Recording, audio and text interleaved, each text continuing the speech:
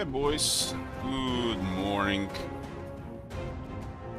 I'm gonna continue to do a few more tests with new AI changes.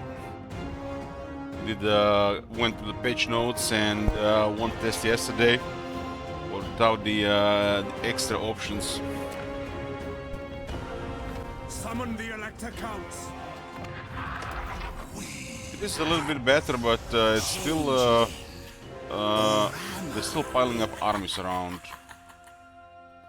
Like I think that's unacceptable on for legendary difficulty. Yeah, good morning.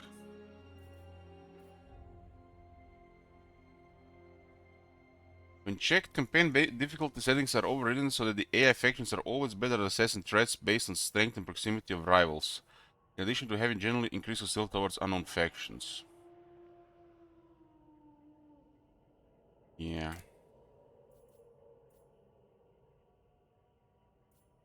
Let's go see this.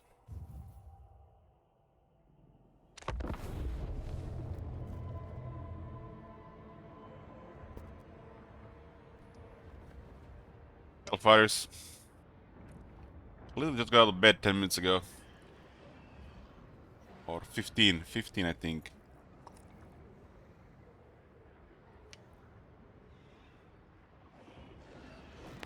Sound like it? I do.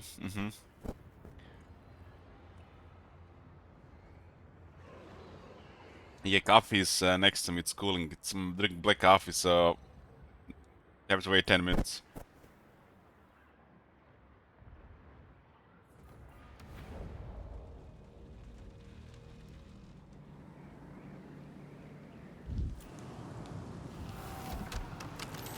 I did get rid of the turn off completely the unnatural selection, so there's no interfere, because it was strange Wolfric losing to one of Heimlings last time. I don't believe it does anything without a setting to the minor factions, but just to be sure.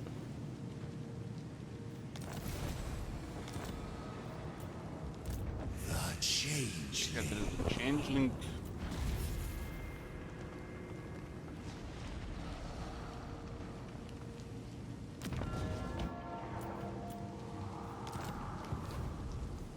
Meet all the factions.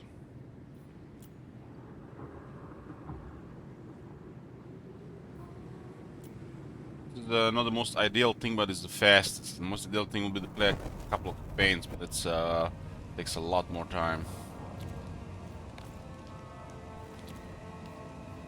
But then again, you can only while you're playing campaign check what the hell is going on around, so I guess I have to go really both ways. So the AI strength thing is getting adjusted. Hopefully it does nothing for the player, but who knows what's going to be doing around the world.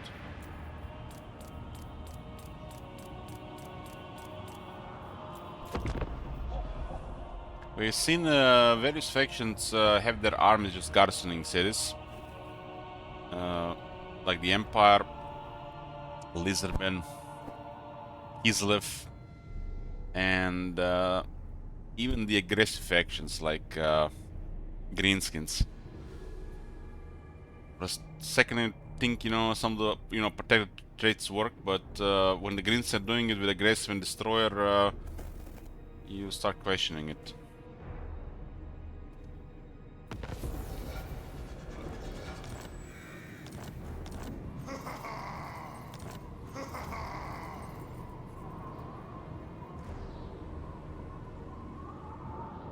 Hey, Judge.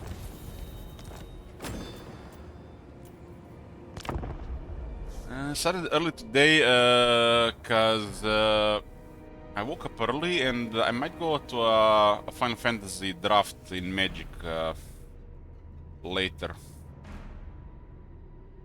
I'm not sure yet. We'll see. It's in about 8 hours.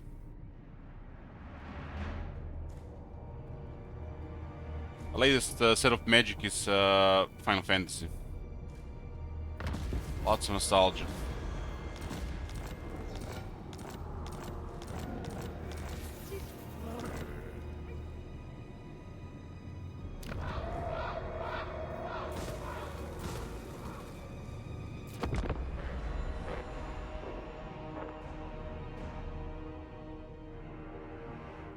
Draft, does that mean they send you to the front lines to lightning cosplay? Nah.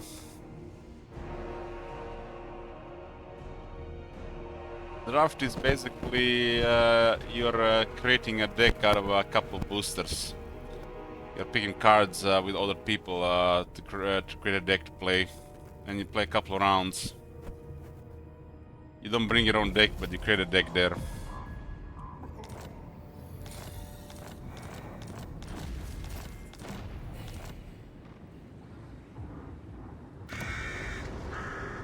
The top manager.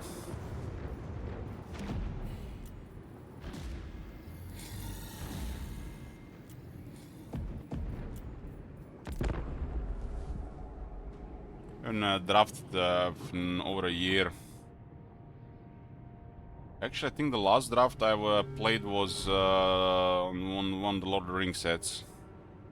On Tales from Middle-earth set. It's been a while.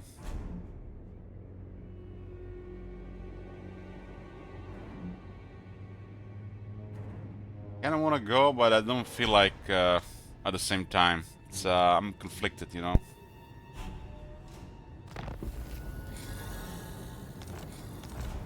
It's like literally everything I do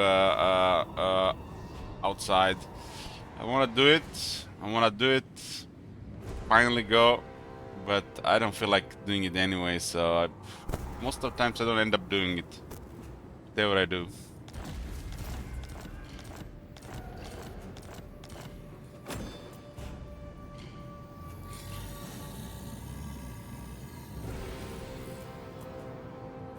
The Empire. Last time Kazark, I think, was gonna summon like turn 6.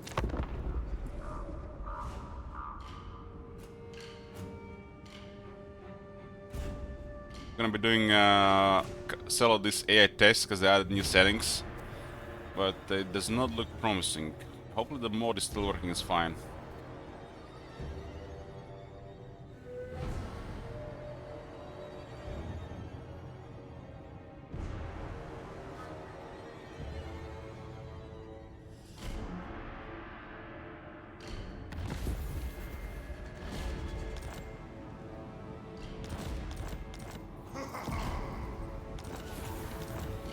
Let's go on to turn 20.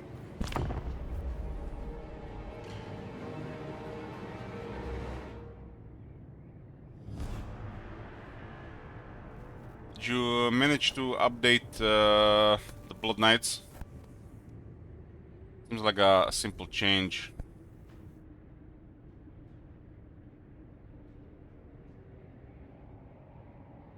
For the Vampire Crisis mode.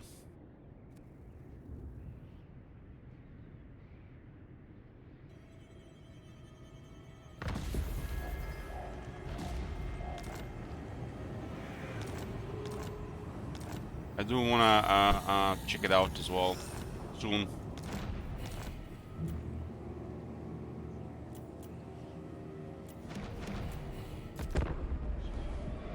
It turns is gonna be more than enough.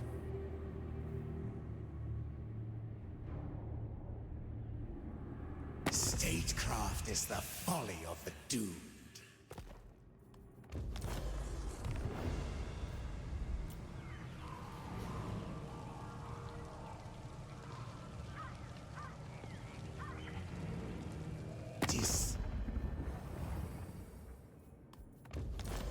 So they still declare war now on a huge distance, even with this thing. Have you seen that shit?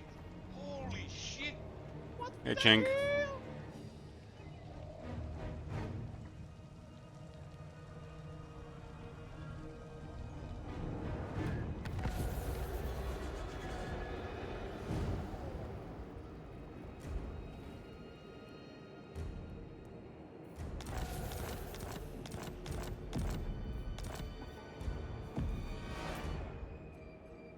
Factions gone in the first 8 turns.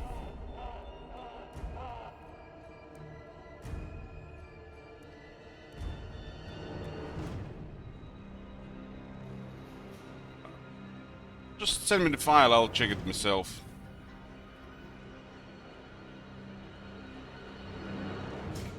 You can see the changes in the unit roster.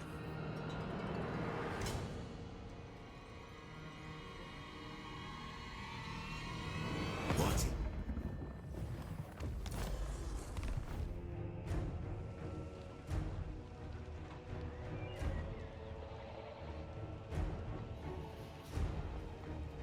Thank you, Cheng, for my gifting 5 God. subs.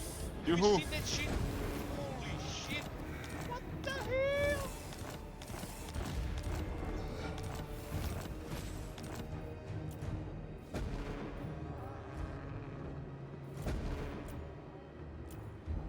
By the comet, Skaldung.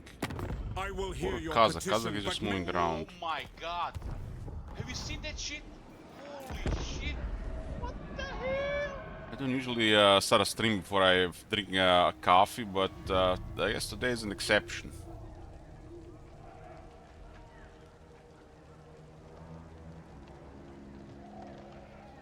I actually wanted to play some Bell Bars today, but Oh my this God! new changes seem Have you seen intriguing that shit? to Holy shit! delay.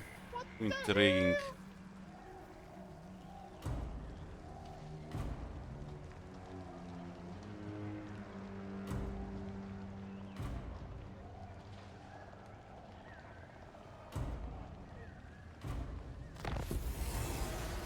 Oh my God! Have you seen that shit? Holy shit! What the hell? Yeah.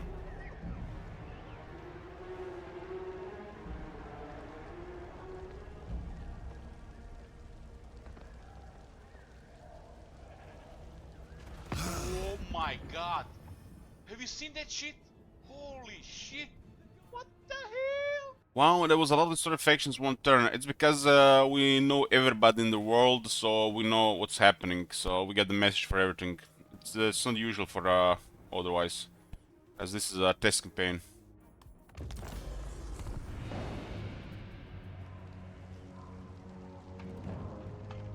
Thanks again, Chang. Oh my God! Have you seen that shit? Holy shit! What the hell?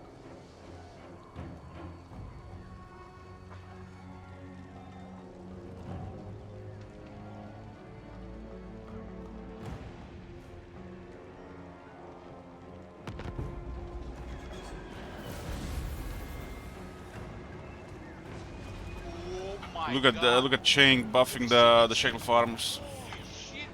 What the hell?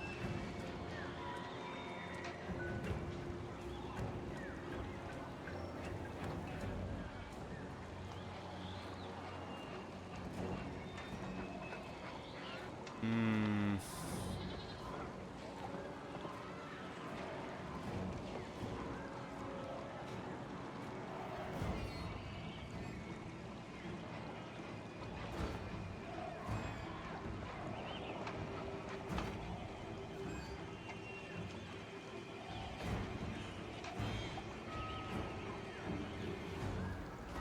Oh my God! Have you seen that shit? This major faction got destroyed was Tlako, Tic-Tac-Toe, and Kazrak. Tlako just dies these days because Wurus is just too crazy with that close. I got crazy early on.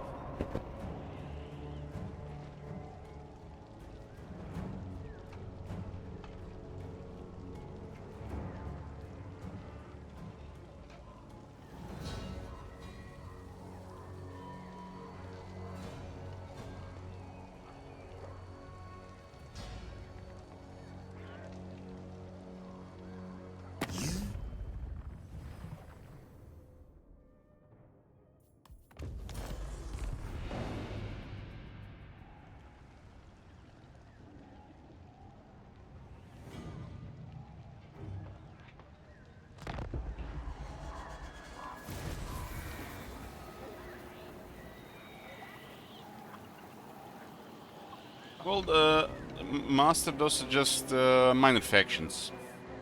Also, the minor factions only exist to give some obstacle early to the major faction initial turns.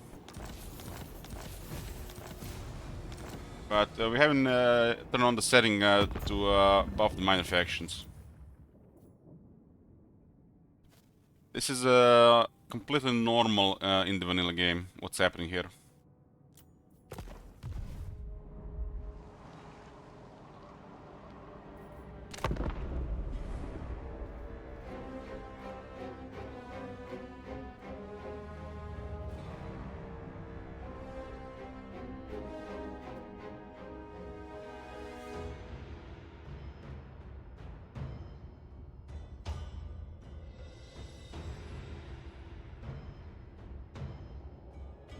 Haven't streamed a whole month and the subs dropped to pre-2017 all-time low. Looks like takes about 2-3 months for the channel to die if you don't do anything. I'm saying I have no faith in the CA on the change. Yeah, I'm hopeful, but I always I hope for the best, expect the worst. You know what I'm saying usually. Garza Karak dead turn 13. Wow. Wow. Turn 13. Has that ever happened before? That's like a player level efficiency. You guys remember those old tests? They could not really do anything here 9 or 10 times. And now it's literally just... this is like I was saying in the old tests, is like this is so straightforward. If the AI can do this very effectively, there's no hope for the AI. And now they're actually doing it more effective than ever before. Because this is the one of the most straightforward things to do for the AI.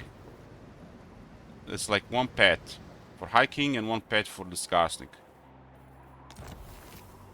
And Skarsnik can do this when he rolls high, there's no hope for the AI. 13 is very impressive. But it was also impressive last time. Stuff goes down after like turn 25. Almost like there's some different stuff happening early on that's adds a little bit more to effectiveness, but it just goes away after like turn 25. Maybe this is the extent they're testing, like the first 25 turns.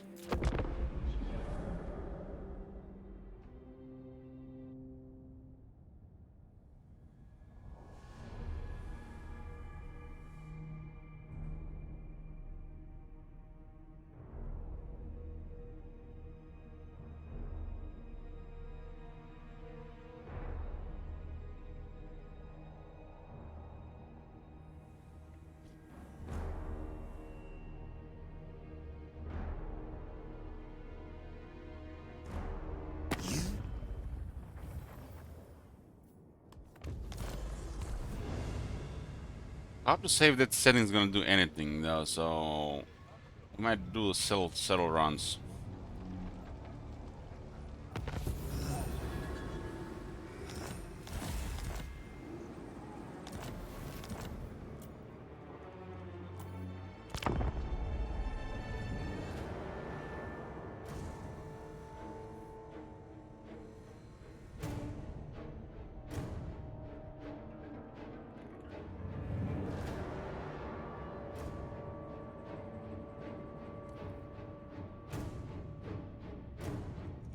Have to say that it's very hard whatever they do to compete with the AI mod that we've been using, because that mod does what legendary should be. I have not just a feeling, but it's known right now that they don't really get it.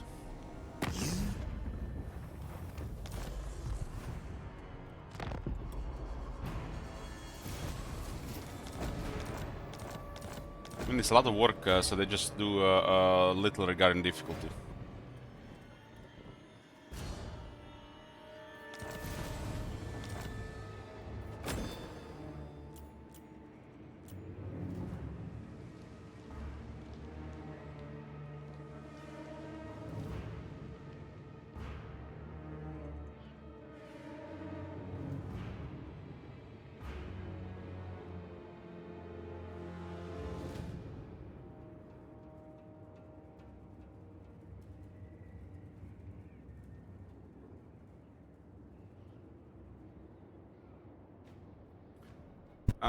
He's talking about the plus goal. If you can see it below the stream, Judge.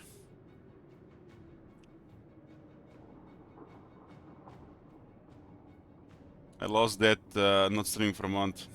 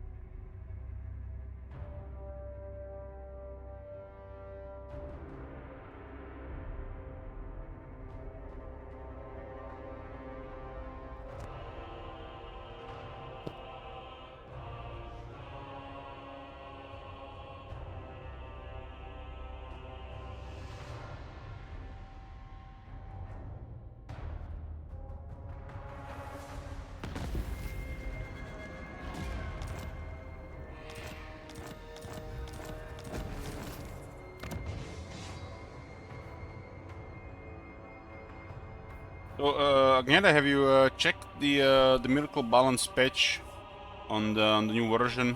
I think most of it should just still work, right? Even if some of those changes are overwritten, I think our changes are good as well regarding items.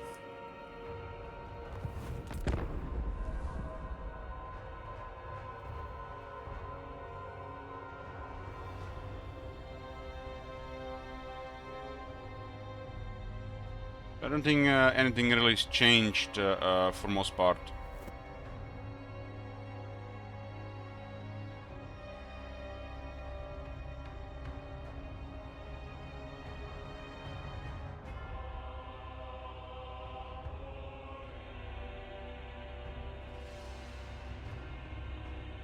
Most important stuff for what we did for the factions.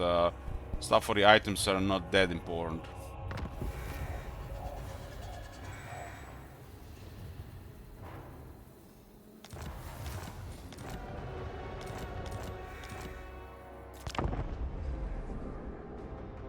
Like the changes we did for Tomb Kings, for a lot of units.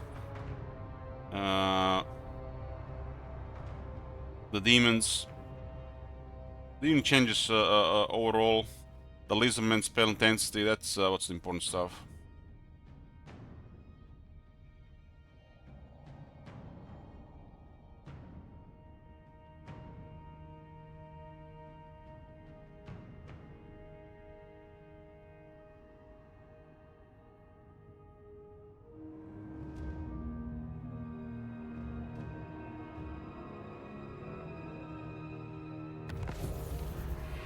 Setter went down again.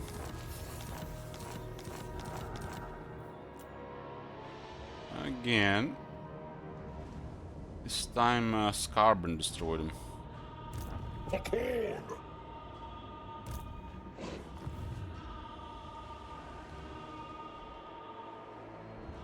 Guys, I wanna hit a joke. Whimper counts AI. End of joke.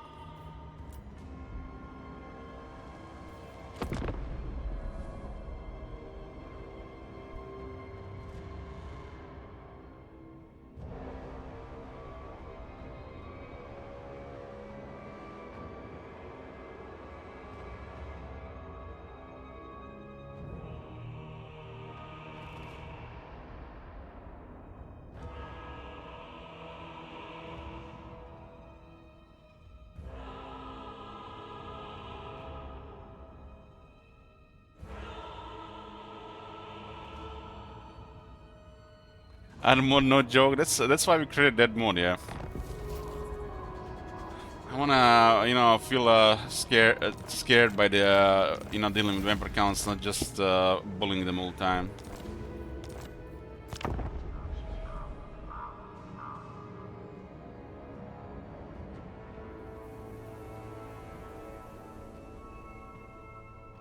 Like those early days, you played the Empire, there was definitely some intimidation coming from vampire counts. Early days, I mean Warhammer 1. Nowadays, the Empire feels like a goddamn superpower. I feel like the Space Marines really compared to the peasants of the Vampire Counts. Like you just feel all powerful, miracle worker, no way to lose, even with the regular stuff.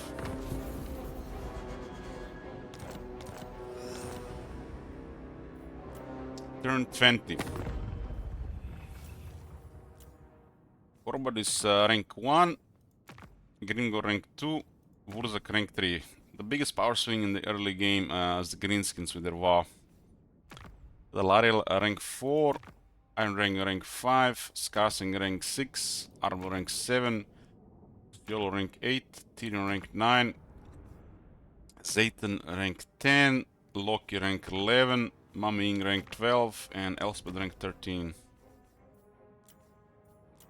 Largest factions Goldtooth, Western Provinces, and Avalon.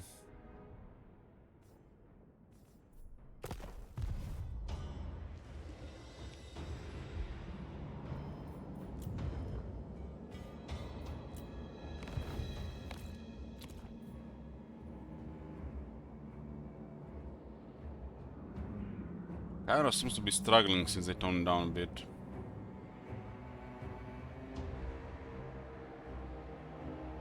We got Doxiotl with all this military.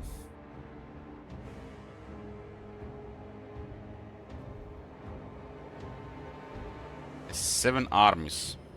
What the hell? 7 armies.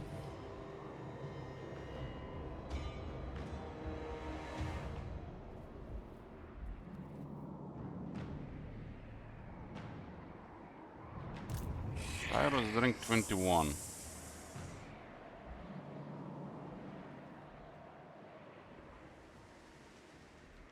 Might have defeated Teclis this time.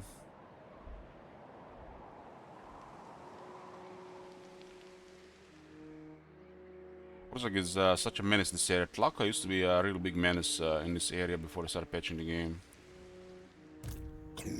Skarben is rank 28. Holy shit! I have never seen such a high rank on rank 20 on turn 20. It's the highest I've ever seen.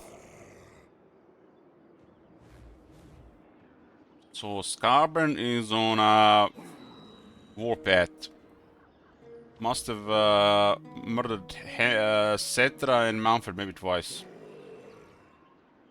It's the highest rank ever on turn 20. I think it was 26 before this. We got a high roller here. Manfred is rank 11. Volkm is rank 12.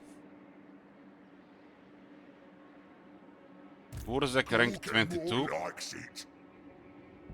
At this point, anything 20 plus is impressive. Arkan is rank 10. Let's see Pons. Can't be done.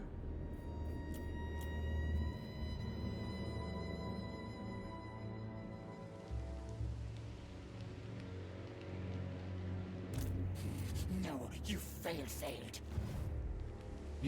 Krogar, where's Krogar? Rank 16.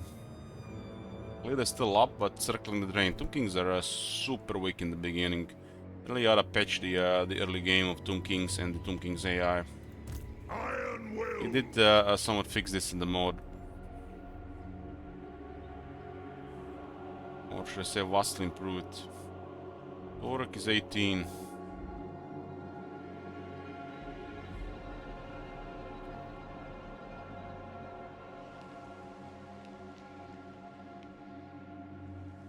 One Pestilence went again for this area.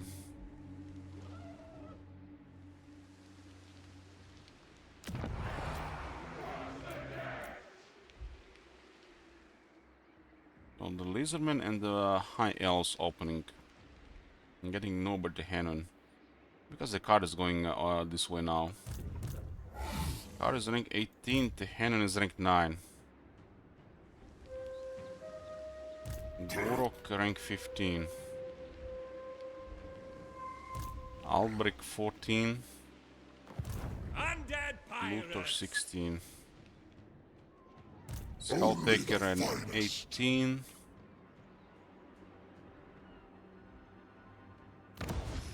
The Henwin and Hans Marshall are super underwhelming in Austria.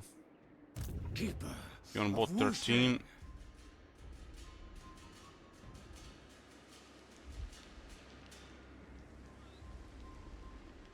Lord Mazdamundi rank 20.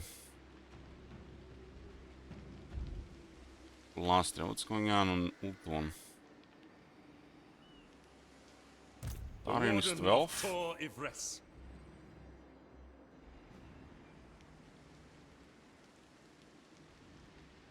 Belacor 16.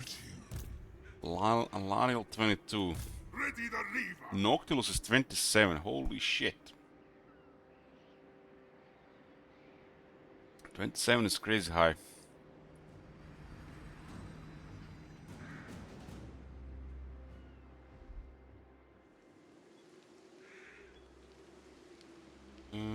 Murati rank 18.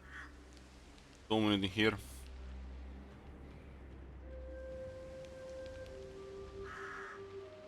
Altenar 20.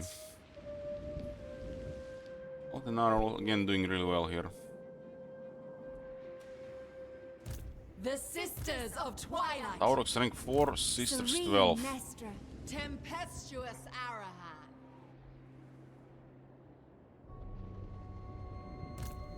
Should I The Lostra is on Cockroach, wow. Rank 17. It's a strange thing here for sure. Malka is 19. Malik at 19. 20 is just very early stuff. We are just the picture is just forming. More clear pictures on turn 1460. I am Slaanesh. Seagull is 18. Pedimius surely is gonna be rank 5. Oh, rank 12. Okay. Malus rank 6. Korn's edict. Why not? Demon Prince is rank 13. Boris is around rank 16. And this doesn't bode well for Archeon. His main army might have been destroyed.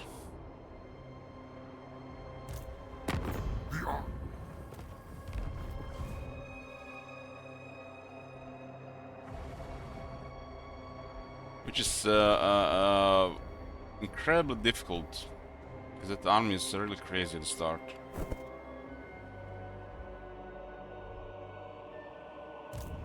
Tamarkan is rank 10, again dealing with Kolek.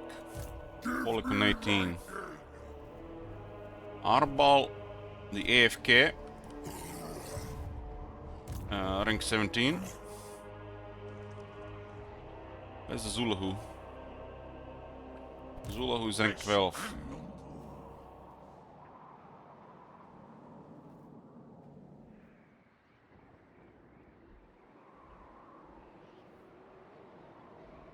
Zayton the Black.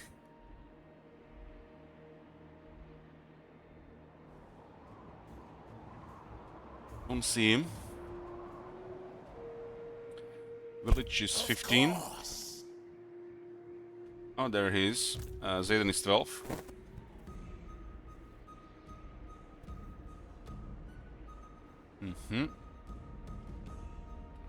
Mami Ying is rank 13.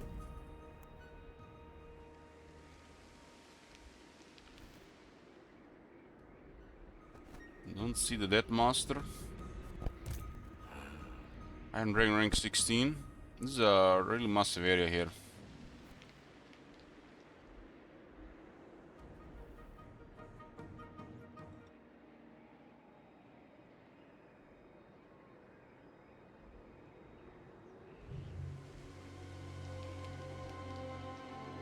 Supreme Patriarch rank 16.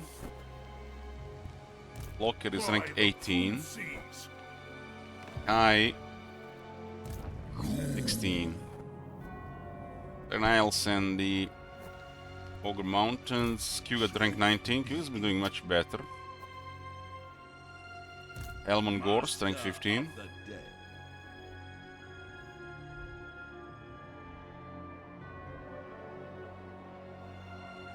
Grimgor, rank 20. None may direct my recipes.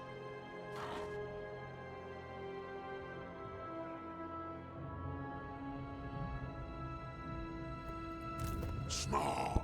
Grisus, 15. Drazat, the Ashen, 17. Raj.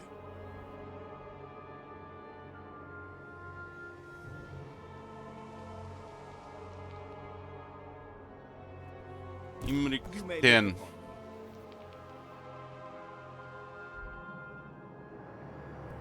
Dwarf Mountains. This time Azak survived.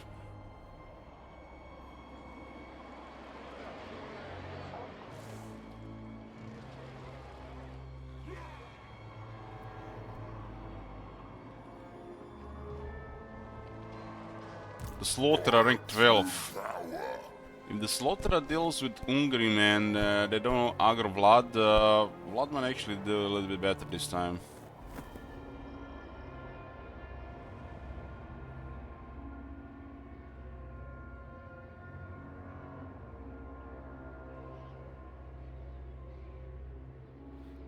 Skarsting is rank 20. Or in Karakazul. Might be in a comfort with Clamor soon.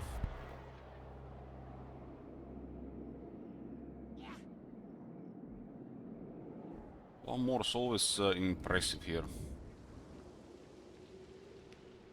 Quick is ranked 14.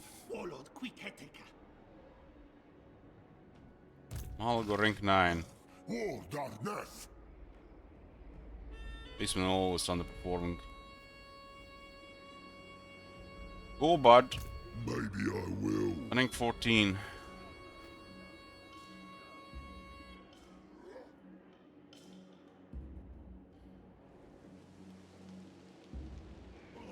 Bellegarde 9.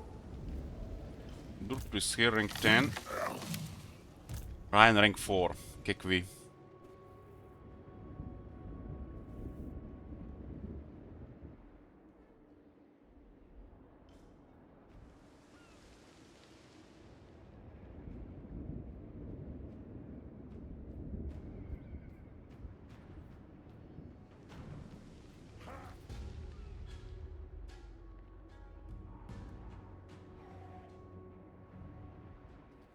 Morgor, rank 4, double Kekwi. Asinine mortal. Ikit rank 13. Engineer of Skryre. Other military clan Skryre.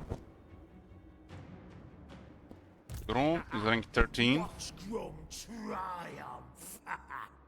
Lewin, rank 19.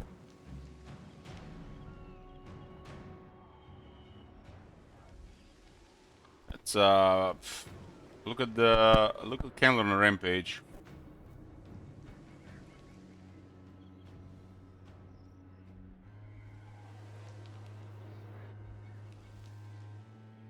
Looks like a proper camera opening. Rank 20.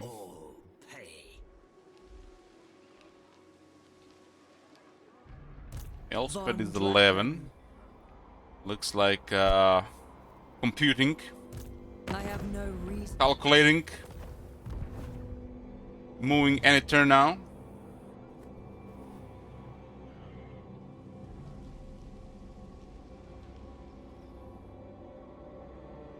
S to 16.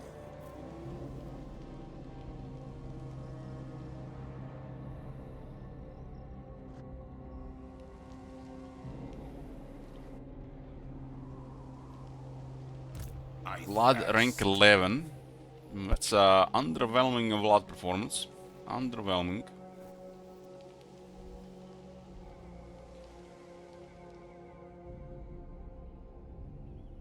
Draika rank 14. Olfag rank 4. Triple Kekwi.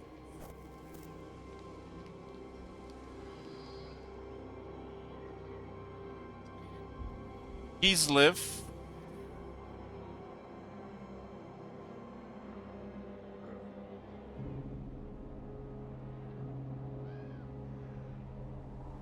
It's arena.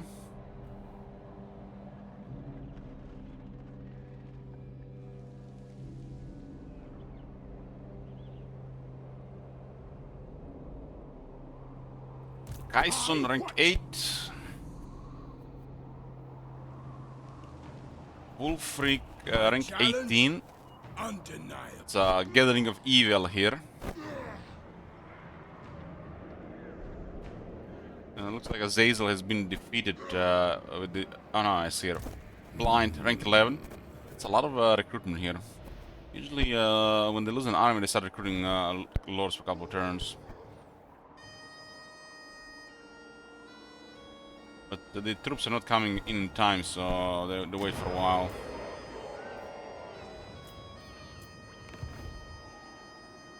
Does look like the performances definitely went up a bit compared to the older vanilla. They might not have tested it beyond turn 25-30, definitely not in the 40s. This time I made sure to turn off the unnatural selection completely so it doesn't have any interaction. You know, sometimes I feel like it does do something to my factions even if nothing has been buffed. But it shouldn't do, but just to make sure it's turned off completely.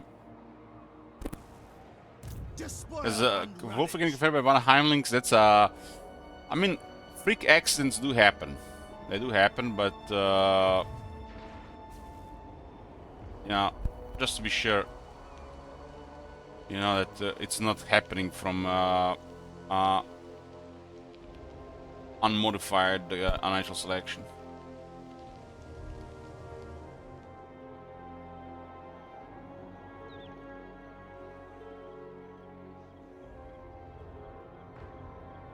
Evo here, yeah, I slept 8 hours.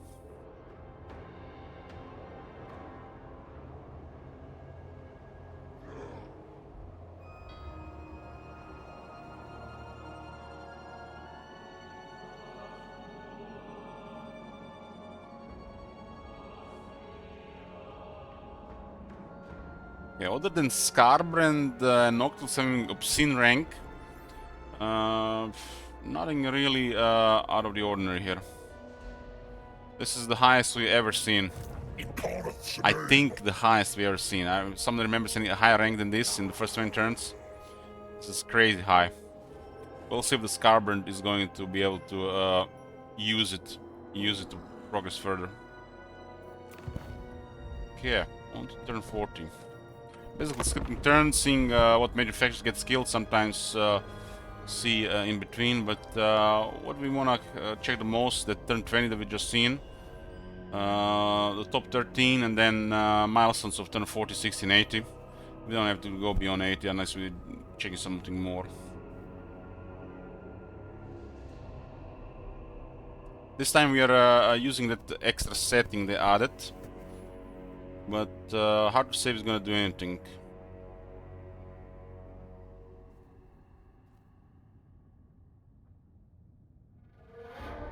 I mean, we're gonna have to see a lot more of it, I guess, to fully see.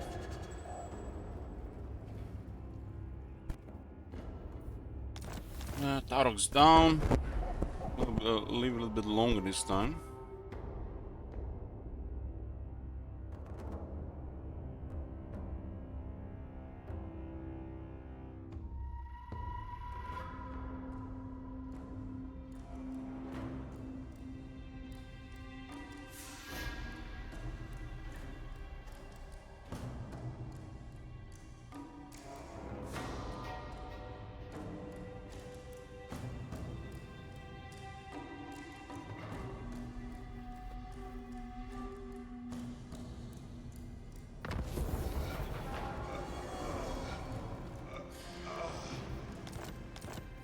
Kai down, leader down.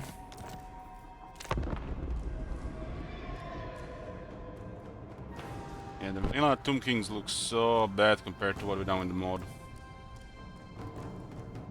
So bad.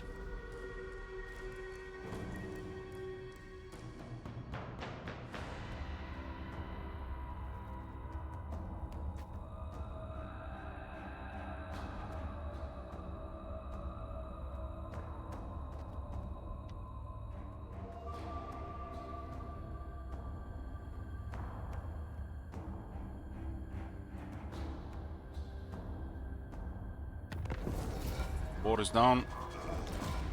Kari down. What the hell? Wolfric just murdered Azazel.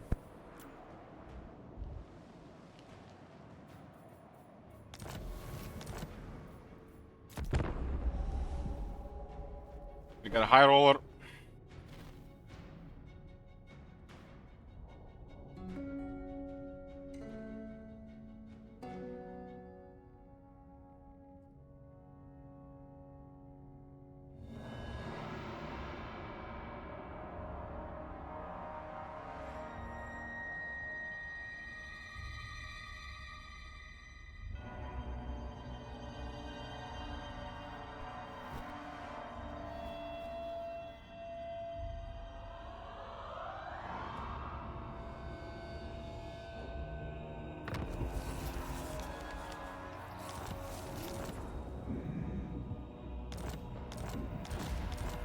Well, people may realize this or may not actually realize this.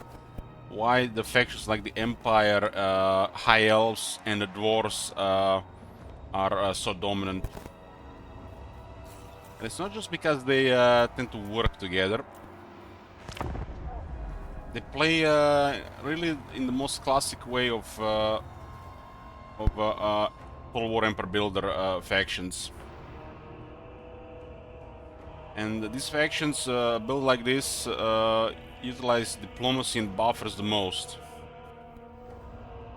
While the diplomacy for factions outside these factions don't really do much. Gran Kate also goes around these factions. But when these factions have diplomacy and buffers on their side, they just simply dominate. There's definitely a bias built around these factions regarding the player base, community, stat hoarding, and how the CA does around them as well. But it's that classic Empire Builder factions that gives them the best advantage. Because these factions benefit from diplomacy and buffers the most. They just work. The other factions play differently. And, well, they do benefit from favorable diplomacy and buffers. It's bare bones compared to these Emperor Builders. What the fuck would Archaon care about diplomacy and the buffers, right? Some factions simply just wanna watch the world burn, fight everybody, and they require a lot more work for the player and the AI to do anything. And this is why these factions ought receive way more resources regarding recruitment capacity, even gold, not just potential, to work as the AI. We can have Empire military comparable to like a Warriors of Chaos military. It's like it's out of balance what it is. Like, there's an example with the dwarves. A lot of times dwarves just outnumber everybody. And this makes no sense. Dwarves, the faction, supposed to be the one outnumbered and struggle without diplomacy. You have to get a lot of resources to... You should require to get a lot of resources for the dwarves to get on the top. Much more than the Empire would need to get. But it's the backwards, it's the other way around.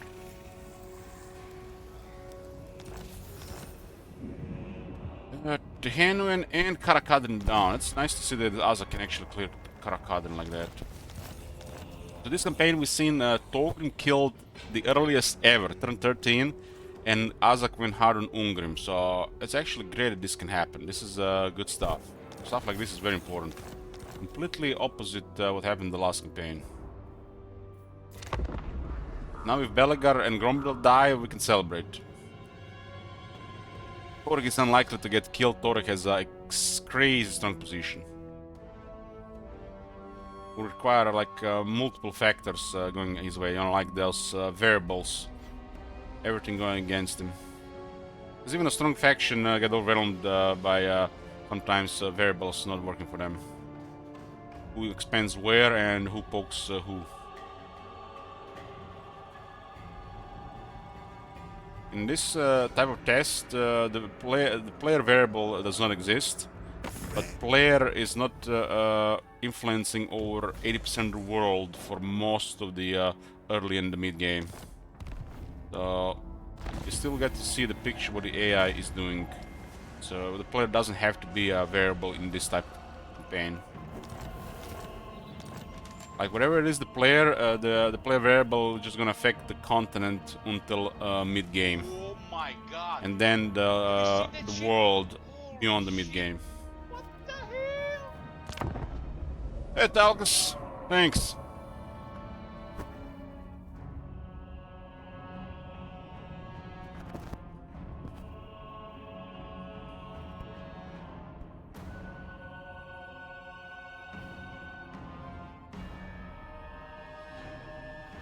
If you guys were seeing the test yesterday and haven't seen the conclusion, it's basically like what we've seen in those open beta versions of the game with the proving grounds they were doing. It's better than the previous vanilla, but the issues of idling too much remain.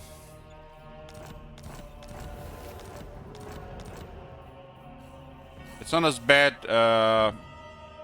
as before, but the issues still exist. And not just for the factions that are supposed to, you know, idle more often, even for the aggressive destroyer factions, they are also idling too much.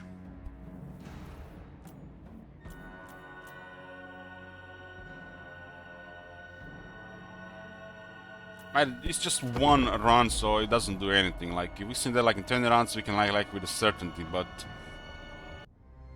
if you usually see things happening in one campaign, it's very likely gonna see it happening again in the next campaign.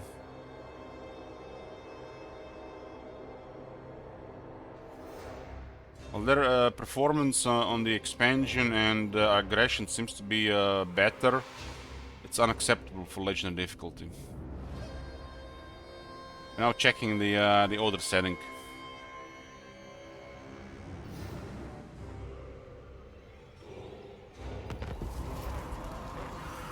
Zul, who's down. That's interesting. The mods should still work, Talcus.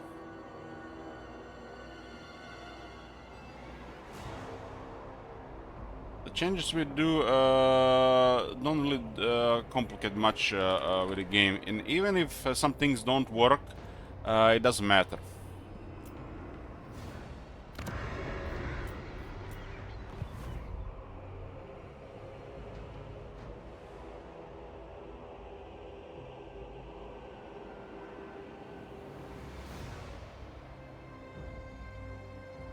The changes we done to the demons, to the greenskins, to the Tomb Kings, to a variety of factions is just like...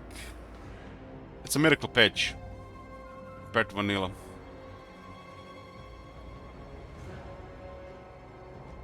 Do not play Tomb Kings or greenskins without the miracle balance patch.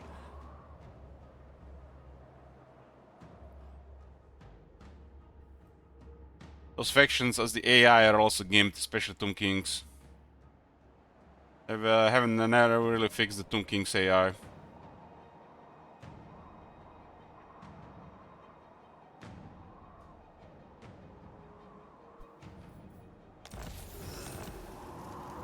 Yo, Zoro's dropping left and right.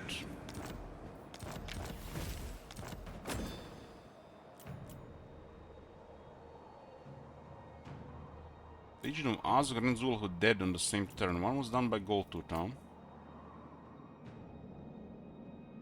Goldtooth and Arba. I've seen Arba in the past go hard here. Look at Archeon in Kislev area. That's impressive. Do we use this new setting, but hard to say if it's the new setting or they're actually more active this time.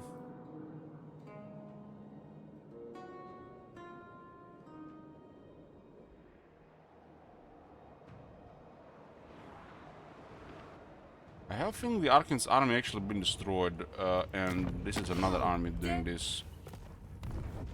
This is the second campaign in a row. We have Tsarina behavior identical, piling armies and waiting to die.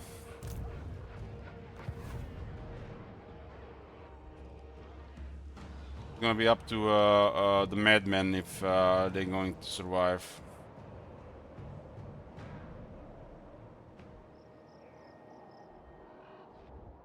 So Archeon has been defeated initially, possibly. Archeon has an army invading Kislev, and he has 4 armies AFK here. You guys seeing this? This is unacceptable. He's at war with Konstantin and has 4 armies on the other side of the world. Archeon himself is AFK at the Viking Fortress, watching Twitch. This is unacceptable. This is broken behavior, completely broken. Warbringer Destroyer AFK at his fortress. But I will hear it from your lips all the same. This is unacceptable.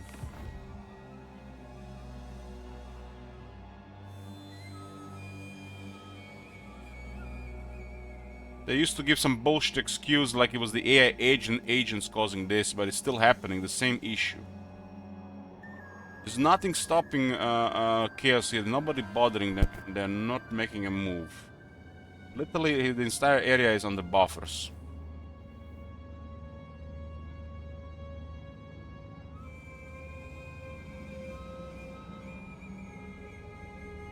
With most of his armies AFK at home, and the other side moving forward with a single army, and on this side of things here, Kislev AFKing with all the military at the same time. I don't like use the word I don't like use the word broken lightly, but this is broken.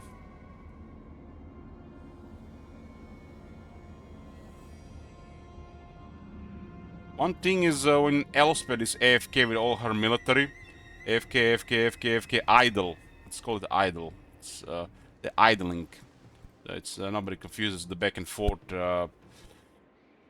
stuff. The idling. One thing is the Emperor is idling, but if the Chaos is idling, makes no sense. Emperors can idle. They get allies. They get trade. They get buffers. Chaos has cannot afford to idle.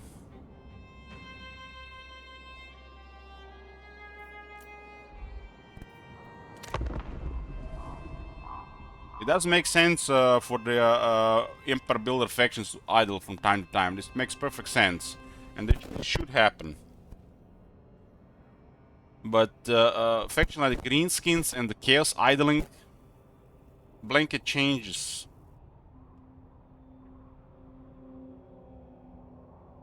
They should not simulate player behavior. They should simulate their own faction.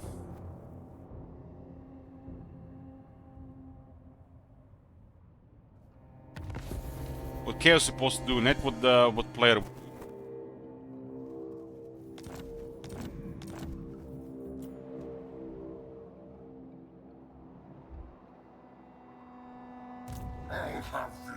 Archeon going west. Archeon is a really powerful army. Archeon idling is just horrible.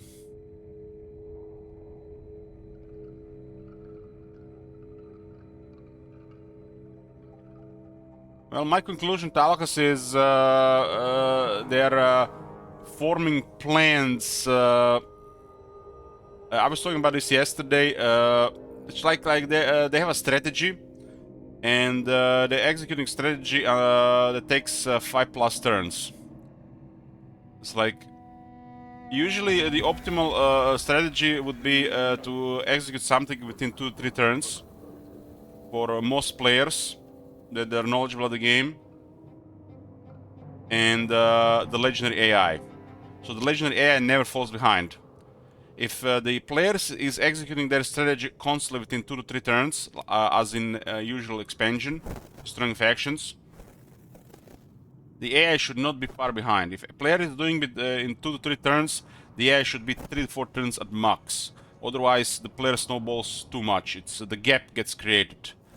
But the AI can't seem to be executing their strategies past the early game after over 20 turns, because you know the borders get sorted. They take 5+ turns. It's too slow, and this idling is killing it.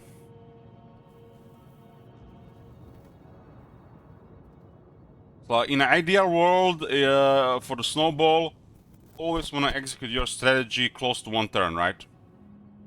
But that's not possible. Only some factions can do it. So you execute your strategy. Let's say you're doing everything perfect. You get a little bit lucky. Your strategy gets executed every time in 2 turns. Whatever you do, 2 turns. The AI, if the AI cannot get close to those 2 turns, might not even exist in the game. They're basically just dying to the player strategy. If the AI can do stuff close to 2 turns, 2 to 3 turns, might not even exist in the game. And the way it is right now, in the vanilla, the AI is like around 5 turns. And the best players can do stuff close to 2 turns. So you see with this gap, the player just creates crazy snowball, becomes unstoppable in a very short time, literally progresses to the late game in the mid game. And the AI just can't keep up. And this being a turn-based game, when somebody makes 50 turns progress in 20 turns, it's just it gets stale fast. Your strategy being executed close to 2 turns, the AI needs to keep up to at least 3 turns max. And right now, they can do it. And this is the main snowball. So unless the player is new, ignorant, making mistakes, not very knowledgeable, and getting to the gap of the AI executing their strategies, so they're both like between 4 to 5 turns, which is was like Warhammer 1. Warhammer 1 was for most people 4 to 5 turns, and the AI was keeping up. That's why the game was slower. Here, player is around 2 turns, and the AI is around 5 turns. That's a massive gap, and it's unacceptable for Legendary. And this is why I say the mod is better, because the mod keeps them constantly on the aggression. They can actually do 2 plants at the same time, unlike the AI, vanilla AI, and it gets closer to 3 turns. It's definitely not 3 turns, but it's close to 3 turns. Well, the vanilla is like 4 or 5 turns. It was really bad before this guy started changing, though. It was like 5-10 turns. It was unpredictable. It was gonna be to 5, or it's just gonna be AFK. 10 turns is literally just might not will be in the game.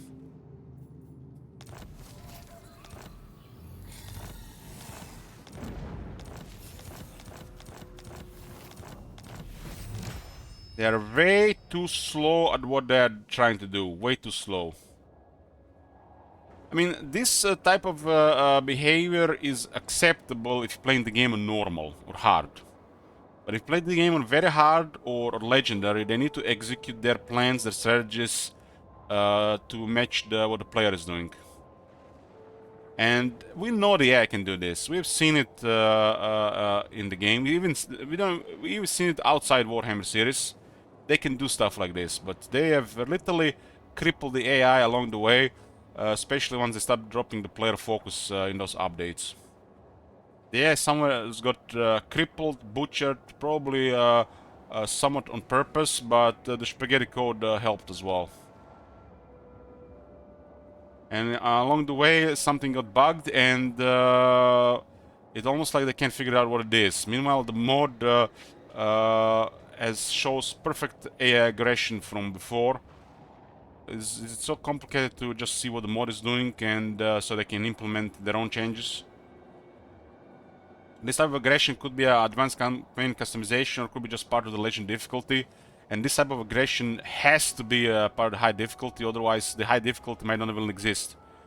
What the fuck is the point of high difficulty in there if there is no aggression? Just think about it. What are you fucking even doing on high difficulty if there is no aggression? It is that gap of player progression versus AI aggression with the better resources that creates high difficulty. But if there is that gap is huge, there's no difficulty.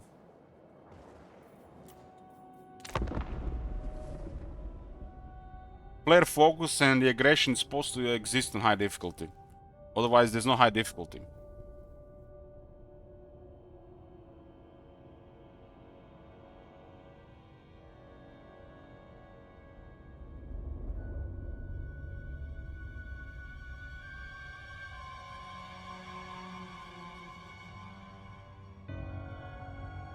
I don't understand how can they not realize this. It's like I like to give them the benefit of the doubt, and they are just trying to improve slash fix the revert AI changes to on a like a general level where they just do it for all difficulties, But when you look at it, what the AI is doing, and there's literally there is no aggression outside like the initial setup of the campaign, which is like the first 20 turns. There is nothing happening, and if the player has 4 brain cells working, the AI just falls way behind.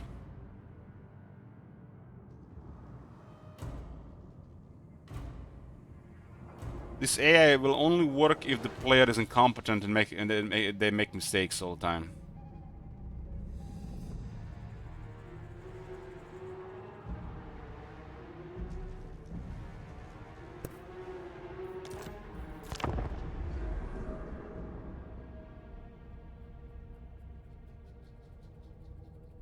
And making a mistake in a turn-based game is nobody gonna try to come back or fix it. Usually people just reload or quit. So this AI has no purpose to exist. It makes no sense. Can you imagine they're actually making the AI around players making mistakes? Who the fuck even continues playing a game when they make a major mistake? What the fuck?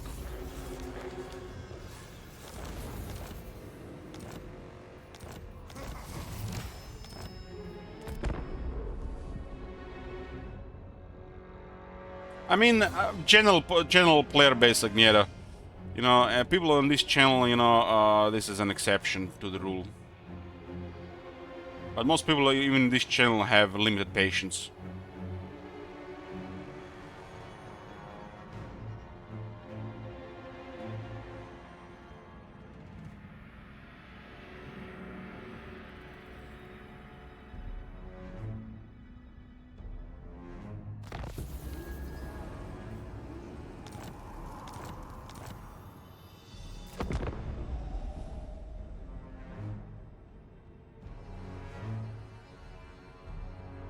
The first thing I did yesterday, guys, when I ended the stream, when I saw the AI is the same shit that was months ago, went to the store and I bought a cold beer. Just one.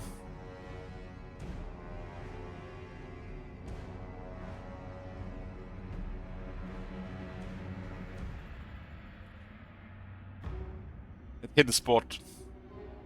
It was a strong dark beer.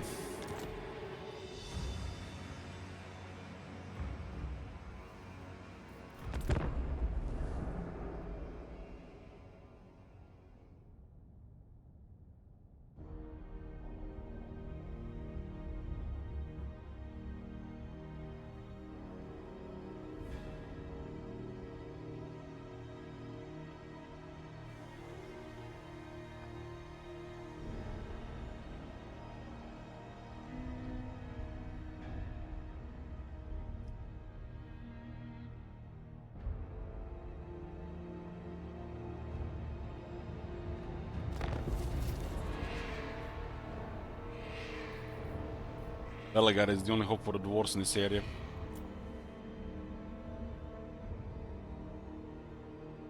The true Von Carstein.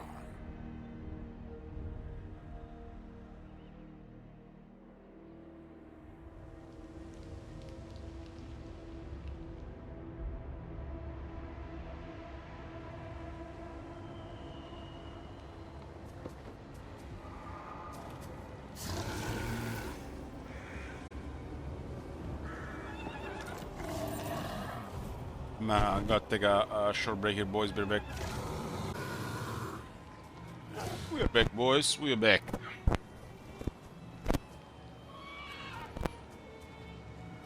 Devourer of light.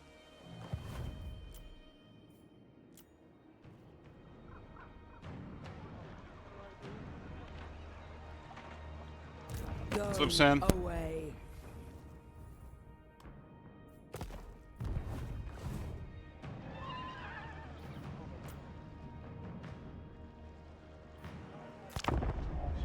Some breakfast.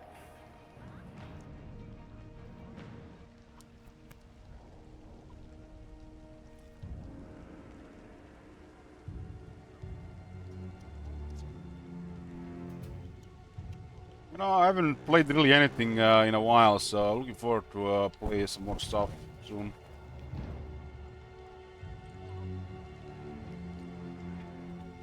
Let's talk about Vampire Coast now. Let's not.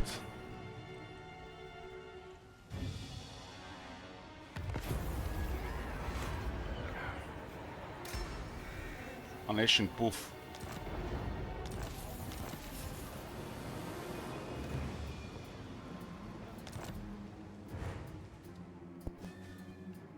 Sleepy Sand was basically edit for the Blood Knights, because they added a new unit.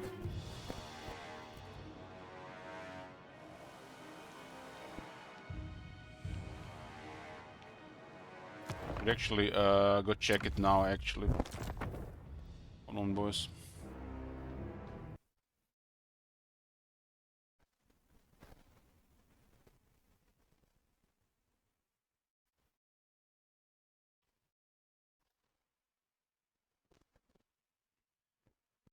I'm so glad we made that mod. Even it's not ideal, just because, you know, like, you're getting sick of seeing vampires like this.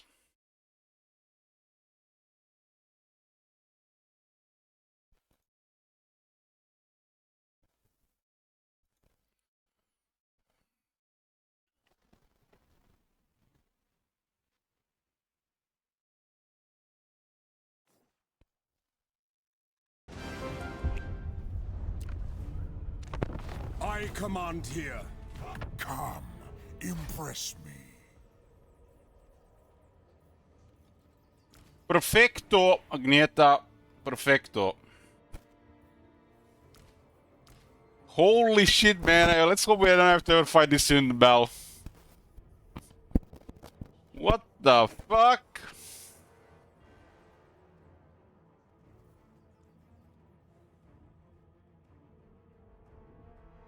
The base is already crazy.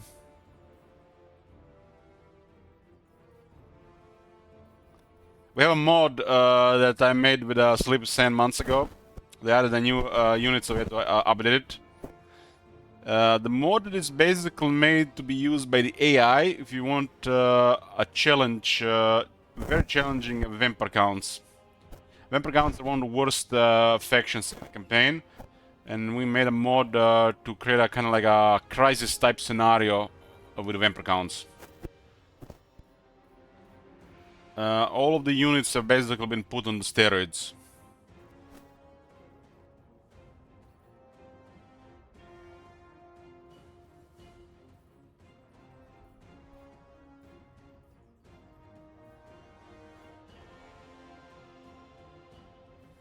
Man, the Blood Knights and the Terror guys are gonna be crazy hard to kill.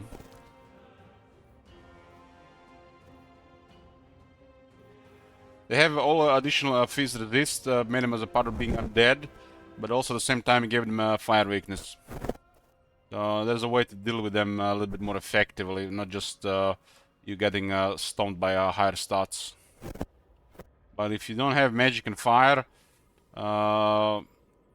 it's gonna be a struggle for sure. We're gonna be using this mod in 2 campaigns over the next weeks.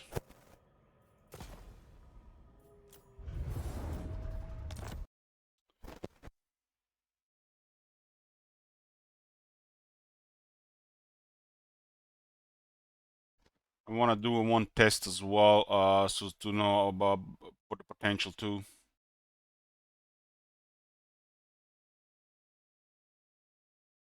You know, Agnera, have you were you here yesterday when I talked about the Blood Knights? They gave them a really impressive stats, and I'm really surprised because multiplayer exists. The stats are really high, but it kind of makes sense they gave them such high stats because it's a tier 5 unit, so they had to give them tier 5 stats.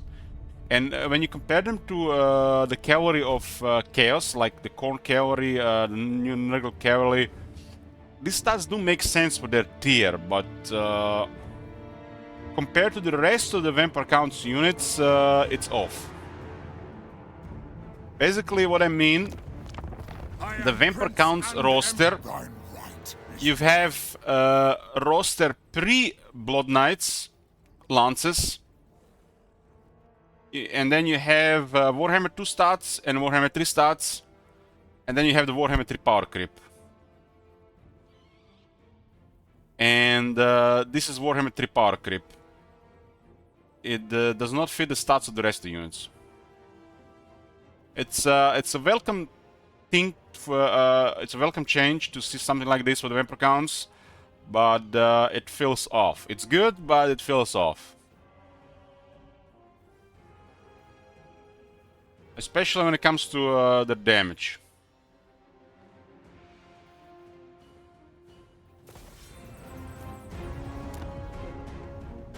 Is there a tier 5 cavalry? Yes, Dragon Prince, for example.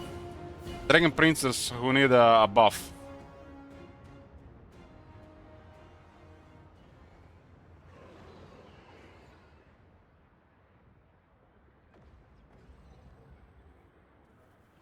Remember, we did a damage buff to the Dragon Princes in the mod. Them Dragon Princes kind of been forgotten.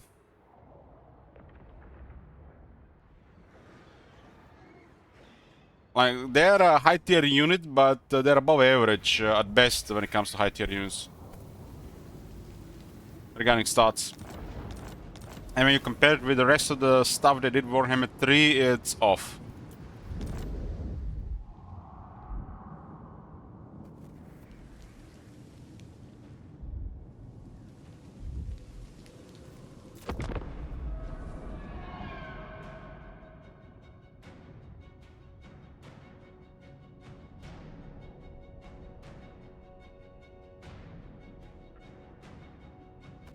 I'm still hoping CA realize one day that the players want more building slots.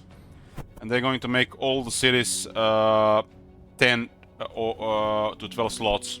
10 for the generic cities, 12 for the big cities. I'm still hoping they realize this, because this is a no-brain change. Especially for single city provinces like Kislev, Erengrad, Prague.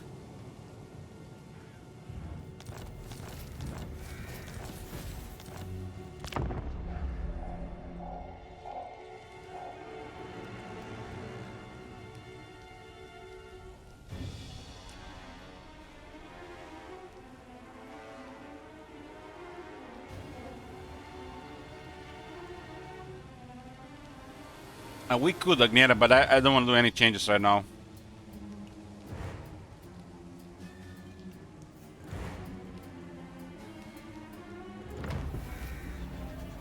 Yeah, man, we did really amazing stuff with some of the stuff. Like some of the stuff we did, Agnera, is literally what the game needs, but will most likely never get.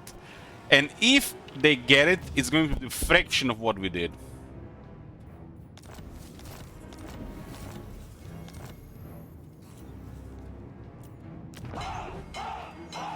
I mean, just look what we done with the Tomb Kings.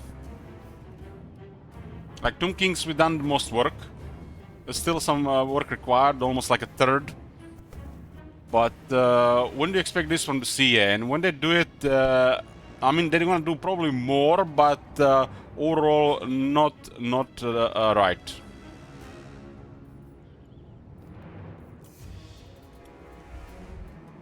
And you know, seeing them change a lot of these magic items just confirms what we've been doing. You know, Agnera, we've been even holding back a bit regarding these changes. Like, this is all in the spirit of the vanilla. And we're literally just more on the balance side of things than they would do. If you know anybody's worried about these changes, like this is as vanilla as it can get, but better. Just look at what the Sea did with some of the items compared to what we did. So it's like crazy.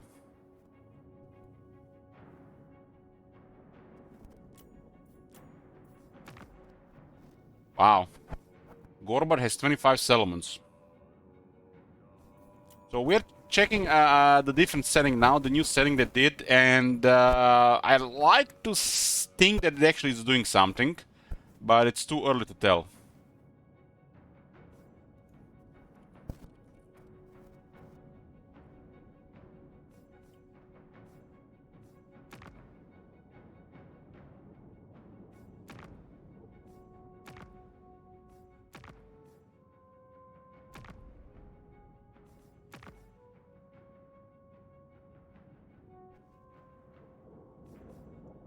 Gorbad has 25 settlements. That is very impressive for turn 40. Definitely more factions should be 25 plus settlements on turn 40. And it's overachiever.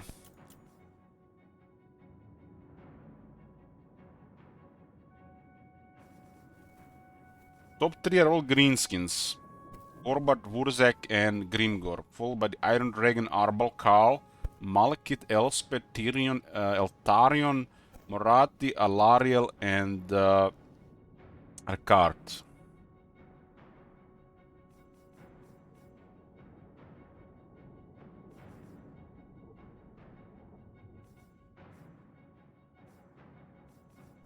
Gorbad is at war with Scrag and Quick. Wurzak with Torek and Teklis, Grimgor with Zayt and Kolek, Iron Dragon on with Lockyer. This campaign, something happened that has never happened before, Talkas. Skarsing destroyed Torgrim on turn 13, and Azak went hard on Ungrim as well. This is the most welcome sight. Arabla at war with the Makaison and Lamian Sisterhood. Karl is at war with Golfag and Clan Skryre. Malekith at war with Celostra and Sigvald. Elspeth is at war with Ikirklo and Vlad. Tyrion is at war with Morathi, Noctilus and Be'lakor. Now this is vanilla, Talkas. This what's happened in this campaign I've never seen before.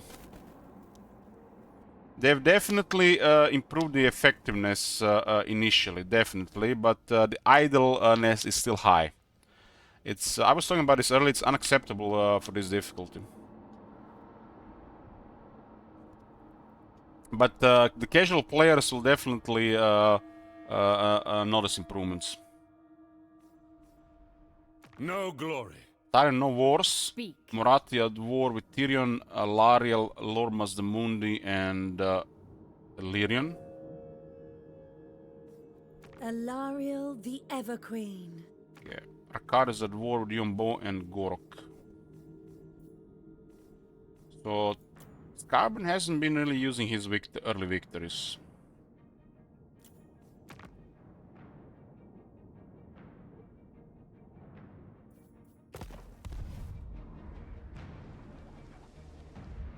Yeah, let's see ranks. We're gonna see ranks on turn 20 and 40. Doesn't matter for later. The Slaanesh is again being ignored. Kairos been struggling since the potential change.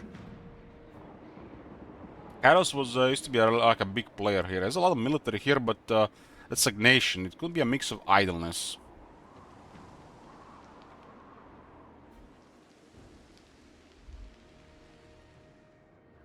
Please don't tell me Archaon isn't his fortress.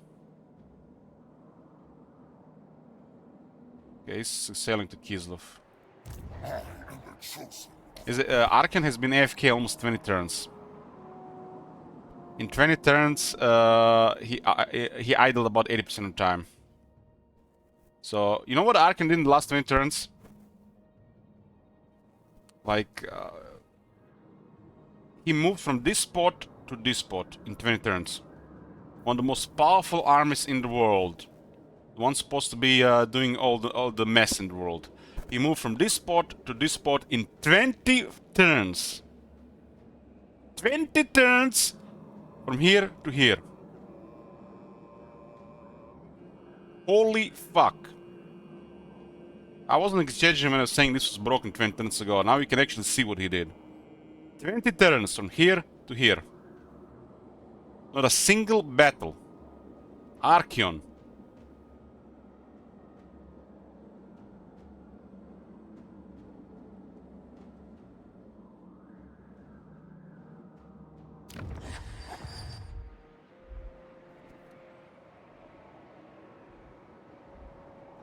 Oxyotl is rank 17. Lord Scout AFK. Calquasuras.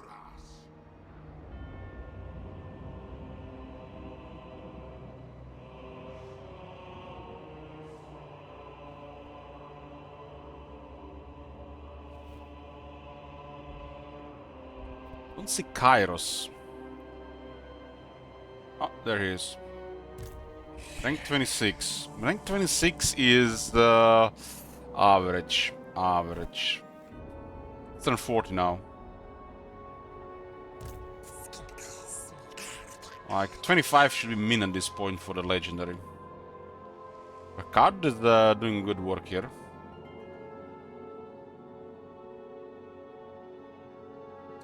The new AI is improved over the old AFK AI. Past the initial game, it's no longer an AFK AI; it's an idle AI. I would call it now.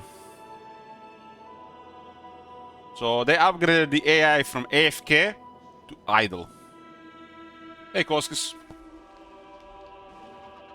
From the two examples, you know, it might be a little bit early to tell, but it's definitely an improvement. But they're still not doing enough. If the player is competent, the AI still can compete with all this idleness, which should never be a thing on a legend difficulty. Keeper of Wusheng. Ricard is rank 33. Wow.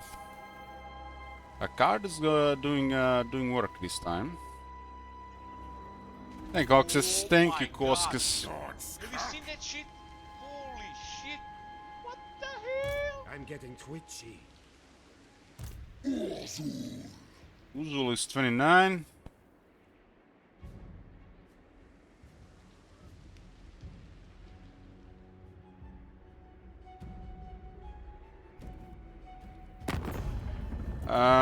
Gorbar has 25, which is overperforming.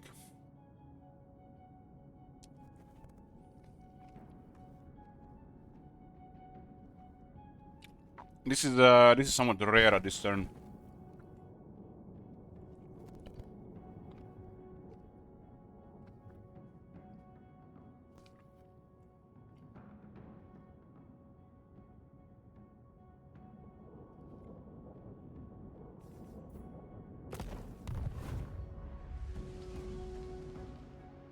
It's definitely an improvement, but the AI lacks aggression.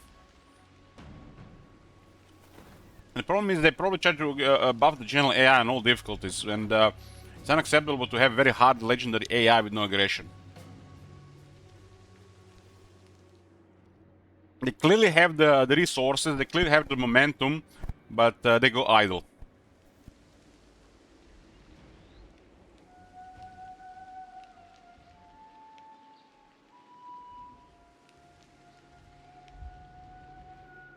It's almost like they go back to draw the plan.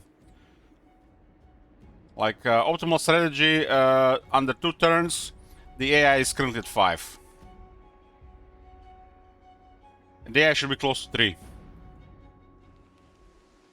If it requires 3 turns to execute your strategy, the best players and the legendary AI should be below 3 turns. And the AI is currently around 5 turns. Some factions by the best players can get close to 1 turn, but it does not. This does not be required to be under 2 turns. 2 turns is like already optimal. So executing your strategy should be between 2 to 3 turns. And the AI should be also between 2 and 3 turns. Let's say you're a very competent, knowledgeable player playing a strong faction. You're executing your strategies with no mistakes, no surprises at 2.2 turns. The AI should be able to keep up very close to this at between like 2.5 to 3 turns. The moment this goes over 3 turns, the AI can no longer keep up. And the player just snowballs and there's nothing happening in the campaign. Like the AI is not present. And the AI has this currently at 4 to 5 turns. It was really bad before this guy started bothering with this though. But it feels like they upgraded the AI from AFK to idle about 20 turns. And they're way too slow at executing this strategy because there's no aggression.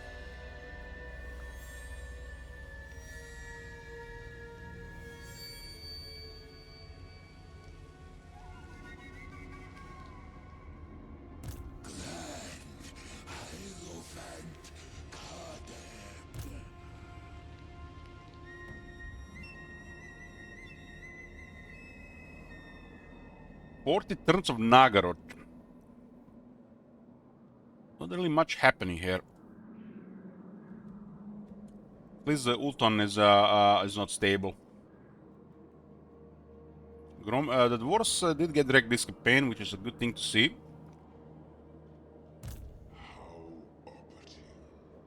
No, nothing really unusual here other than the cart.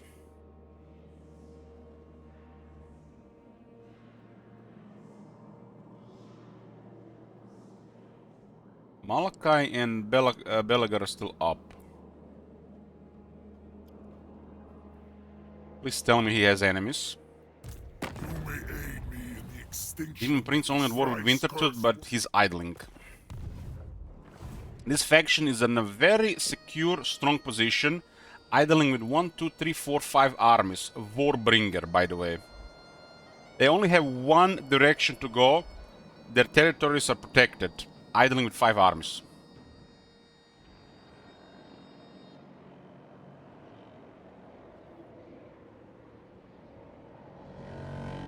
We still see factions that have no enemies to idle. I mean, this is the main example what's wrong with the AI. This faction is in a strong position, and they're supposed to be aggressive, and they're at home with 5 armies.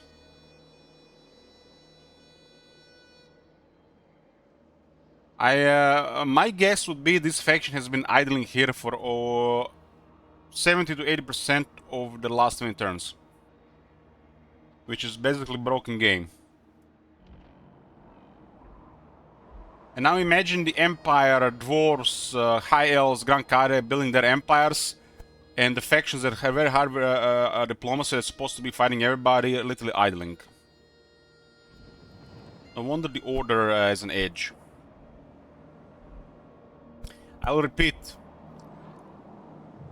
Archaon in 20 turns has moved from here to here. That's what he did in the last 20 turns. 4 turns of movement. 20 turns. From progression from the past early game into mid game, he literally just moved from here to here. So, what does this mean? That remaining 16 turns went poof. What is this 16 out of 20? Is that 80%? 80% of time spent idling.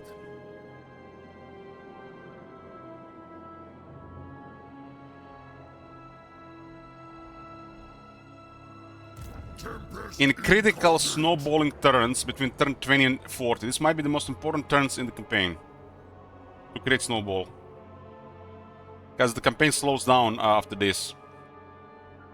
Collect rank 27. Grimgo rank 27. There's fighting time. Kolek doesn't have much military. Grimgo has an overwhelming military here, but he might have moved here recently. It's unusual here. I like what I see. Usually the other way around. Zayden gets wrecked by Rex village, not the other way around. Locker is doing a little bit better here, but it's gonna be order in the east from the looks of it.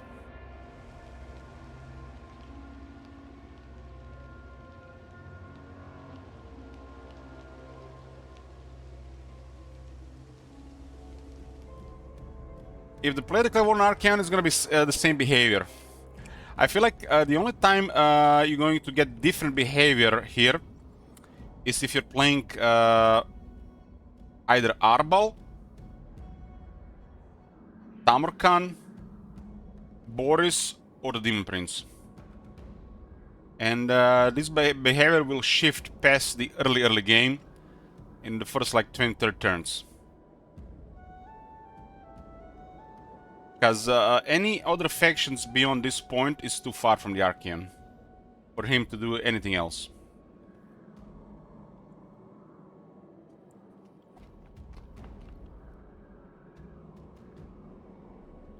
This is probably the extent of their testing, the early campaign setup and border shifting, which is like the first 20 turns.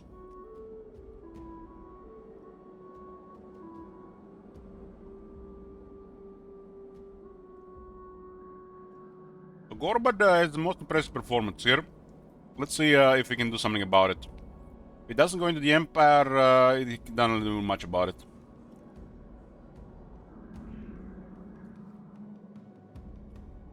Lastria feels like samey ever since Skull Tiger got introduced.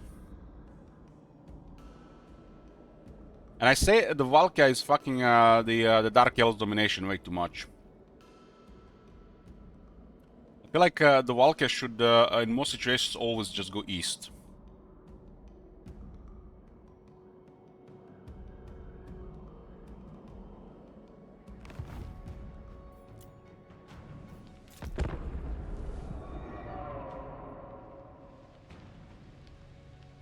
There's been an update a while ago where they messed up the player focus. And since that update, everything went to shit.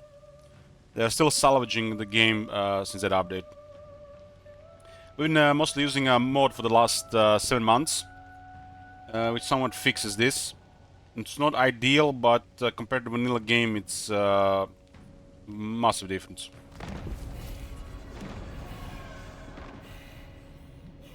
As it's better to have a hyper-aggressive AI than this AI. But the player focus is still questionable, even with the air mode. And the player focus should never be a question on Legend difficulty. If they get bothered that much by it, you should put it in advanced campaign customization as an option. They started adding more options, and questionable if they even work. The Mind Infection buff might just delay the early game by a couple of turns with outside freak accidents. But this other option, it might do something. But we need more examples.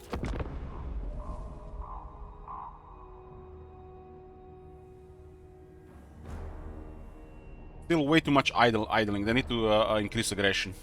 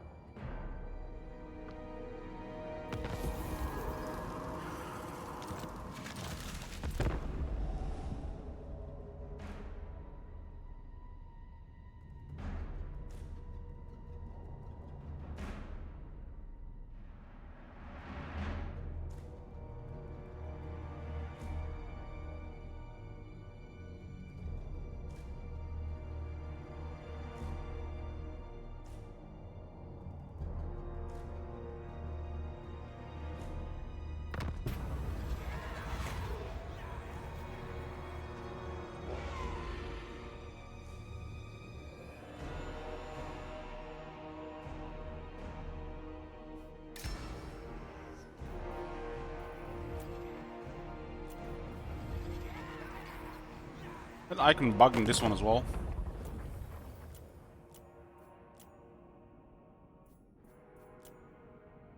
We're just in the last campaign for some reason.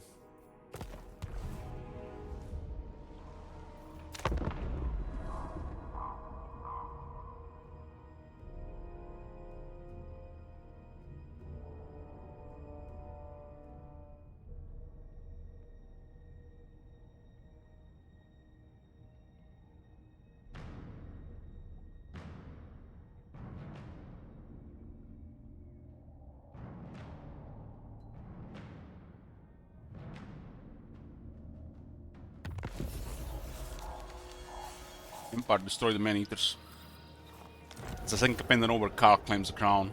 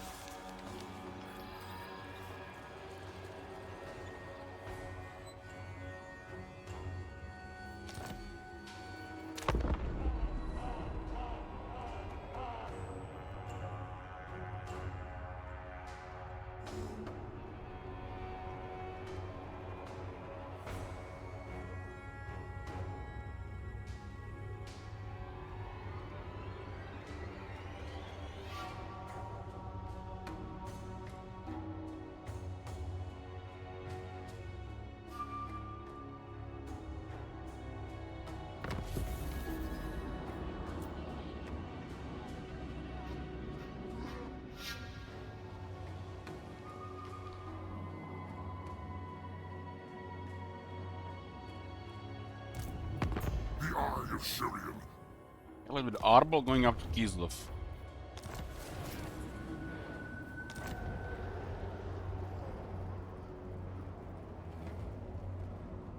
Definitely not AFK anymore, but idling.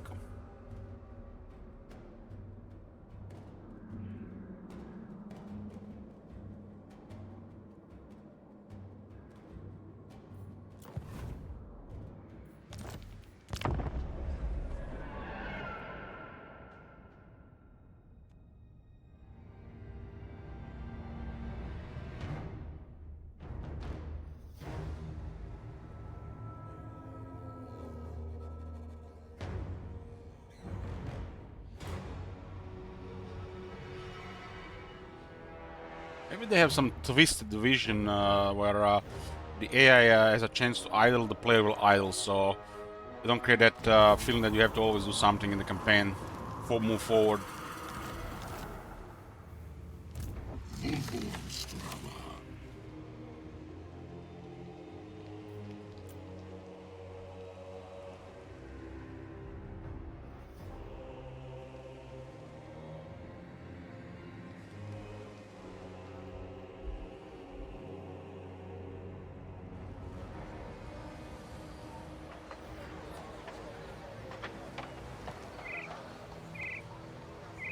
I despise you and all that you stand for.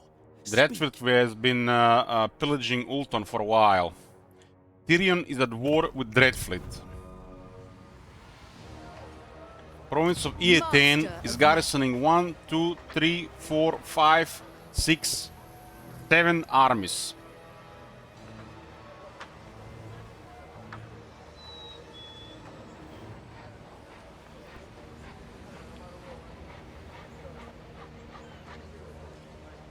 This doesn't look bugged, this looks broken.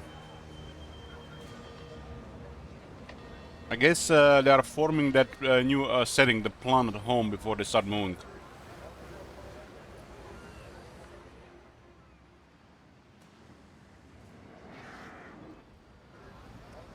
Look at this. What the fuck are they even testing, really? Maybe they play a different game.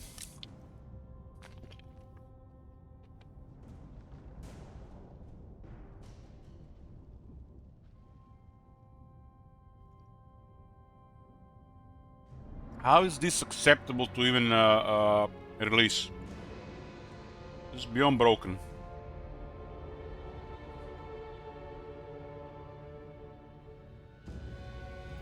Two proving grounds test and we still get this shit. Like, what the fuck? They're a fucking joke. Bunch of clowns.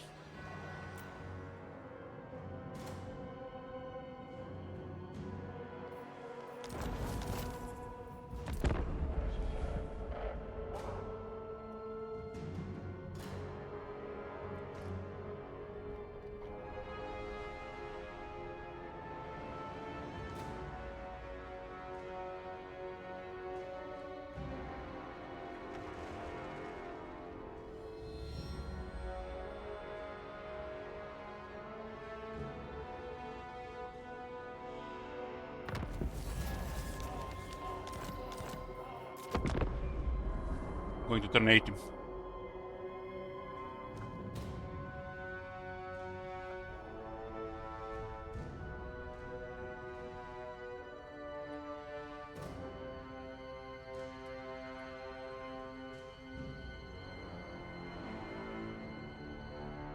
To me, this looks like they checked the issue, didn't learn what the cause is. They blamed the cause on the enemy agents that never really were the cause of this bug, as they didn't find what was really causing the issue. And they've just tuned out the behavior in some of the early game, and past this, they just left it as it was. That's how it looks to me. They have said that the enemy agents were causing this issue. It's literally insulting the people who play this game and pay attention.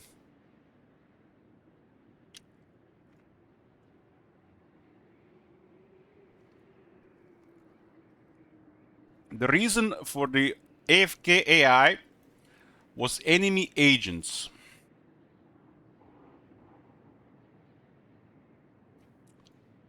You guys see any enemy agents here?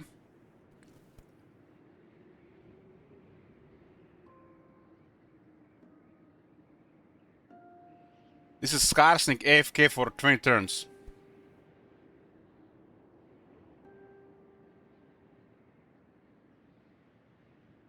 They have really no idea what's causing this issue. They just invent some bullshit excuse, so, you know, they tell you that they're working on something.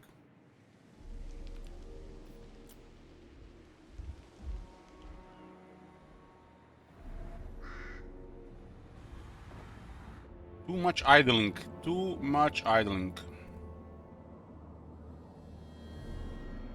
I mean, I have if no a faction is reason to protective, welcome- the idling, some idling is acceptable. It's perfectly acceptable, fine.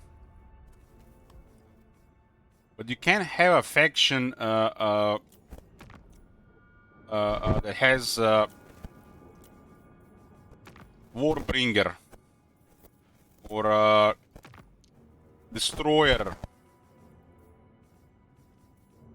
or literally the worst example or the best example, aggressive. Belligerent and warmongering, their armies reach far with little regard for defense, having 5 armies to their capital for 7 turns.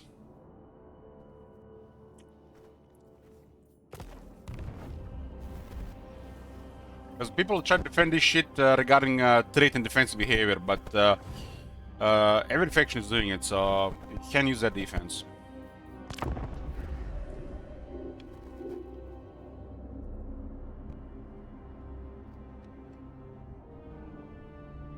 It's more like Agneta, they don't really care about difficulty. They're trying just doing a one AI fits all. And the legendary just adjusts the potential and stats and not any behavior. And that's a real bad way of doing things. As you increase difficulty from normal to hard, aggression should go slightly higher. From hard to very hard, even higher. And from very hard to legendary, aggression should be very high. If they don't really wanna have this as a part of the game, they should add this as an option in the campaign customization.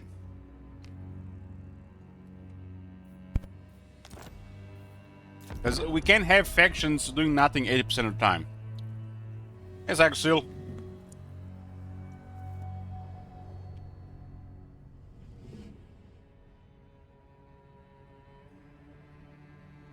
Can you just, guys, these guys are making a computer game and a strategy one on that has 25 years of history. You can't say they don't care about difficulty.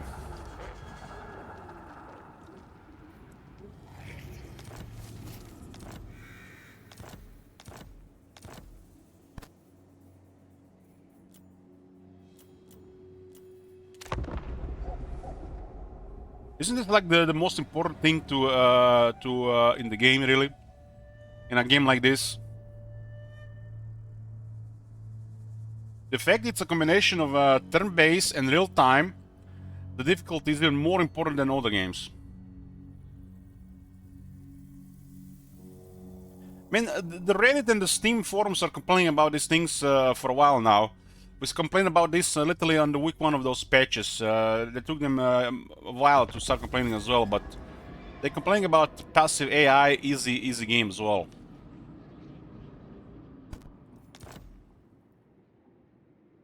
The most important thing in a game like this is the difficulty. It's a turn-based game that mixes real time.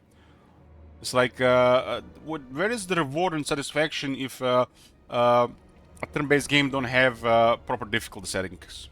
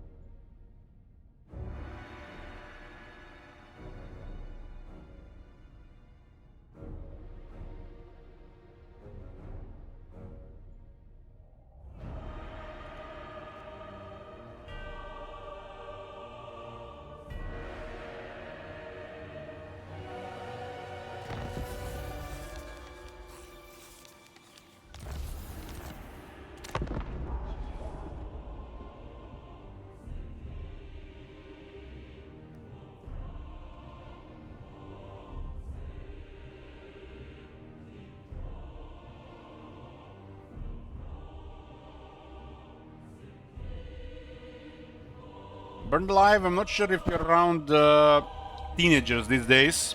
You know, the future of the video game. I have a teenager in the room, my nephew. He was playing Resident Evil 2, and when I entered the room, he set the brightness so high that literally, without the sunglasses, you get blinded how high the brightness was when he was playing the game.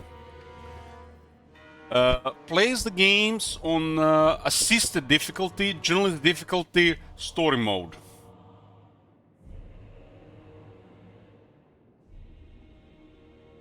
That's their future gamers there.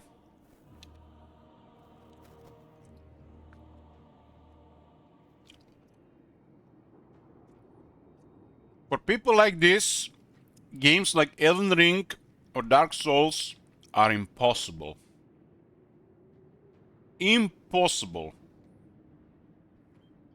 Because people like this don't even have the patience to get good, let alone have any skill or talent, because, you know, they're just always playing with no resistance.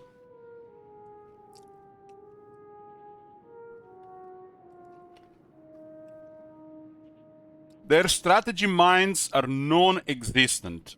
They don't teach strategy in schools. And to learn strategy for young kids, the games is the way to do it. And if you don't learn these games, which involves strategy, management, some thinking, logic, how do you learn this thing in life? And they don't care about this anymore. They just want to win. This is a very hard thing to learn.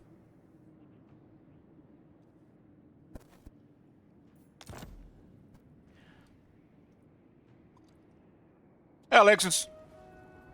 Oh my god. Have you seen that shit? Well, some people really suck at strategy, planning, and management. This is just a disaster level. You can apply strategy and even tactics to literally anything in life. And they don't teach this stuff in school. So you have to learn this through other ways. But when the other ways really no longer work anymore, how do you learn these things?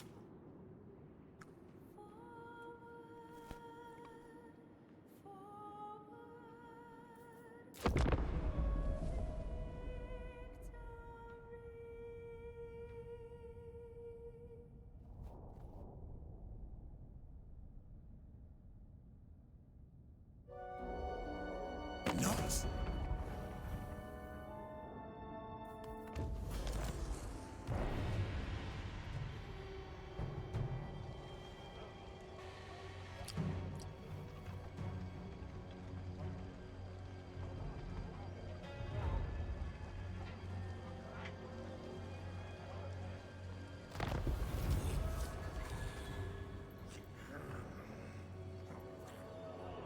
I realize that, this always existed, but I feel like people nowadays, especially the younger people, they just want to get there. They just want the results, and they don't want to put effort or time, and they don't really care how they get there. Just want to finish it. When it comes to life, school, games, anything, as long as they get what they want, no matter how they got it, and doesn't involve any work or effort. They want it easy.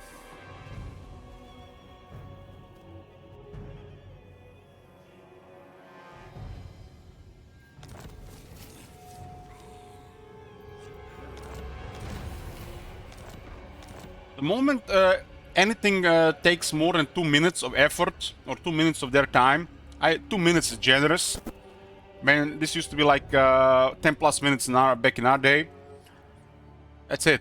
It's like they lose interest, they move on, or they just accept a worse outcome.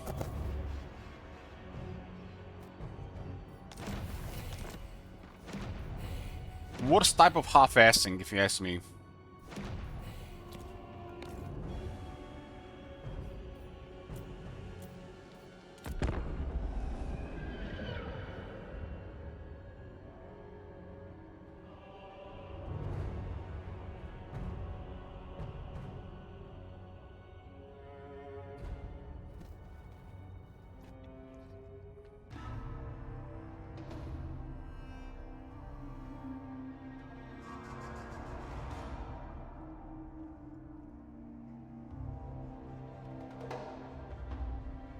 In his school, it's now like I don't know how to call it in English. It's like middle school now. It's like best elementary.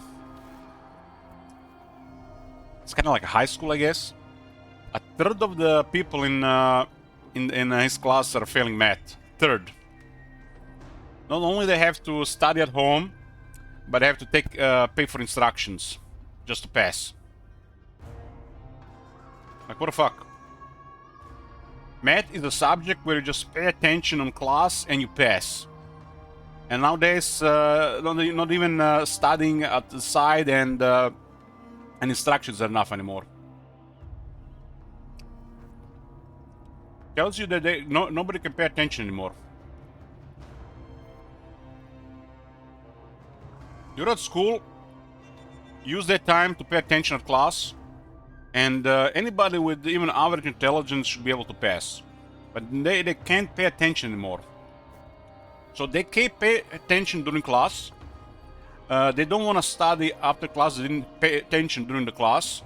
They have to do instructions just to get a passable grade. And they can't even pay attention during that. So they can't pay attention anymore to learn even the most basic stuff anymore. Oh my god. Have you seen that shit? Holy shit. What the hell? Okay.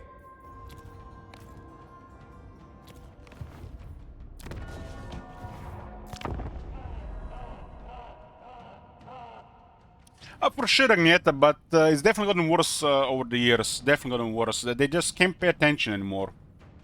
It's become a major problem. For most people, math is boring. But it's your obligation to pass it. If you just pay attention, should be enough. The teachers could be a problem. But I think not paying attention is a bigger problem.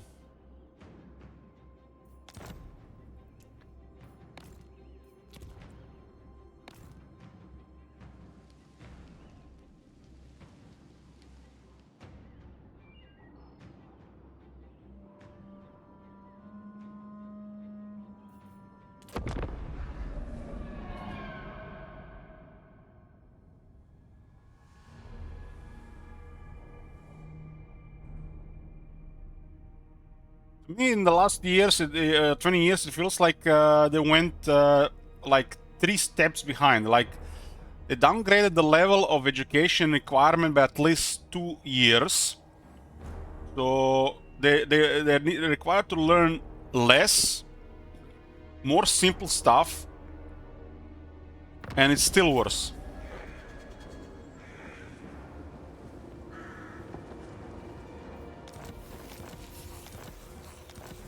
They're teaching complex stuff to the more older population, instead of already starting the complex stuff the moment they enter mid-teens. And they're still failing.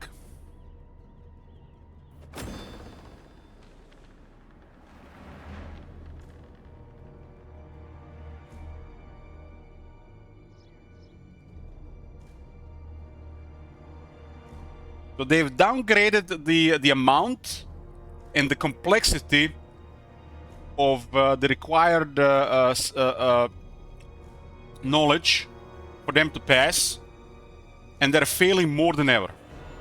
How does it make any sense?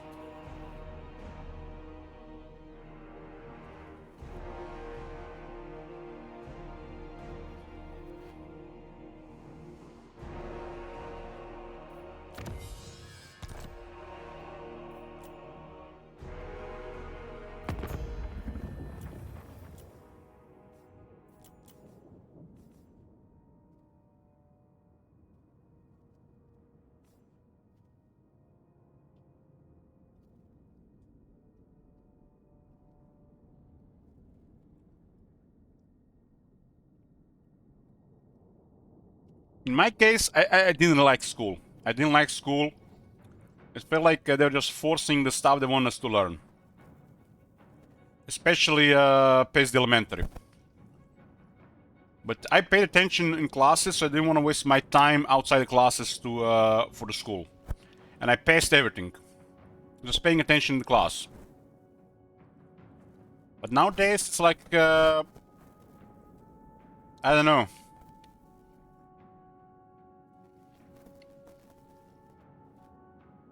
What are they doing? They have cell phones during the class?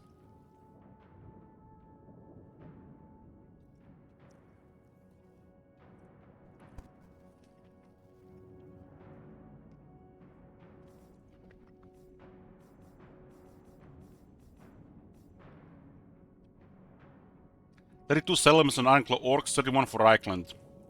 It definitely seems way more than the last time regarding expansion. But it's just one example on the new option.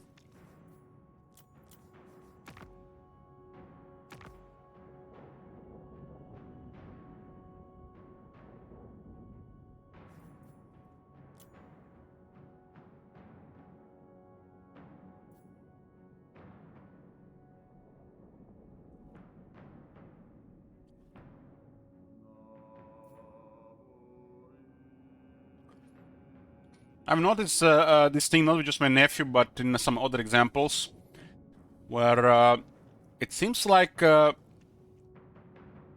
everybody has obligations. Like obligations when you go to school is to pay attention and study, so you pass, right? It's not complicated.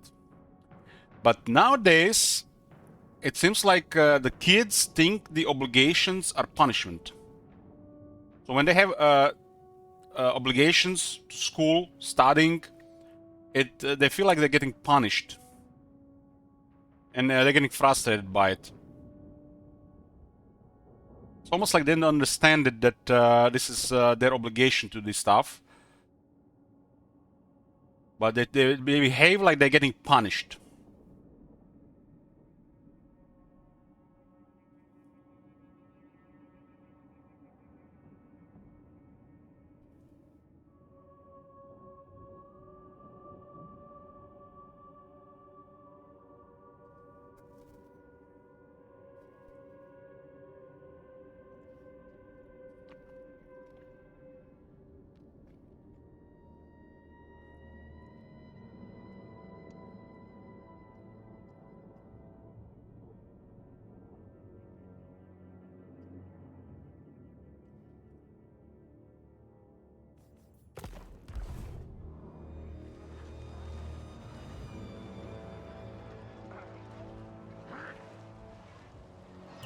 There'll be a reckoning.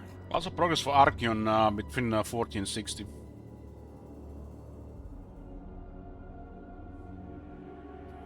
J34 says, I'm a high school teacher, Dorot, 4 years of experience, and it's getting worse every year. The respectful shit attitude by the students and my co-workers only want to avoid paperwork and meeting parents because everything sucks. Sounds about right.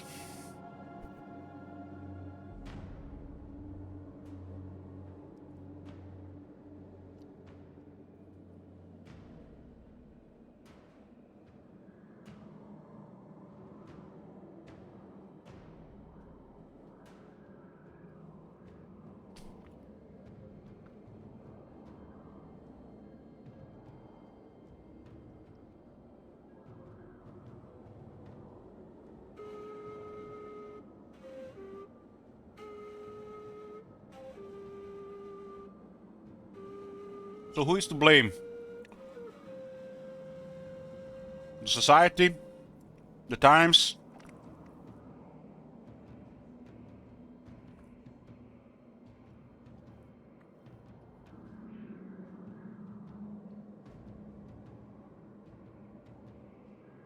There's definitely a lack of discipline inside and outside the education.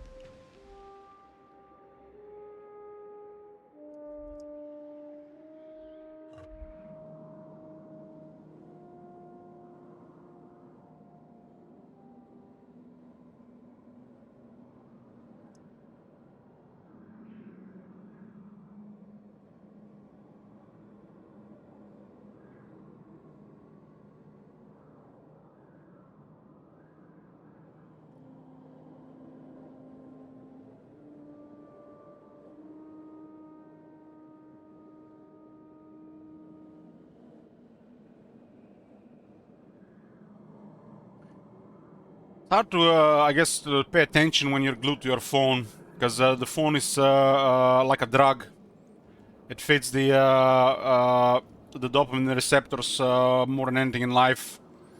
So the moment they're out of it, it's like their whole system is under stress, and the longer they are from it, it's just shock to the system. Add in the mix sugar and energy drinks, and this gets literally put on 2-3 times fold the effect.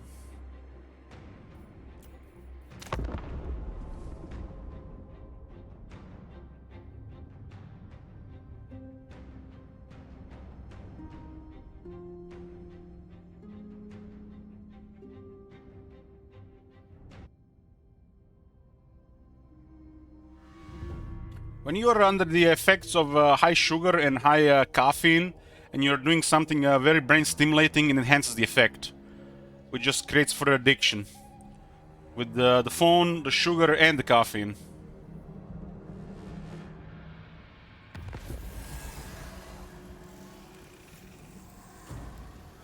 It's a combo wombo.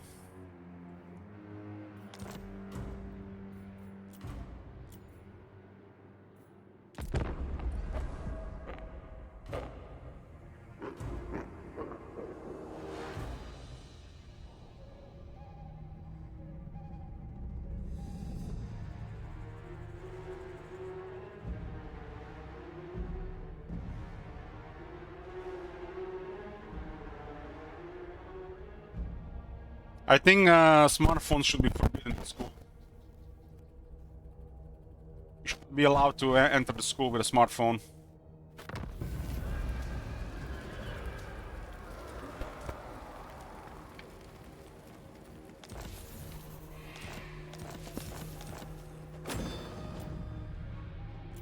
Like, I have this picture in my head. You know, I pass through the street here that has like 28 restaurants. A lot of them are on the street. You can sit. And the amount of times I've seen 3 or 4 people together eating, and then one person is talking, and everybody else is on their phone. Like, what the fuck? Just imagine you're out with 2 of your friends, and you're talking about what's going on, and both of them are on their phones. How much attention can you pay if you're literally on the phone?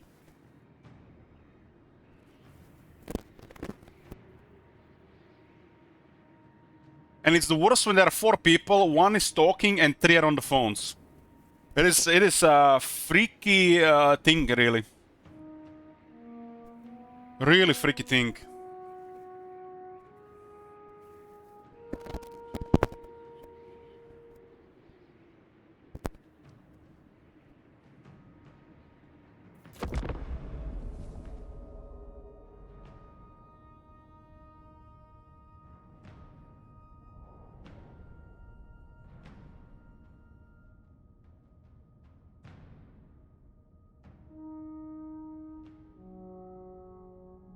They should probably not allow smartphones for anybody younger than 10 years old. And they should forbid phones in schools. Don't want to fry your brain cells in pre-teens. And definitely not use phones in schools. That doesn't do anything. I think it'll help. The phone can have software for your age. The government can enforce this.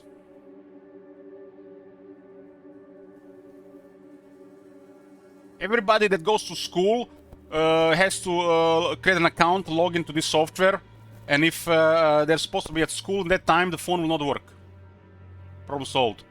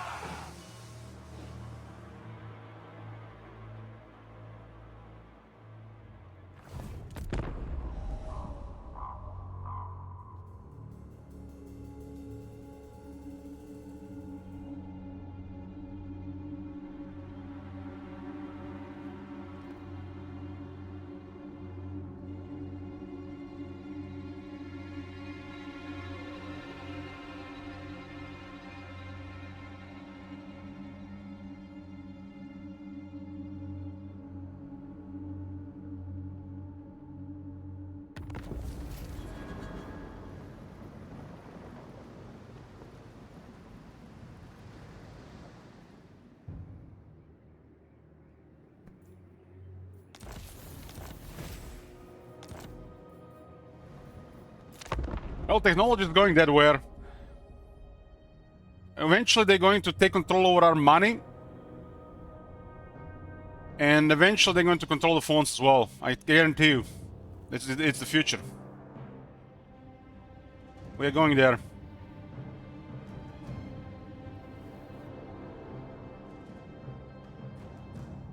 It's not gonna happen in the next 30 years, but probably in the next 60 plus years, it's going to be a thing.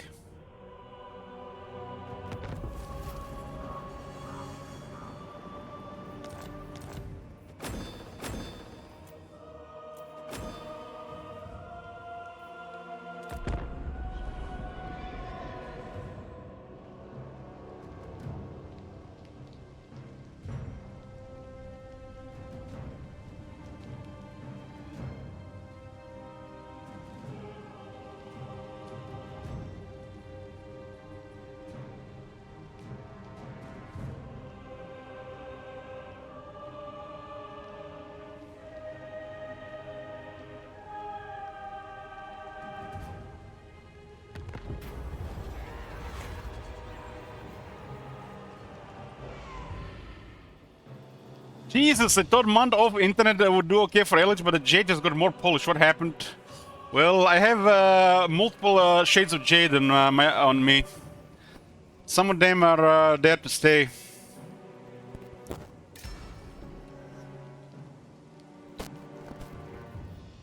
But even after them implementing new AI, it's still idle shit, so what do you expect?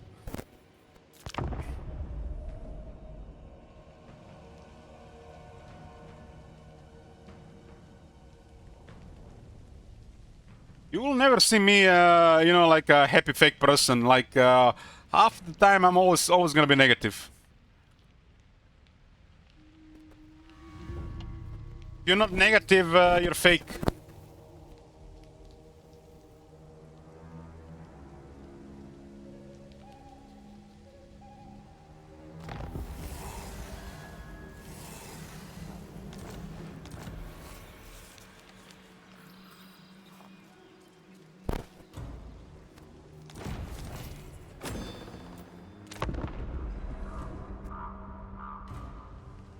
I mean, I'm not talking about negative all the time, Agneta. Sometimes you're gonna be negative for sure.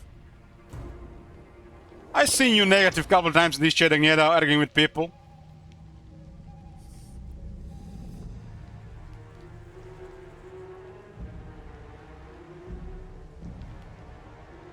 Nobody can be happy all the time. That's fake as shit.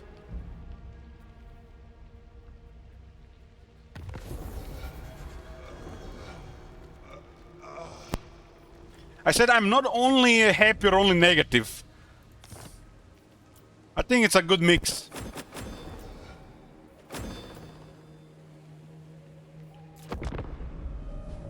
Only negative would be horrible.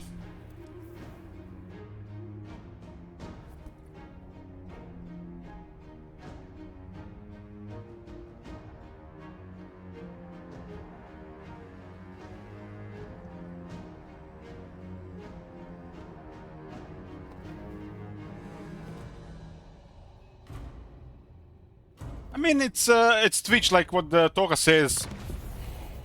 Like, he might come here when I'm positive, and then like he's every day here when I'm positive, and then you know, he said, "Oh, look at that Ellich, he's such a positive streamer." And then somebody else comes here, look at that, fuck Ellich, he's always negative, bashing CA and stuff.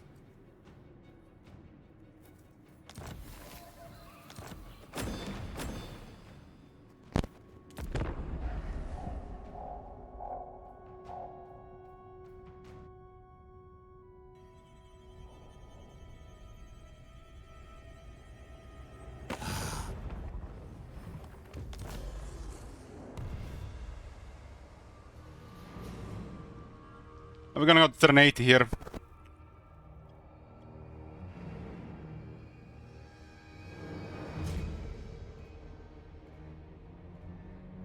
You know, Toka, there's something, definitely something about after what you're saying, because I spent entire June not streaming, and I didn't feel like I missed streaming or missed doing this stuff.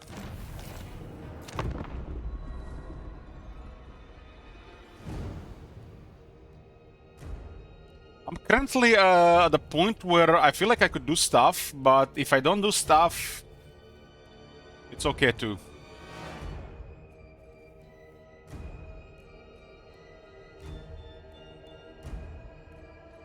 And everything, really. Like, today, I could go play some Magic. But if I don't go play Magic, it's gonna be fine too.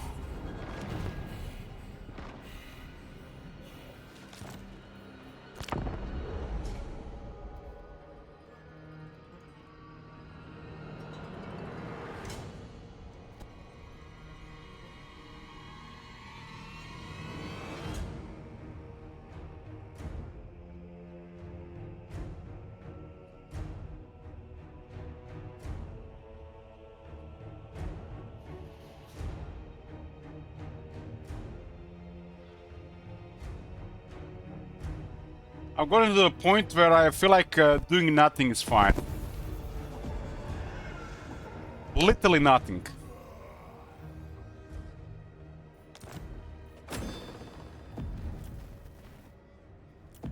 more turns, we'll see what's going on.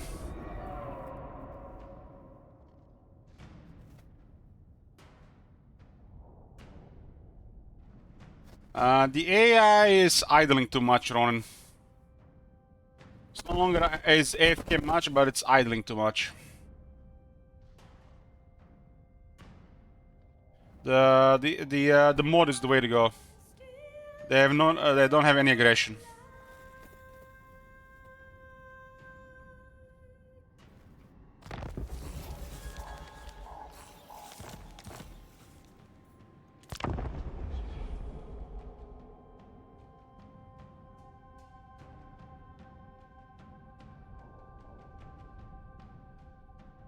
The problem with many things in today's world, kids, phones, whatever you guys want to talk, everybody knows that something has to be done, but nobody wants to do anything. And anything they want to do that might actually do something feels too drastic for everybody. So nothing will be ever done. And it's just gonna get worse. Yeah, generation 2 later, they're probably gonna streamline things even further.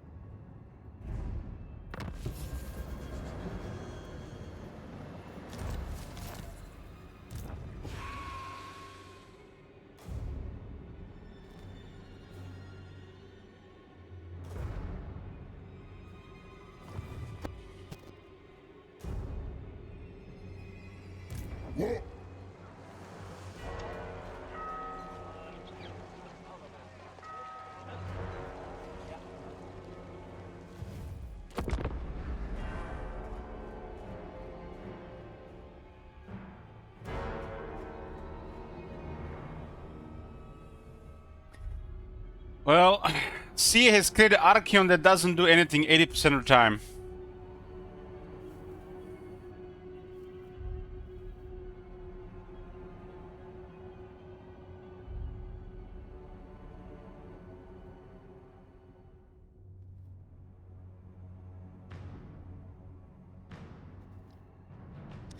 We're testing AI on.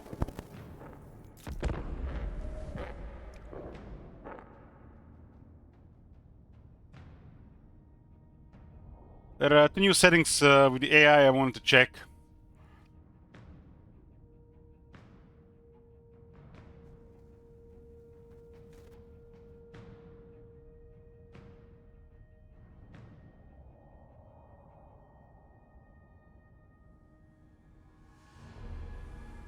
It's playing the changeling. The faction cannot be destroyed.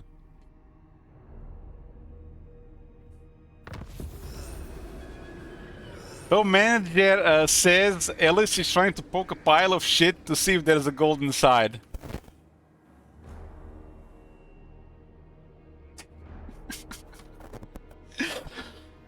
Oh man. The manager, you're just too intelligent for this place.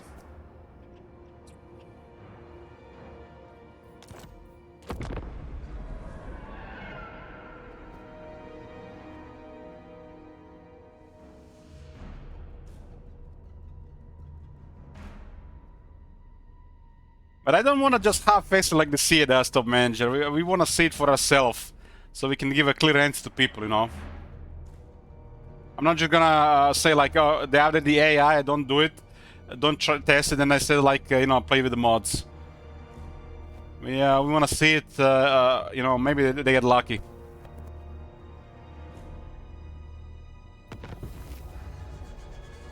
But they haven't done much this year, really. They're slacking with the updates, they're slacking with DLC, they're just slacking. They're doing stuff, but it's too little and it takes too long in between.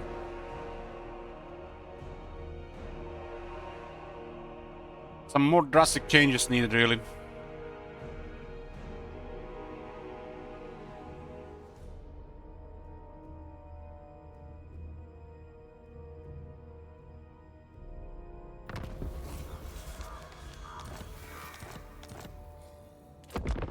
This test go to turn 80.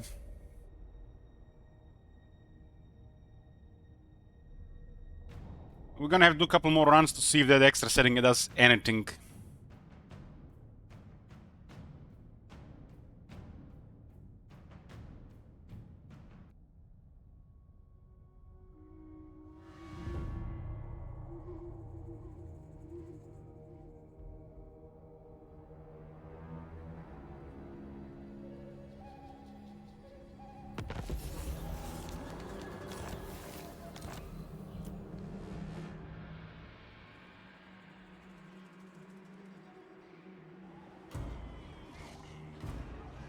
Well, Gorbat going to the Emperor, but it's turn 80.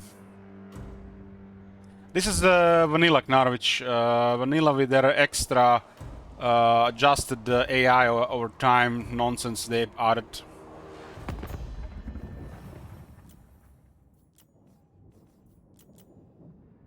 Well, this guy's kept on rolling. It definitely seems like a more progressive result than without that option. Bloody Hands have 42 settlements, rank 2. Gorbat has 38 settlements, rank 1. Reichlin's at 37, rank 6. And they're working together. So some are Green's domination this campaign, but they did destroy Togrim and Ungrim early.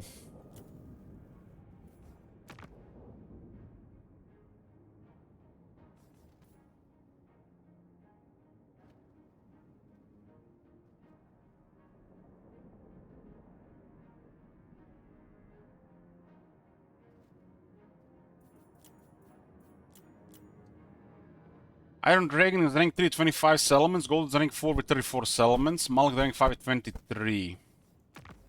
4 with Valkia.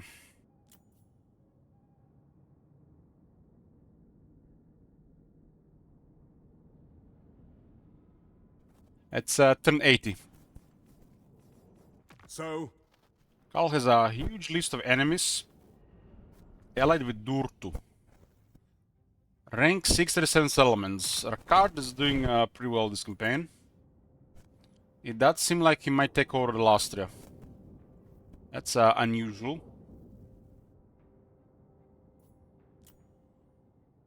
$31 settlements. Cult of Pleasure, 21 settlements, rank 8. Gringor is rank 9 with 31. Sigil is rank 10 with 7 settlements. Also at war with Valkia. Owl rank 11 with 16 settlements. Malus also at war with Valkia. I guess they're allied with Malekith. The east is pretty big here. It's also unusual here with village like this.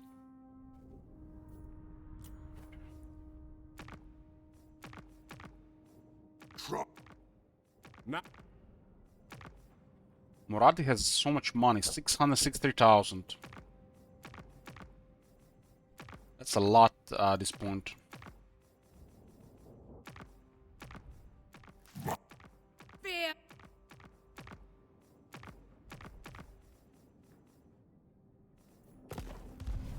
Well, definitely a couple of different things here and a faster progression.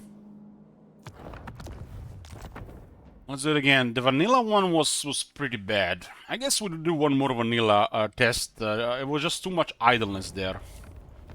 It does seem like blessings, yeah. it does seem like the AI strength and threat assessment lowers the idleness a bit. Let's do one more without this.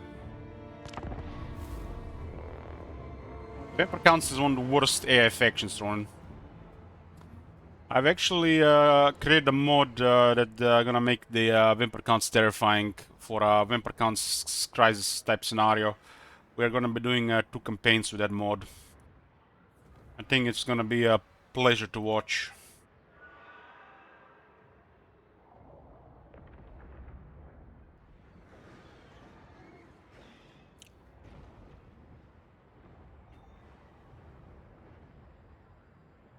The Vampire counts are stuck in the early Warhammer 2 currently.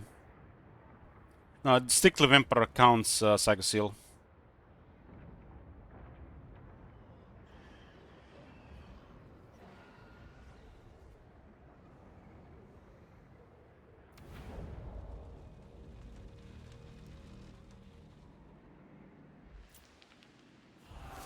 This is gonna be another strictly vanilla test. Just to see if it's consistent. Just testing once or twice don't do shit.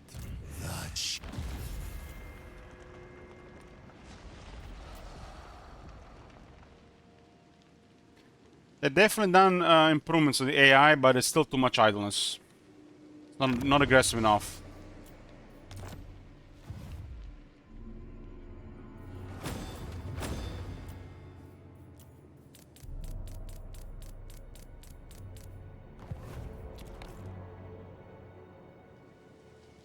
Yeah, this is a strictly vanilla here, with no extra stuff.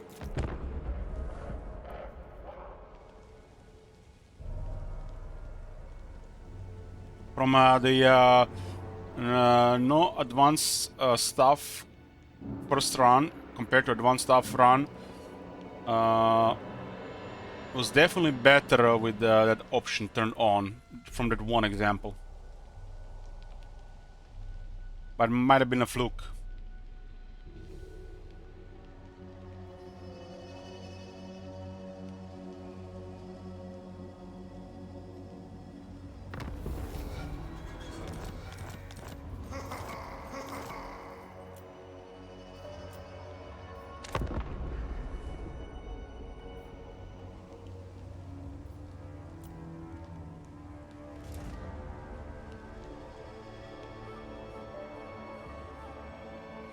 Yeah, I want to see what's happening on several turn milestones, Ronan. And turn 150 don't mean shit. That's too long. What matters are the first 80 turns.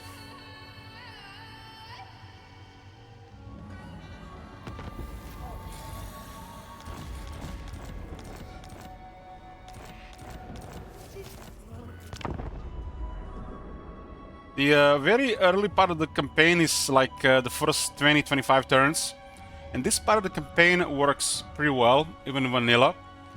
But after this, moving towards like the end of early game and mid game, by turn 40, you can already start seeing things deteriorate, but also things forming. And by turn 60, you gotta get a more clear picture, and past turn 80, not much will change, considering the time investment in a campaign that you play beyond. Because whoever is formed at turn 80, due to other variables, especially the player, at that point you dictate how the campaign will go develop further. Unless you have changed the potential at the house rules, so you gimp yourself to that point where the late game forming will be out of your control.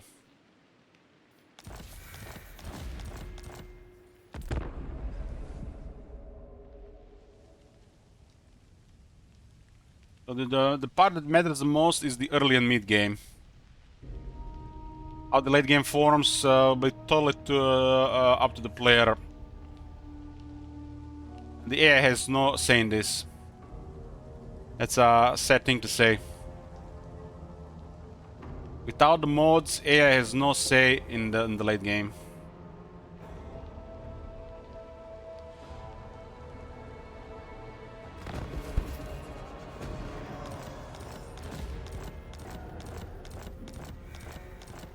That's the sad reality. Because the late game doesn't exist. It can form a turn 60, it can form a turn 70. If you fuck it up, you can be literally in the late game from the start. But rarely anybody keeps playing the campaign like that. There's no late game.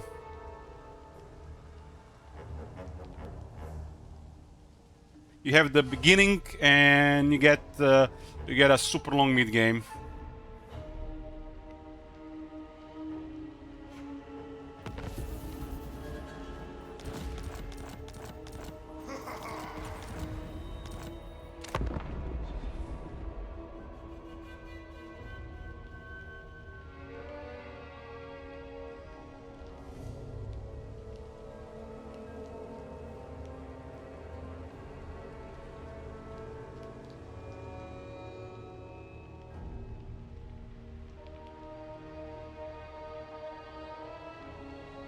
Wonder how many people even interact with other continents as they progress from mid game.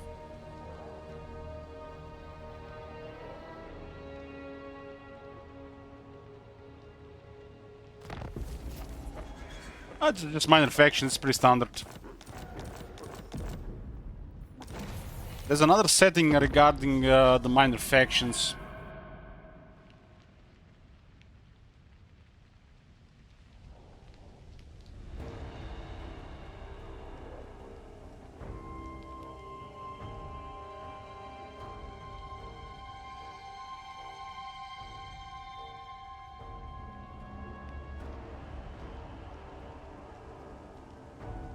There's a lot of factions at the start of the game, but over half of these factions have no purpose. They're just in the way of other factions progressing. By turn 80, if there is over 80 factions in the game, it's not good. Turn 80 should be close to 60 factions.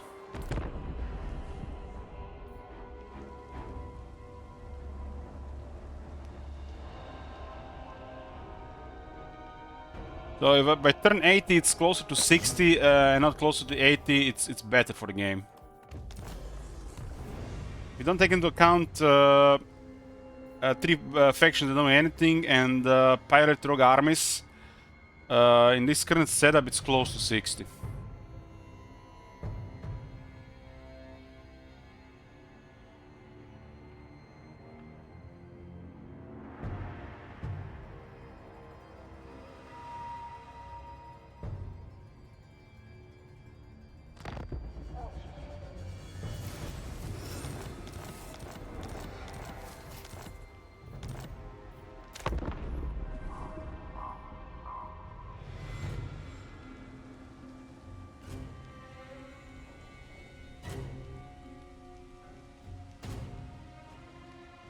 So far, the Beastmen, Tomb Kings, and Vampire Counts are among the useless factions. They don't really do anything.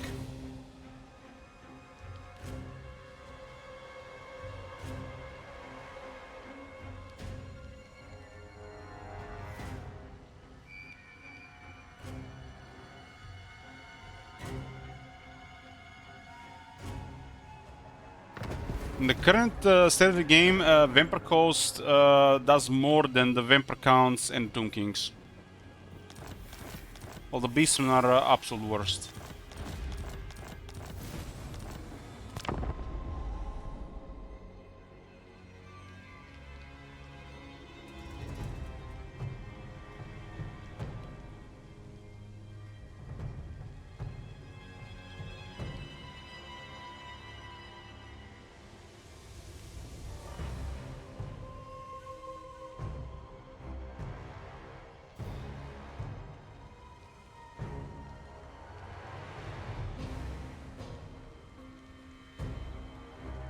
These are the problem factions currently. Beastmen, Tomb Kings, and the Vampire Counts. These factions need to be better as the AI. The Vampire Counts, you know what they do? They exist. But they're not a player. Well, the Beastmen are useless. Some annoyance. And the Tomb King is just waiting to die.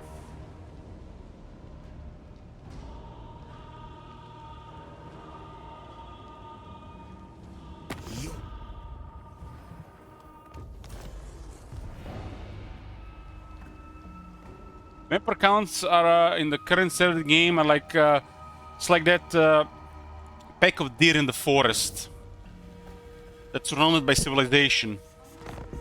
You know, they make the forest a little bit more alive. They produce some sounds, but they have no future.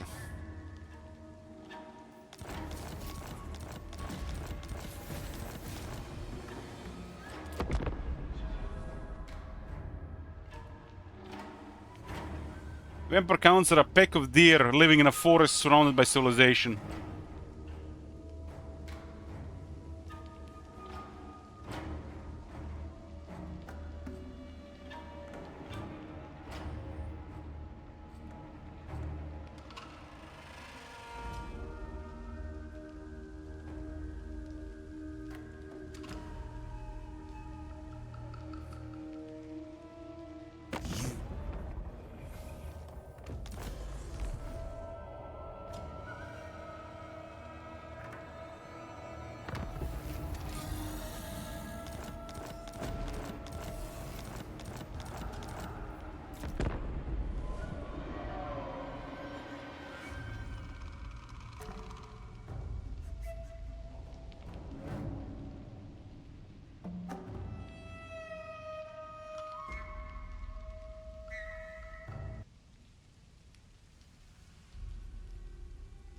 checkpoint 20, but I'm gonna get a coffee before that though. It's gonna be a long day for me. Still thinking of playing Magic later.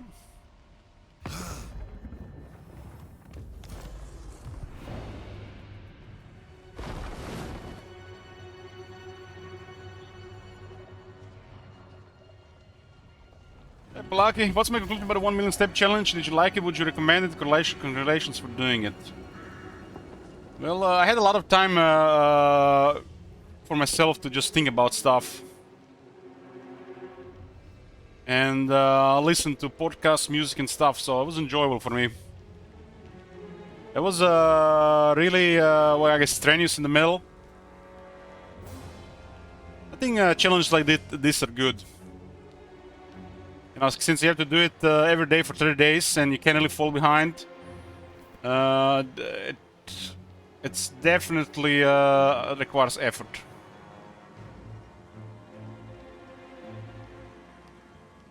If you have time, I recommend it. Test your endurance, your discipline, and some routine as well. Because 1 million steps a day will require 7 or 8 hours of your time every day. That's a combination of walking and resting. My calves were like this before I even done the challenge, Burned Alive.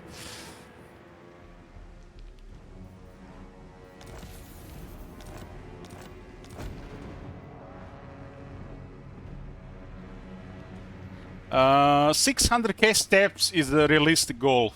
I've done that many times. 20,000 steps a day is a goal which you can do without creating fatigue.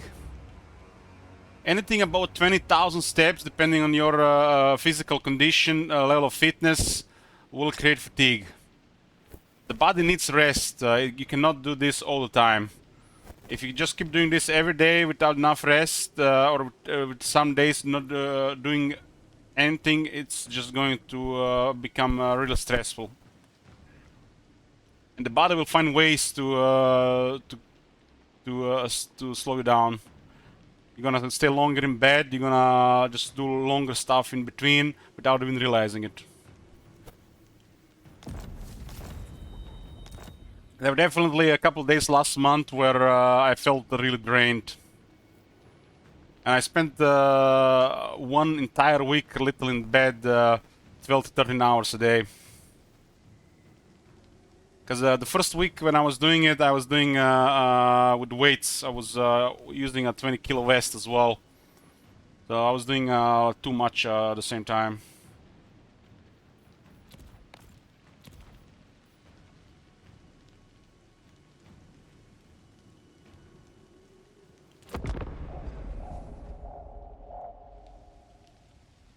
I think for daily exercise, anything over 20k doing every day is too much. You really need 1 day in the week doing nothing. It's critical for stress to go down.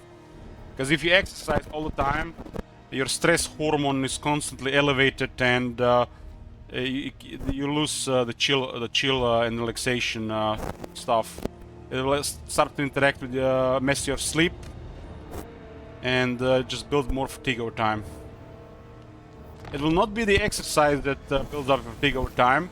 It will be your stress hormone being too high, interfering with your sleep, because when the stress hormone is too high, your melatonin is too low, and you can't get proper sleep. And over time, it builds up fatigue. You can keep exercising every day, but you'll just get more tired over time. So it's critical to have 1 or 2 days a week rest to prevent this. But when you're doing a challenge that requires everyday activity, you know, it's hard to balance this.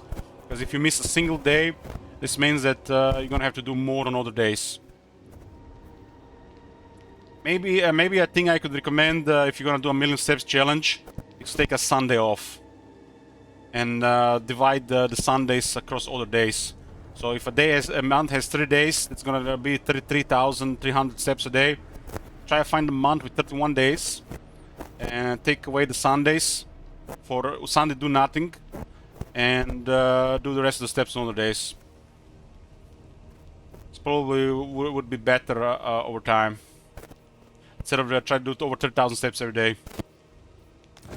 And if you're like me, terrible at pacing yourself, I always walk at a fast pace, brisk walking.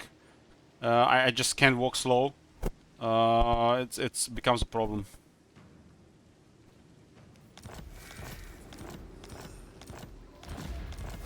Probably better to do it a little bit slower.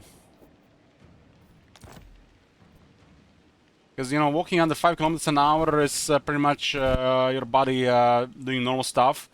But walking over 5 kilometers per hour all the time, it's gets to, you know, closer to like, you know, like real exercise. Because some people will tell you that walking is not an exercise. But if you walk over 2 hours a day, it's literally an exercise. If you walk just regularly under like 5 kilometers an hour, your body might not even feel it.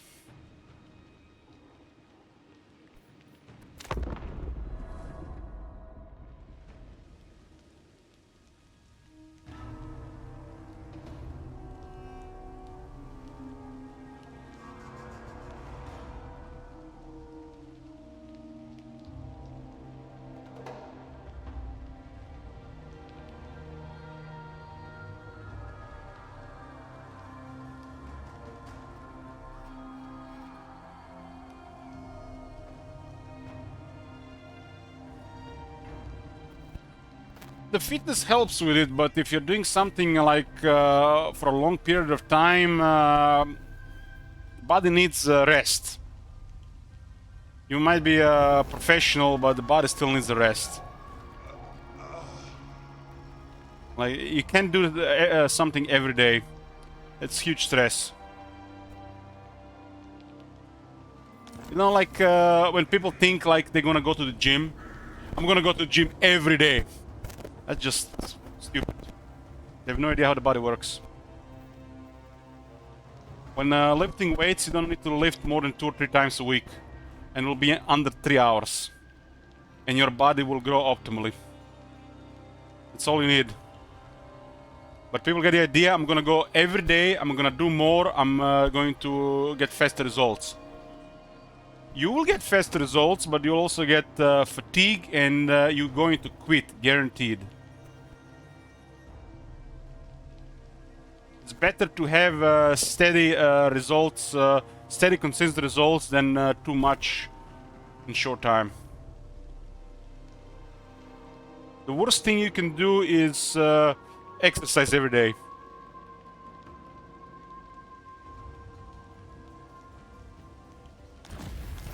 You don't need to exercise more than 3 times a week. 3 times a week, 1 to 1.5 hours, depending if it's cardio or weights.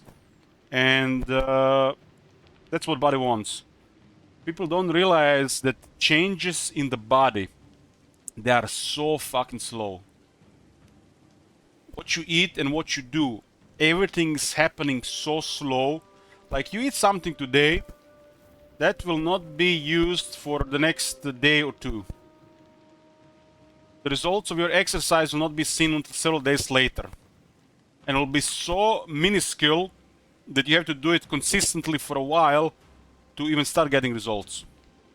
Everything in the body is happening very slow. The stuff you start eating healthy or better, your body currently might have a literally, you have shit cells. Suboptimal cells, suboptimal tissue from bad diet. It will take many, many months. You will gain weight for your body to create more optimal tissue. And as your body creates more optimal tissue and cells, you get to feel better and you have to start getting better results. It's very slow and very complex.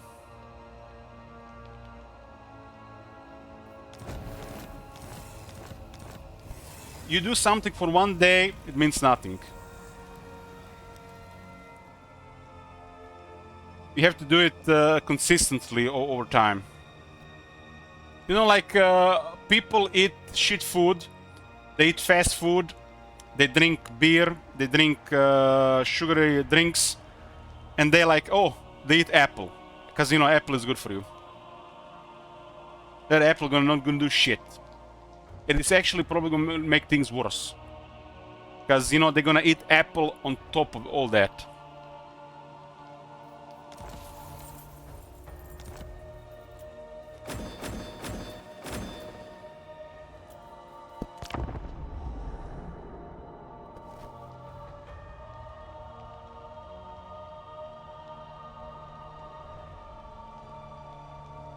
So everything you do, if you want to try to do something, you know, want to improve your health, improve your fitness, it will take time.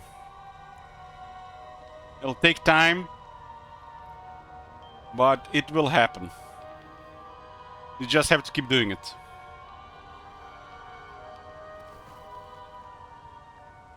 You know, when you go, you climb the stairs, and not even you don't even reach the top. You're already like exhausted, dying. You're frustrated.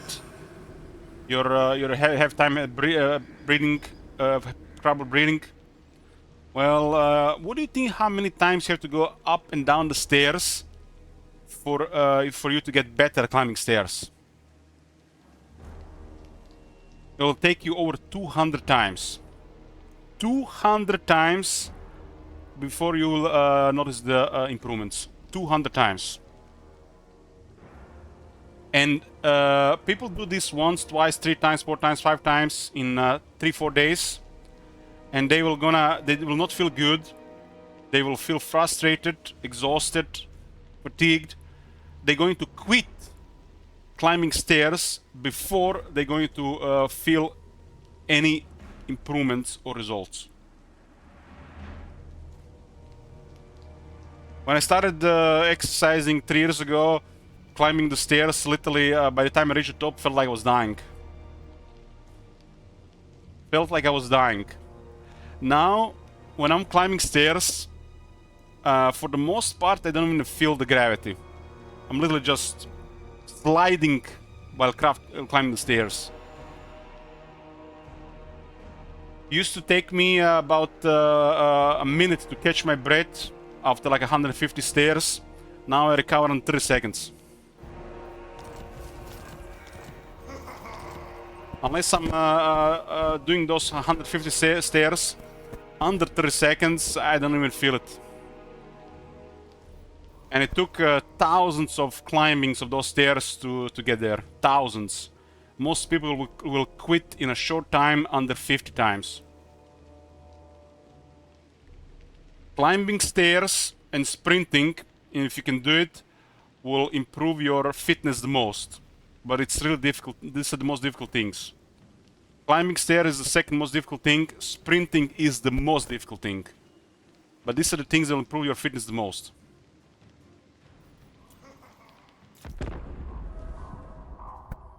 But anybody can climb stairs, and as you get older, you will lose the ability to sprint. So if you're still not old and you think you can sprint, start doing it before you will be able to lose the ability to sprint. Because once you pass 40 years of age, you will not be able to sprint anymore. It will happen. But if you're still in your 30s and 20s, sprint a couple times a week. If you're at that level of fitness. While climbing stairs, it's possible at any age. While you will lose ability to sprint after a while.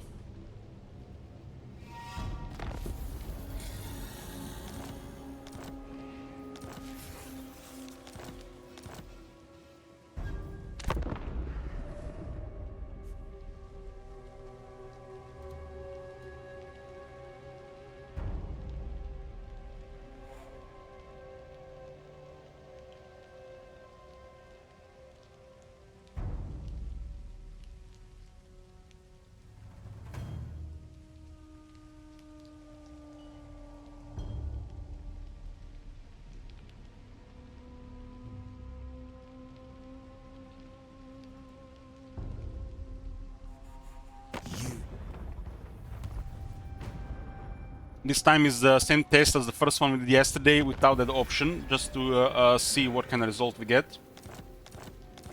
They did like 2 changes to the AI plus those 2 extra options, so it requires several tests just to get a more clear picture. It's I can tell you immediately that it's improved, but it's still inferior to the mod. To the point where the mod is a no-brain.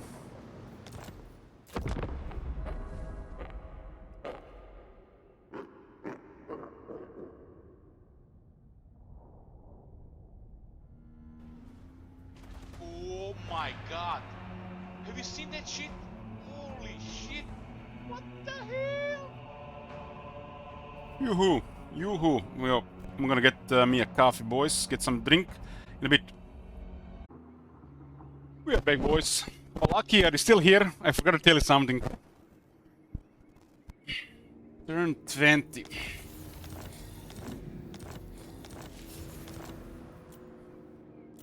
Hey, Cludis. Good morning.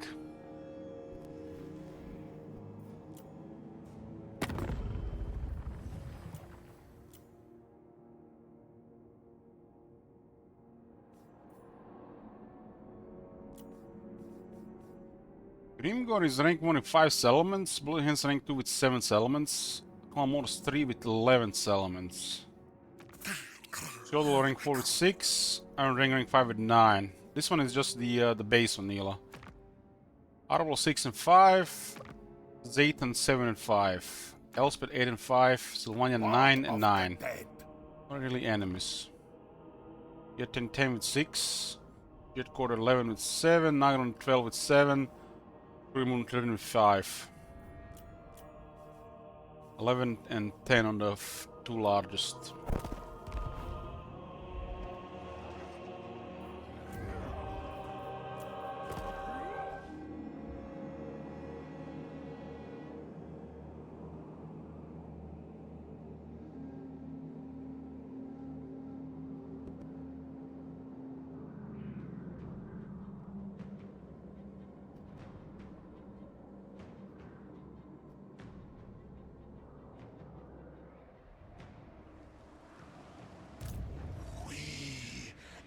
Rank 16. How are things, Cludis? We're gonna be doing some non-total war games this month. I think you're gonna enjoy it. There's one pretty cool game we're gonna be playing soon. Teclis, High Lawmaster. This is, the 3 campaigns are the same thing here. Teclis rank 9. Solo rank 16.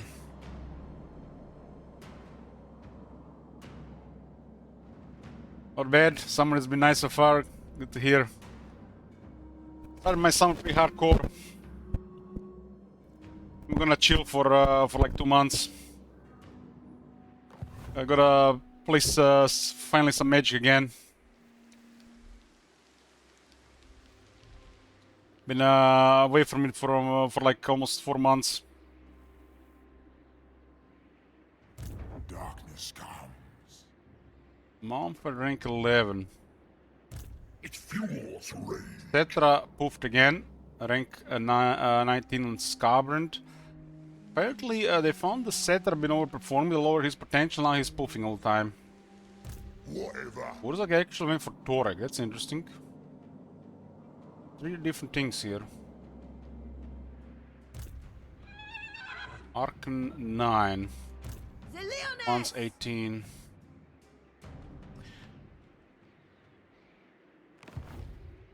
Ready to swordfish. I wish they talked more about this extra option they added, what were their findings with or without it. But so far it does seem like it's doing a bit more. I'm afraid it's gonna end up the AI being too idle without it. It makes makes it even. I guess that thing might be used to make the AI more aggressive. Might be like the early version of it, Copium.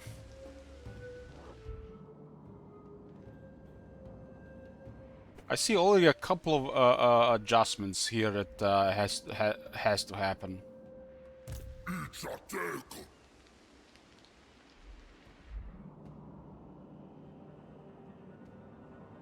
Card is doing the same 3 campaigns in a row. A legend among Beastmasters. It's kind of crazy that some of these characters get a dragon before turn 20. I'm not really the biggest fan of this. When it's like turn 20 and there's a guy riding a black dragon. Tahenowin Sikal. Hanon is the underdog here. Horns champion.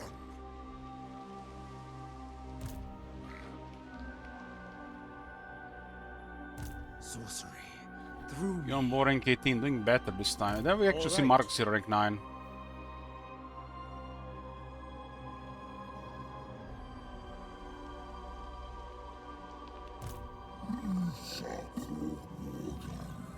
As the moon is 15. All 3 campaigns so far, Nakari has spoofed. Ultan going early up in Noctilus's city. The Warden of Tor Ivres. This is the mod doing. I'm not sure I like it like this. What do you guys think about this? This fog. I think it looks good, but it messes up with some of the visual of the you know what is there. This is done by the. There's a couple of situations like this, and a couple of situations look really good, but this is done by the Campaign Weather Overhaul mod.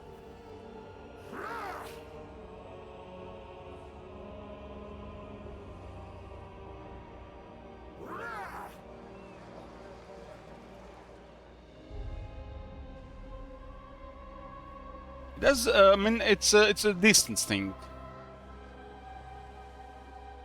You only get closer to get a more clear picture. Like you can see, it's pretty clear here in Ivres, right? Thick, not Ivres. High Elven Archmage. But if you look at it from the Ivres there, it looks like this.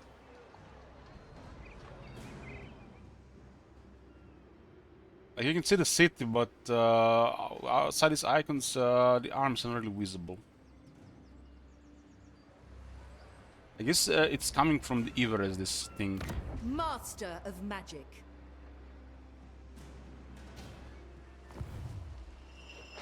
Nakari rank 18. Nakari is supposed to be leveling faster, but we rarely actually see it. It's so small compared to some other stuff they had over time. What the? Noctilus rank 33? How is it impossible? Is this the record? I think this is the record now. How is that possible? Now they've done something here.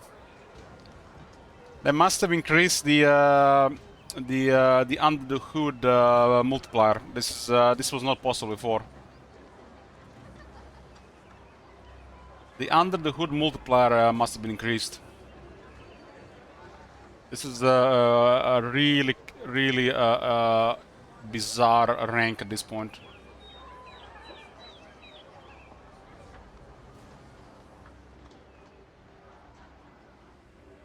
Might have been a massive battle and he barely won.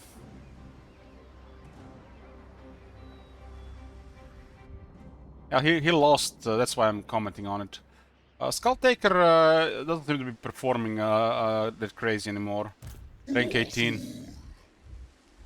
The highest we've seen so far, if I remember right, Noctilus 33, Scarburn 28, and Cetra 26.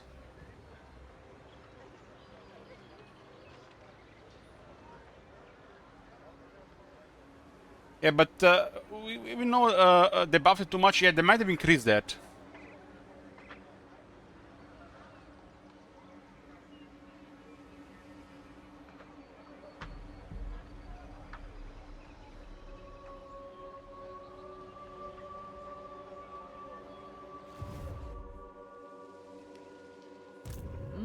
His army being almost gone tells you that he's been in a mass battle recently. Tankia rank 20.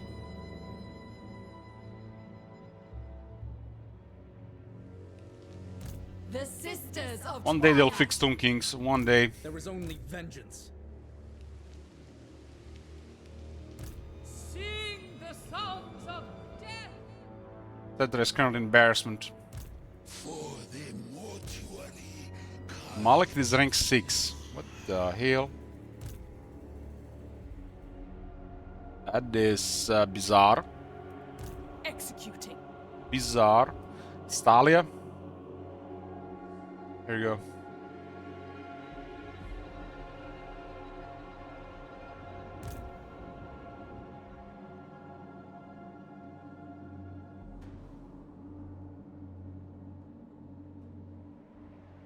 It'd be actually cool when you click on the faction here.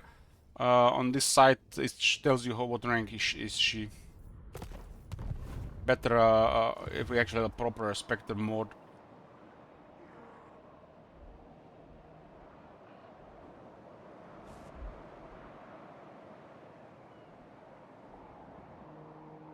I don't think he could clock and lose in the beginning, he's just stacked.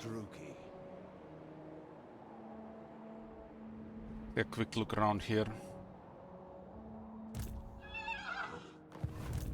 Will the Boris win against the Archeo now? Does look like the Boris has the edge. champion of decay. Pollock might have the edge this time. What about Satosa? The sea brings death. Renessa is invading Badlands, rank 17. Vampircos does okay. They do way better than Vampircons and Tomb Kings. But it's also far from ideal.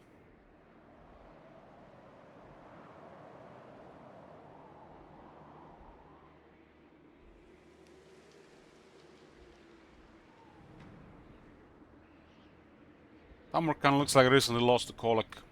Of course. I allow it.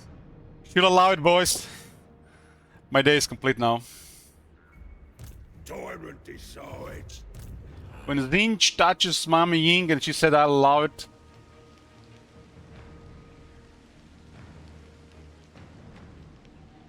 Ulrich's will. Patrick is 21.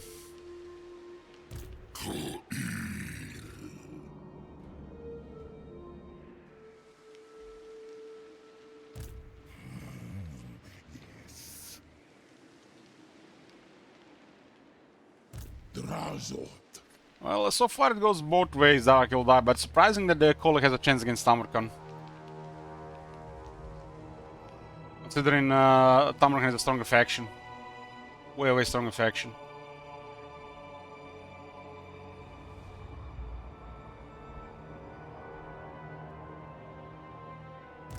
Sumazma. That felt a bit interesting to see what happens this time. Ogrim did not go poof early. With the thing we used last time, it went turn 13. It seems to make the AI more decisive, from at least one example, but that means nothing, one example. I thirst. But you know, half, hopium, copium, I hope it does. Amethyst Guardian. I hope it does.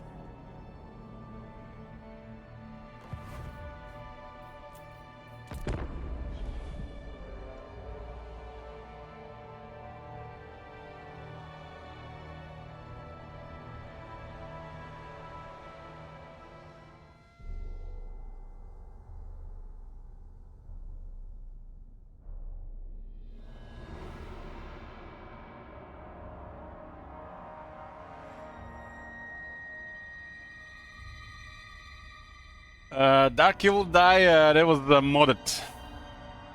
Not the Pepega Vanilla. Modded with high potential.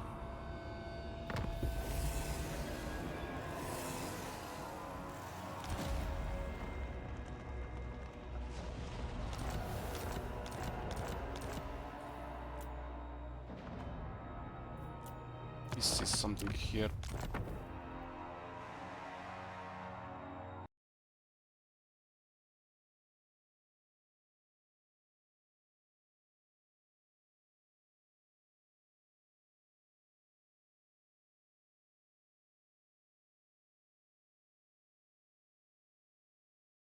Well, Toka Gaming, people working at CA thought the goblins always had anti-large. Remember?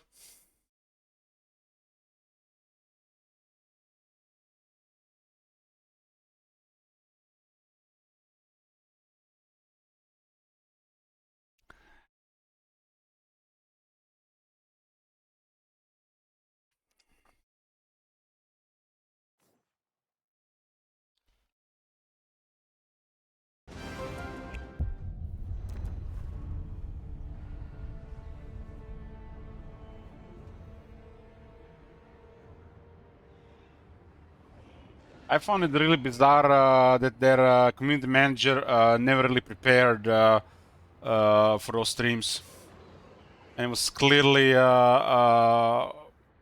was way out of his head,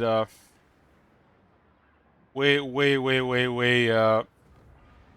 and he was going on live stream, and then he puts on hard as well.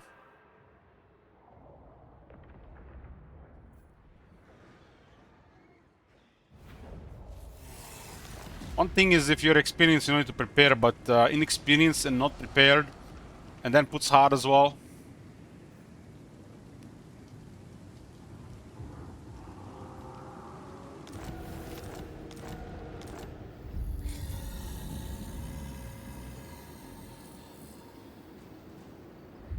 I don't know the weather mode, just remember how it is.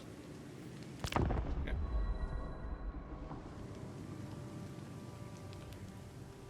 Well, going back without the threat assessment, it seems like the AI is less decisive. Which means more idle.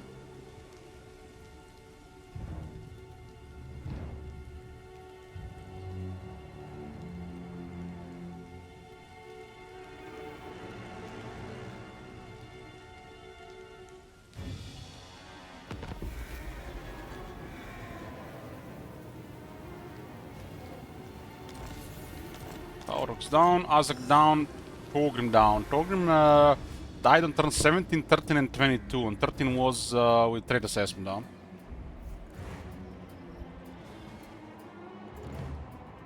And back to vanilla, Ungrim wins again. I mean, back to base, Ungrim wins again. Makes you wonder why the Scarson does trade assessment with that on, but not Elspeth. It's because the Elspeth has a buffer in between and she doesn't think the Vlad is a threat.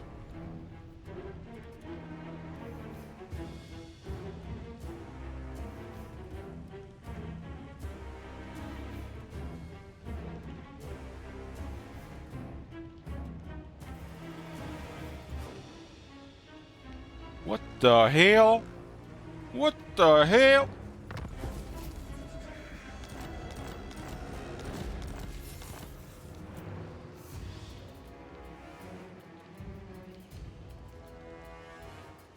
There's a Vashnar conquest in Reichland. Actually in Batonia. How opportune. Pestus causing trouble for Reichland. Speak. They actually got wrecked in a battle recently.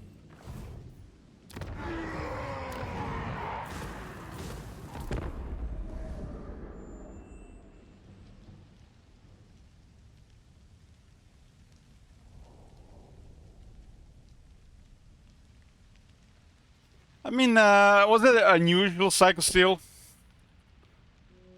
Just look at this.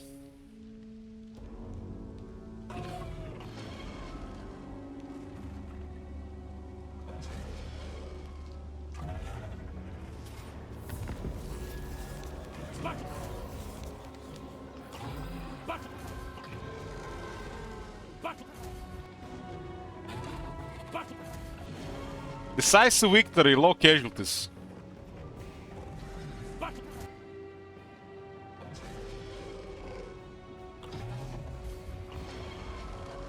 What? What?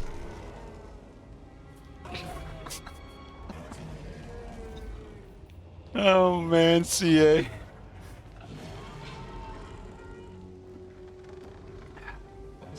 I don't remember what happened the next couple of days, but I was probably very drunk. Northern Province is dead turn 24, damn. Combination of Clan Ashen and Zinch.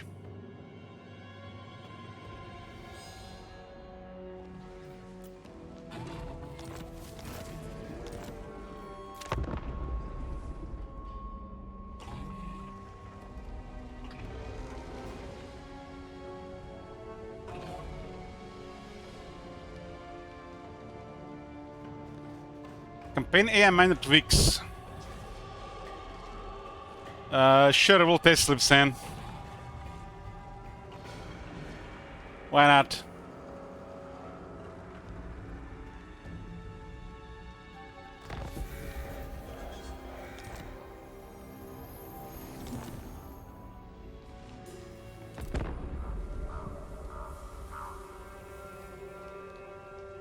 You have any things for me to look specifically?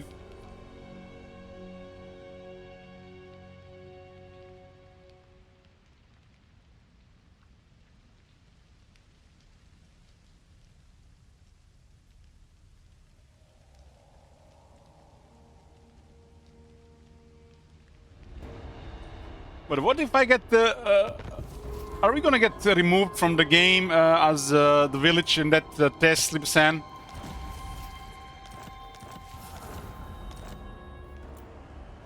Gonna be hard to test if they remove us. We're gonna have to dodge it.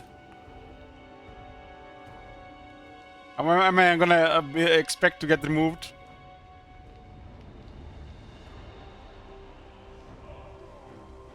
Yes.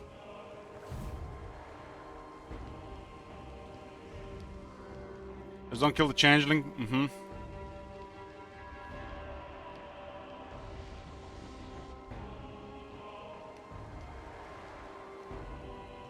I guess we can test it with 2 cults and then see what happens.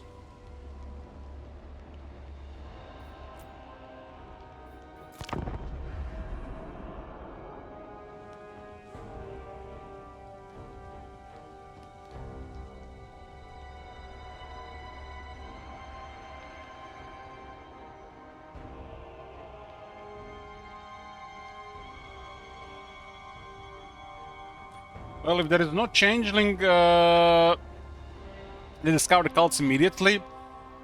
But if they're gonna look for the changeling as well, it's a different story.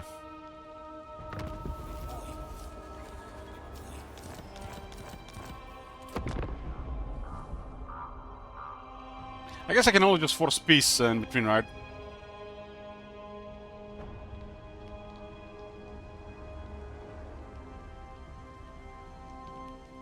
Makes it easier for test.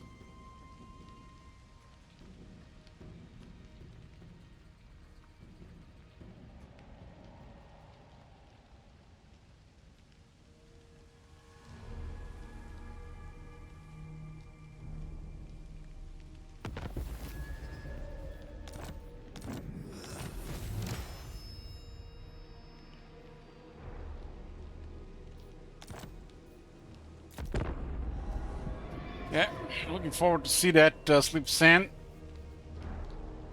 Have you seen the second test with the better threat assessment?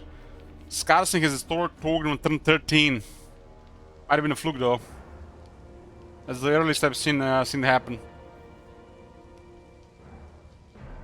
But there's still way too much idle beyond the early phase.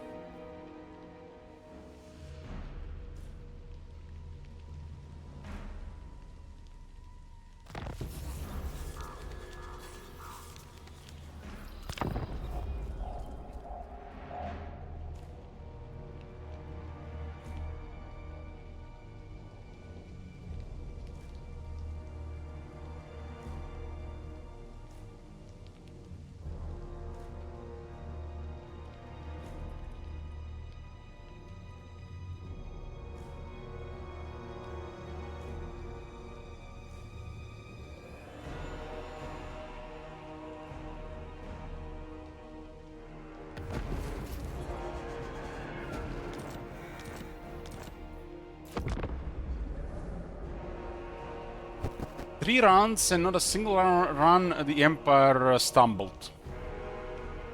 Like every time they were just being successful. Well, the way I see it, Slepisan, it makes them more decisive. That's the way I see. Makes them more decisive. Less idle, but they're still idle.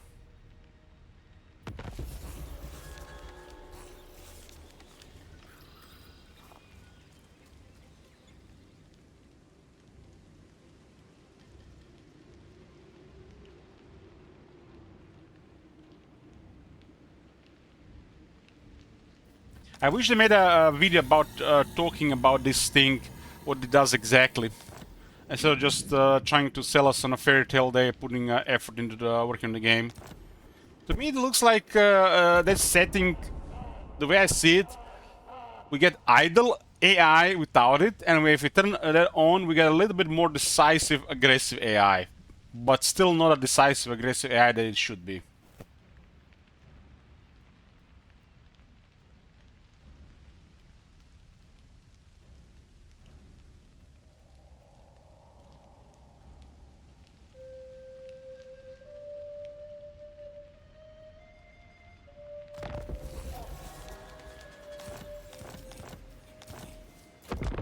We had in the last campaign, we even set up on Archeon at war with Kislev, and he was AFK in his capital from turns 20 to 40. In those 20 turns, he spent 16 turns doing nothing. In 4 turns, he moved towards Janho Mountains, or Goromandi Mountains. So 16 turns, he was idling.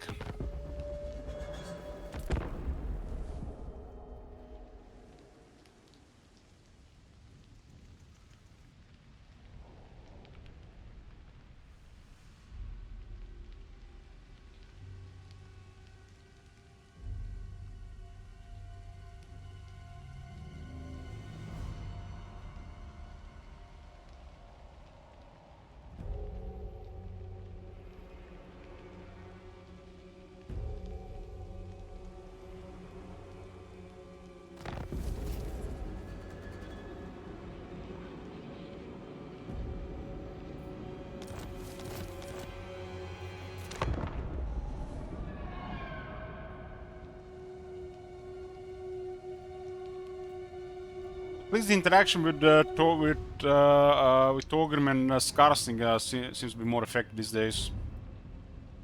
It was really embarrassing before.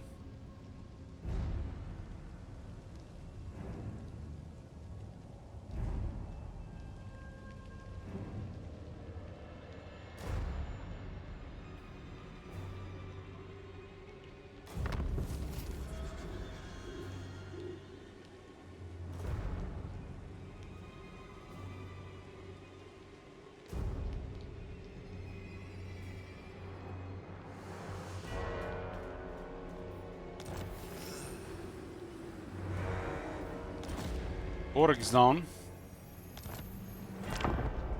One is a really hard to destroy early.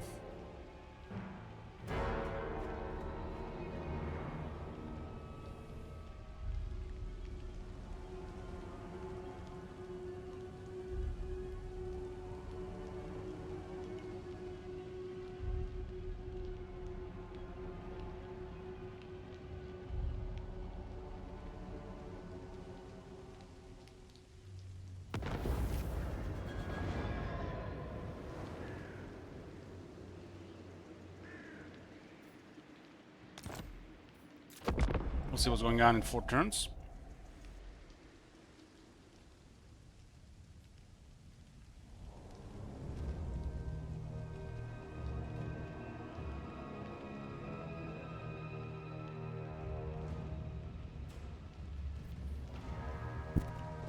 Turtu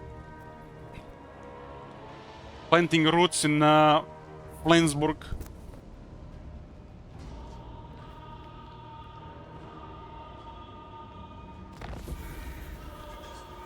Yeah, the Tomb King is critical for them to get that extra army. We've done the most work on Tomb Kings and the Miracle balance patch.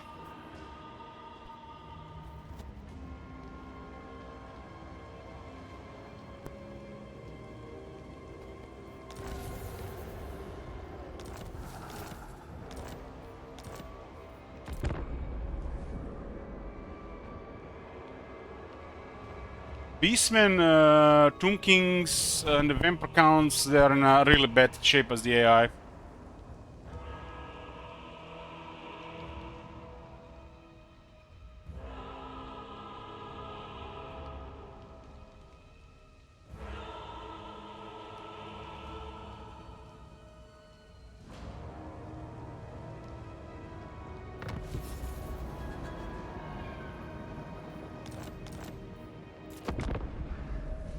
Tomb Kings should not be worse than the Vampire Counts or the Vampire Coast, but they start handicapped because of how the technology works.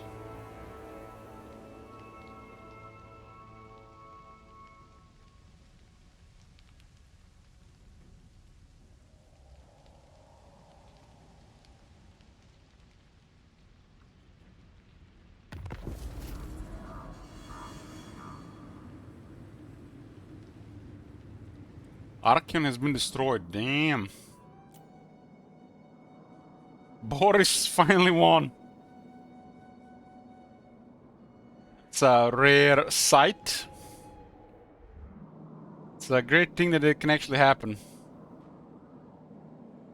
Boris is a really tough position there.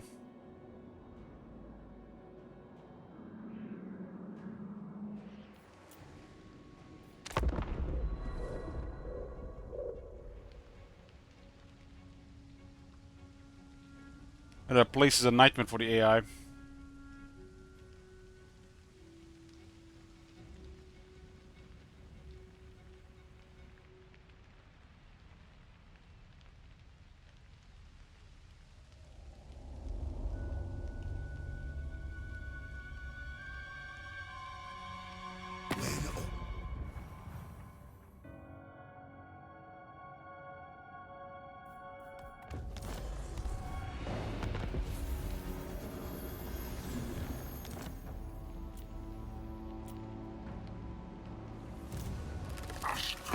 Good to rank 13.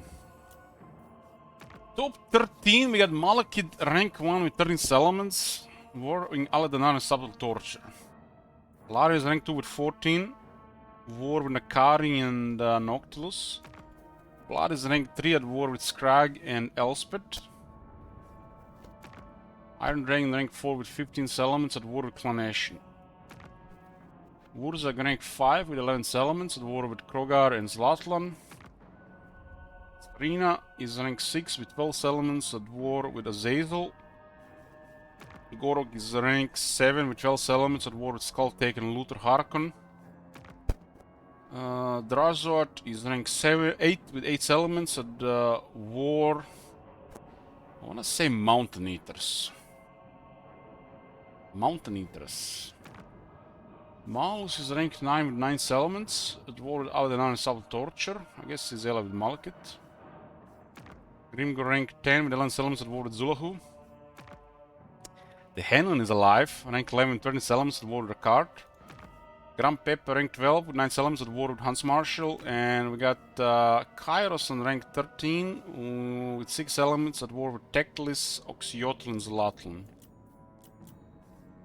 Last time the largest faction was 25 settlements, with the second one I think being at 18. Here is 15 and 14. That's a big difference.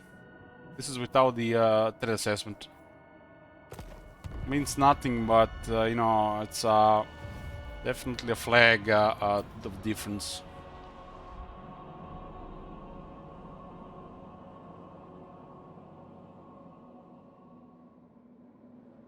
Boris defeated Archeon.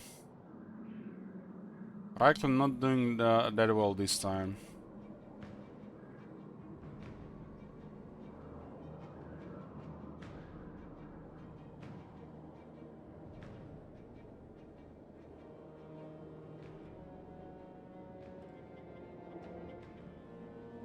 Lastria, a lot more Lisbon domination south.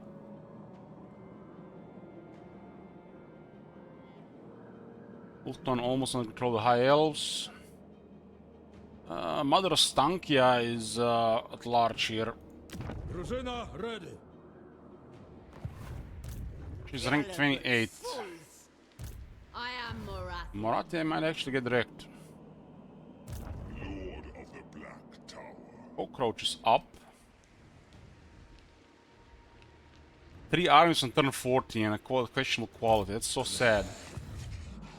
To be able to Tomb Kings at this point should have able to get 6 armies.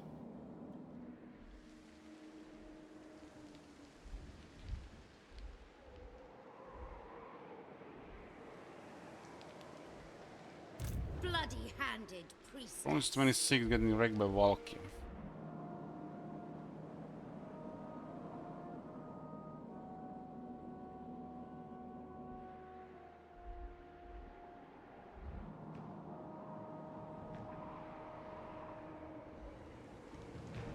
This is actually dealing a lot of pressure here. They have 2 big armies doing nothing.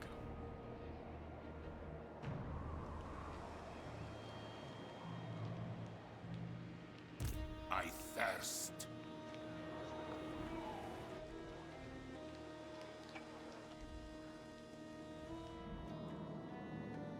That goes both ways, Weezer. He actually got destroyed last time by Azak. I was with threat assessment though.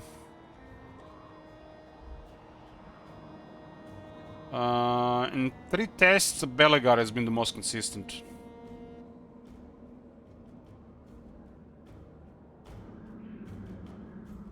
Belegar and Torek. I think Gromdel is in the worst spot, followed by Togrim.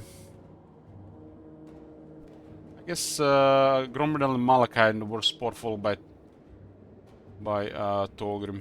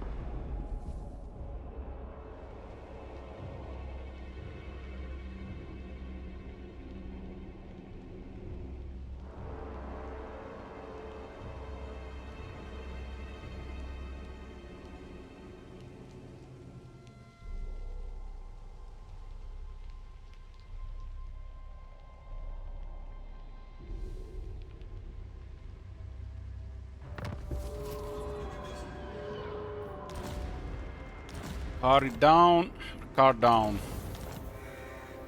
Nation down.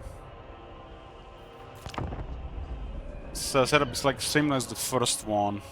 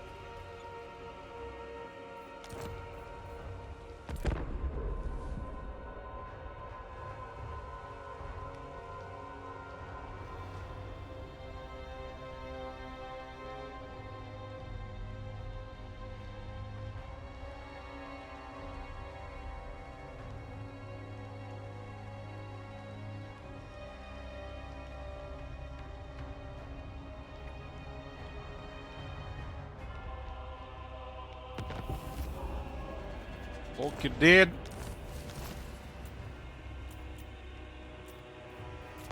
How long has been Durt been in Flensburg?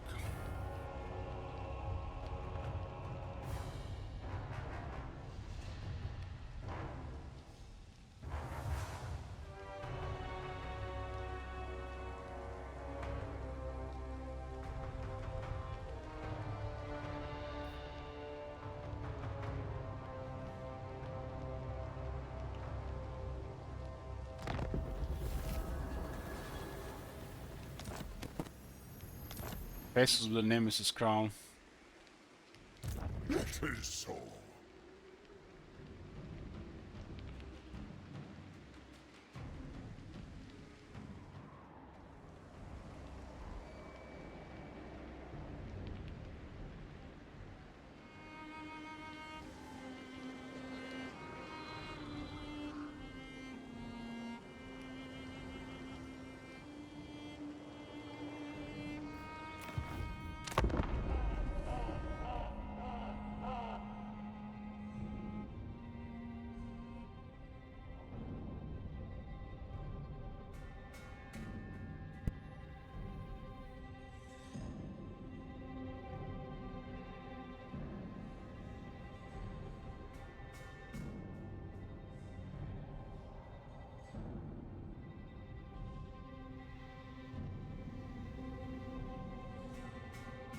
We're getting news about the next DLC in July, which means the DLC will not be released before August, right? Or maybe late July.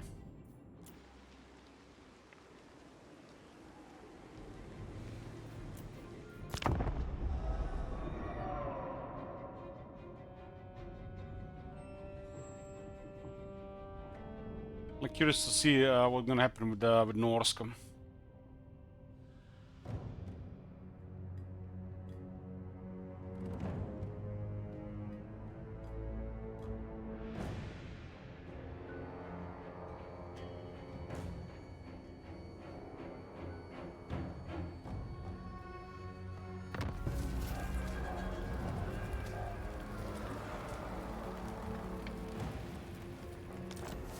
Harkon poof. Who poofed him? Itza. Orok has crazy high potential. This is one time where Skull Taker is actually gonna get wrecked.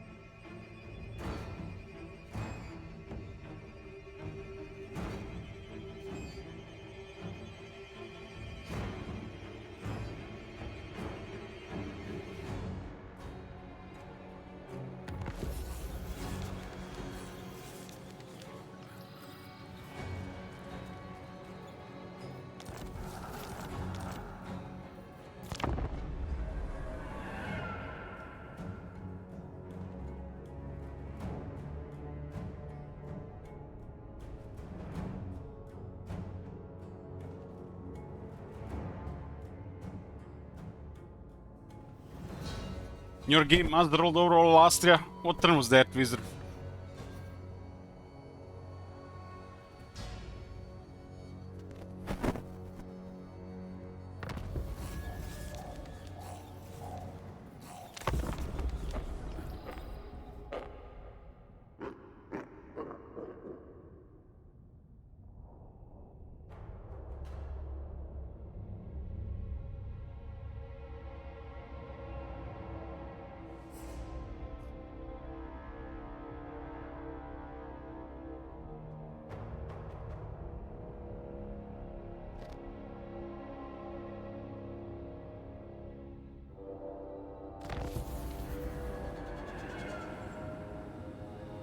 Dazel poof.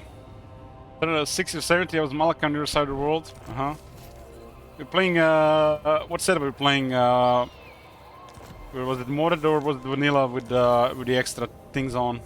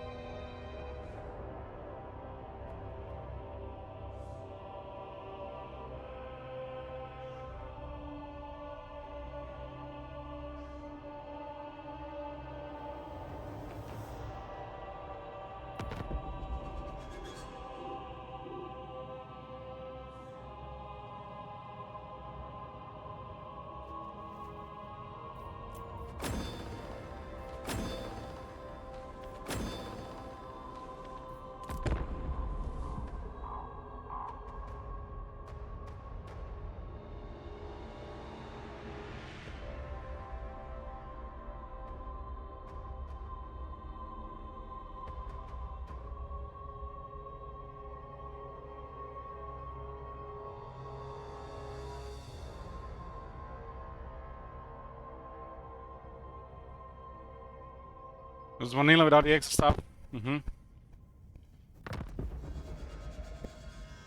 So no trade assessment on.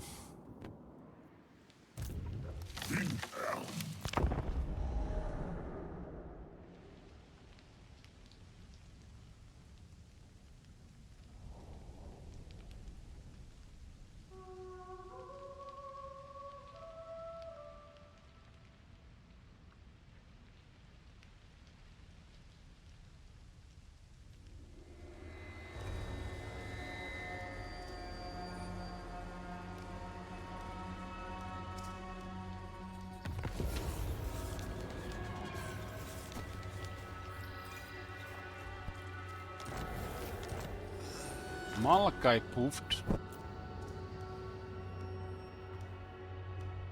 Drog. Sarina is doing okay here. Shane Golfak taken Prague. And this is unusual with Boris. You see the Boris can do stuff.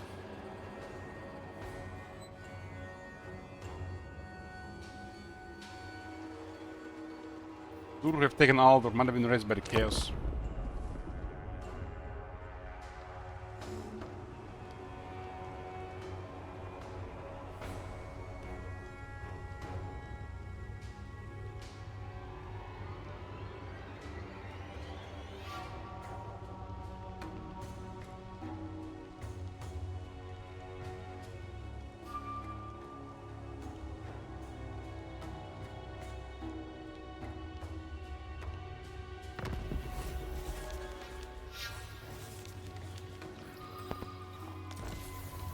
Warbot and Malagor gone. Turn 54.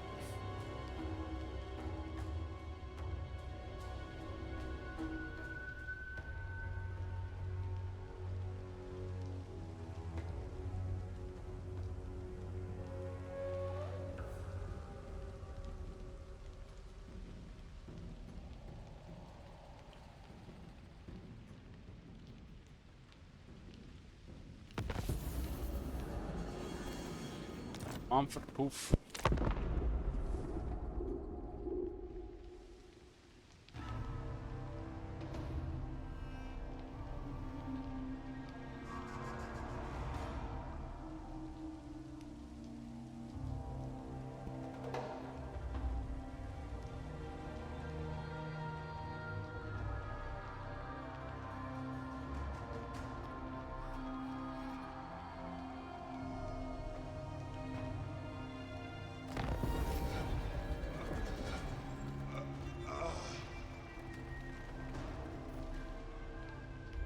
Stalton is poofed. My power is absolute. I dedicated all to your destruction.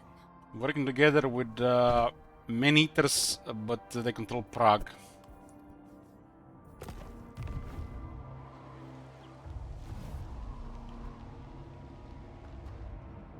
Man-Eaters actually control quite a bit of stuff around.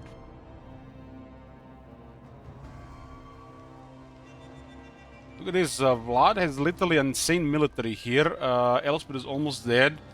And what is Vlad doing?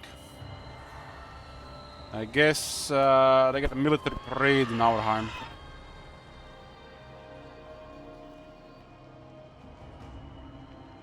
For Verena and Nuln. Waiting for the garrison to replenish.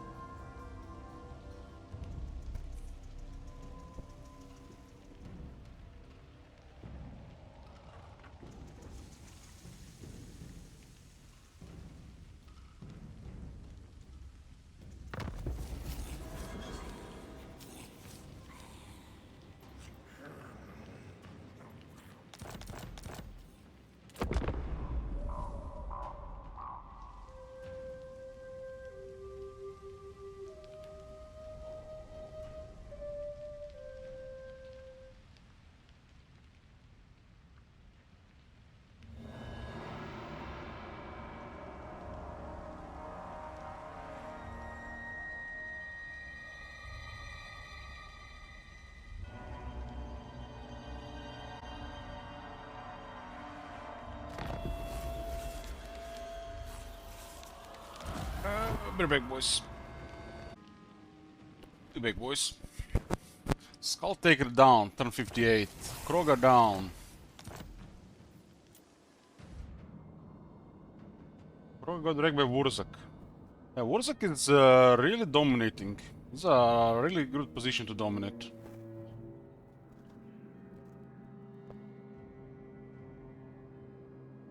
Lizardman this time very good in Lastria.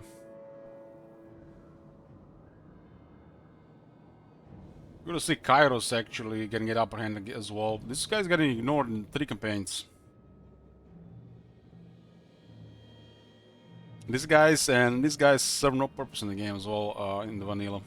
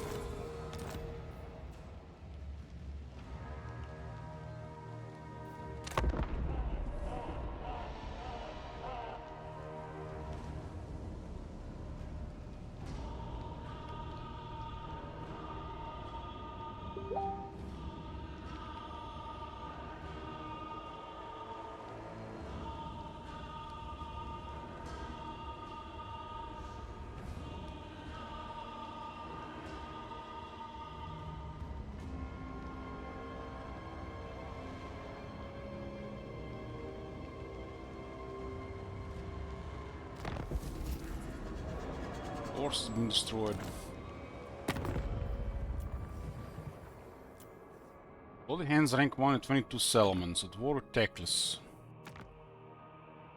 Nothing much change in Nulton here. Malak is rank 3 with 19 at war with Mother Stankia. Altenar Wintertut.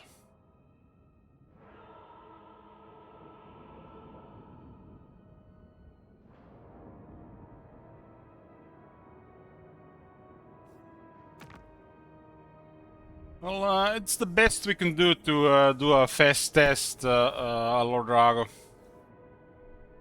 It's not the best, but until we have like a Spectrum mode, this is the closest we can get to it.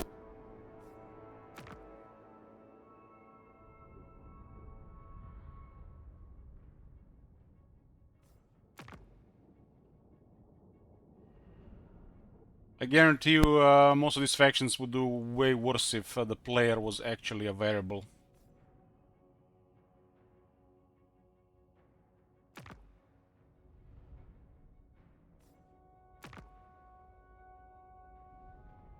Some of them have to feed the player.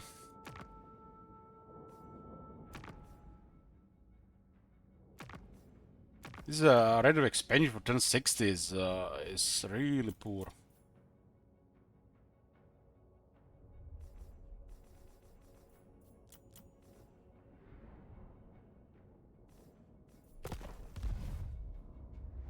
Really poor.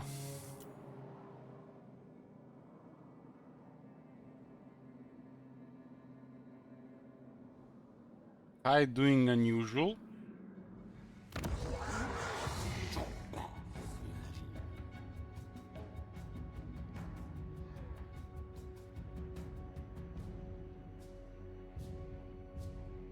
This is the...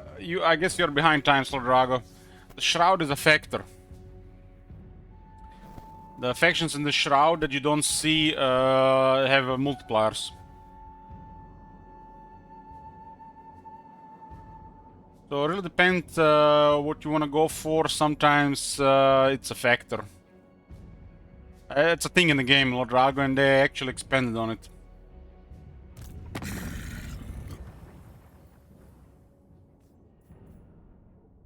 For example, in this campaign we barely see anything, so everything has this multiplier on.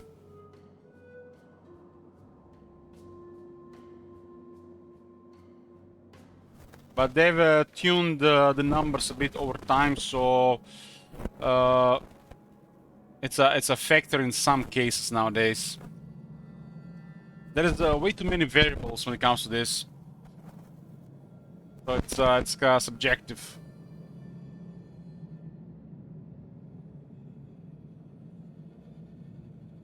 In the vanilla, it's actually even way worse because there's too much idleness.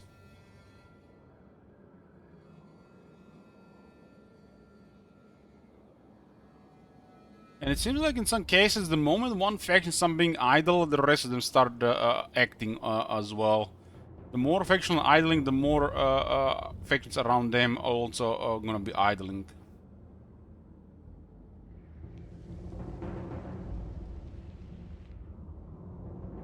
Vlad has actually got the upper hand in the Empire, but it's probably not gonna last. This is vanilla Lord Drago.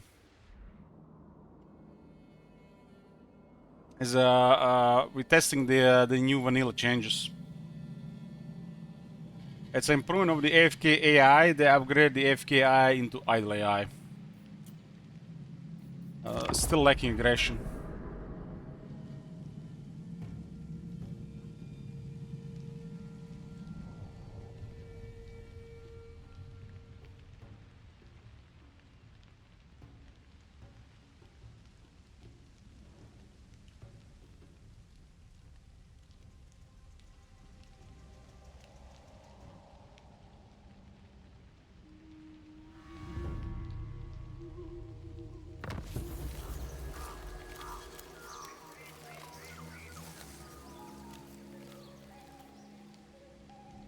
Hey, Frodo.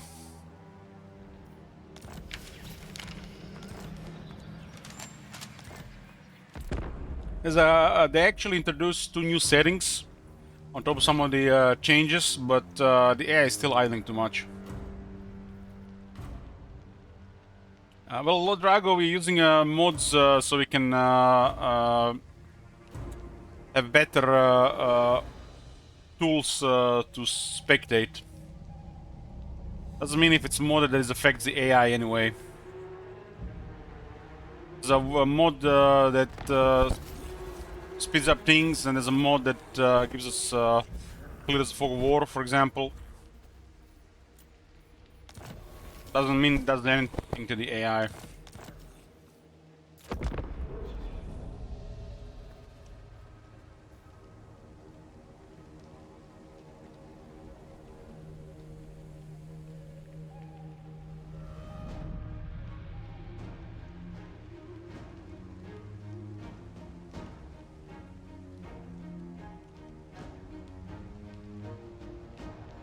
Roro says they played a couple campaigns with new settings. The biggest thing I've noticed was the AI works harder to make sure you have 2 enemies at all times.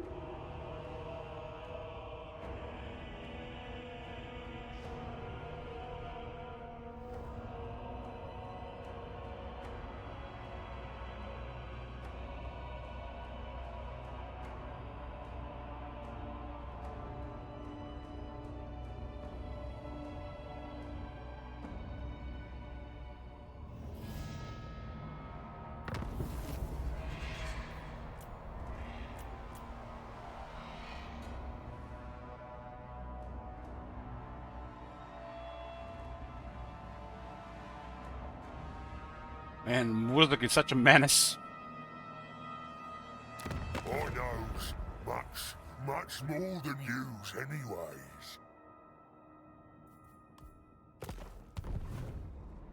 Like, still like not a good enough progression here. Seeing the amount of turns passed.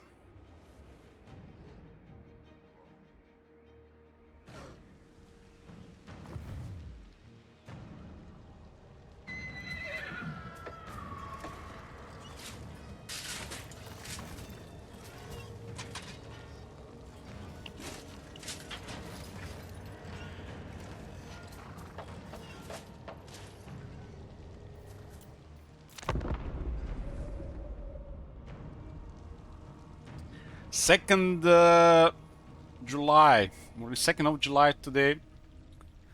I'm gonna be chilling next 2 months. Gonna go back to playing some more of a Magic the Gathering as well.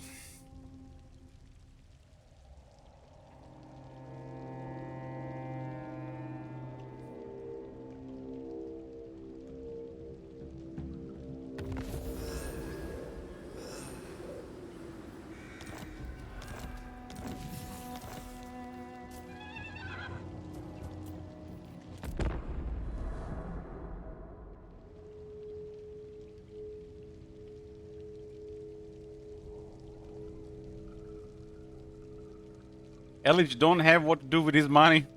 Feel like you messed up there. You mean I don't know what to do with my money?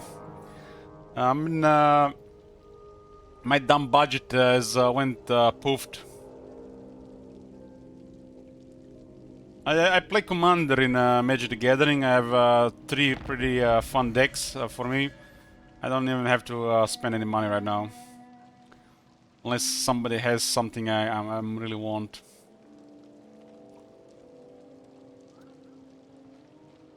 I've been playing Magic the Gathering for several years since I quit Gwent. Sold the rest of the collection and I just have a couple of Commander decks and some cards to the side.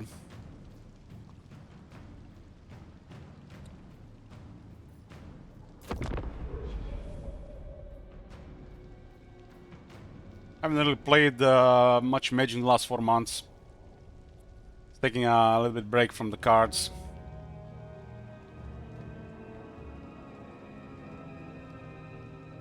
You see new Gwent standalone card game they're releasing? I have not, no.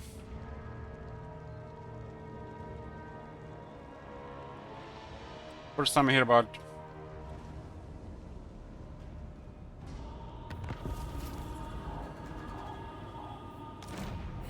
Physical? Interesting, huh?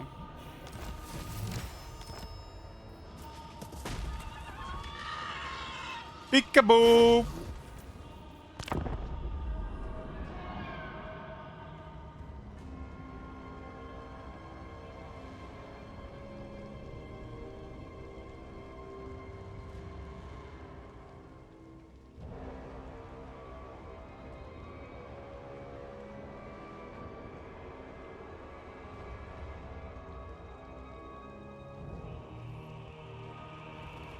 And it's been now 3 years since I got back into Magic.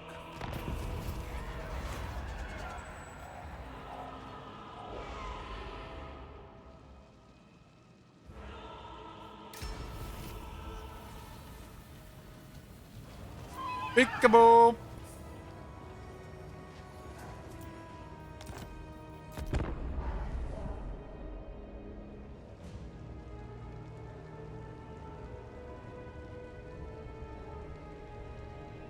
I don't think I can get back into Arena. I don't feel like playing against soulless bots. Feels like, you know, when you're playing Arena, I'd rather play with real people at the local game store.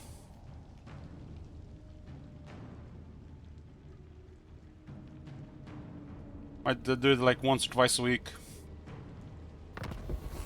Usually like a Wednesday and a Friday.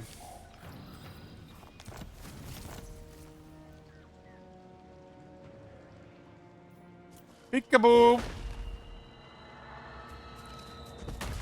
The moment they patched the game, this was the first thing we seen 2 years ago. and it's still in the game. Makes you wonder what they're doing.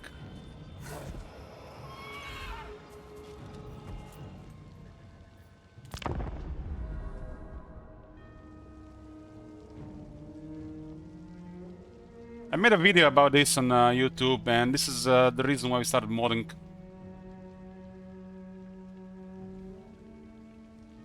It looks like not much has changed in all this time.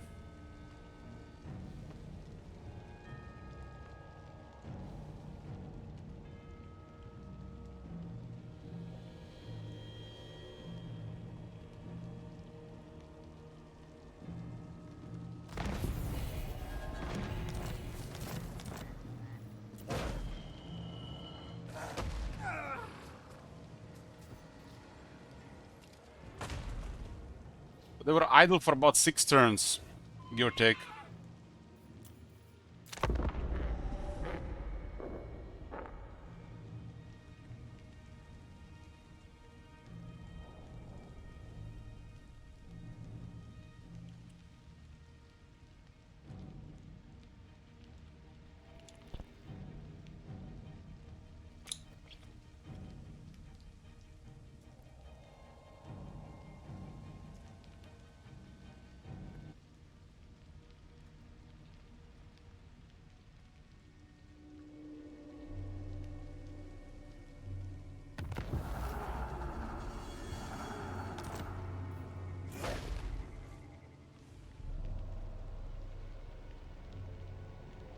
On thy knees.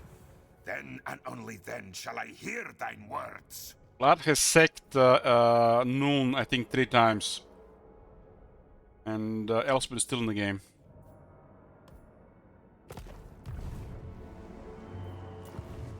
Guys, if we see and conclude that the threat assessment option is just superior to the vanilla, and they put this as a separate option, this is like has a disaster level consequences for the game. Like, what the fuck are they doing?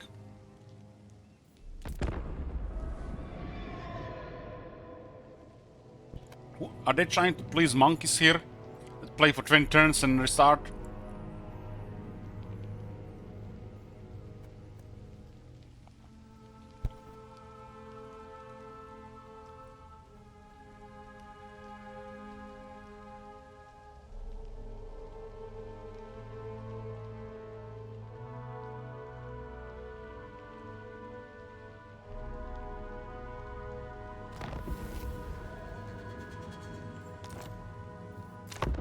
Another test almost done, but the picture is already almost painted.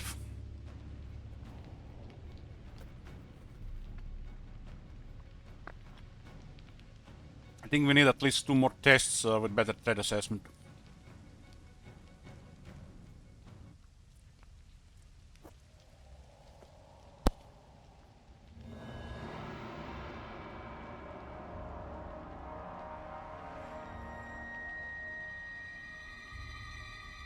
Both the first and third didn't use better threat assessment, and they definitely were worse results than the one with threat assessment. So that's a good sign. Good because it seems like the better threat assessment might be doing something. Imagine after all this testing we made a conclusion does nothing. That would have been the worst outcome.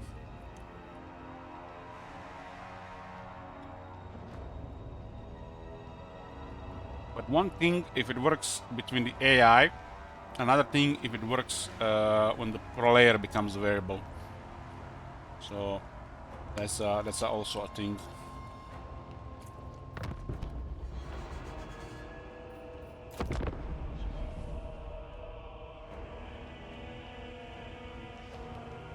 The AI doing their thing while developing early and mid game into late game. It does make sense for them to do better between them, as long as the player intends to keep playing the campaign past the early short campaign. The moment the player sticks to just early and short campaign, this doesn't matter at all.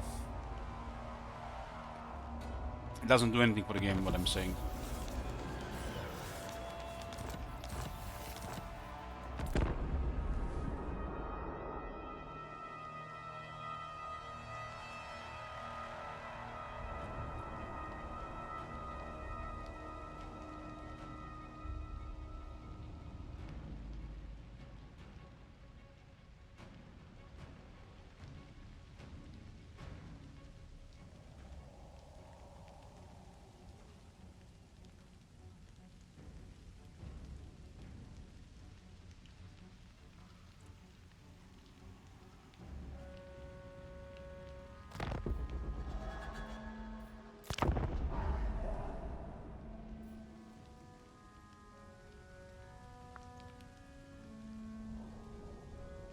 80 turns is more than enough. 80 turns is late game.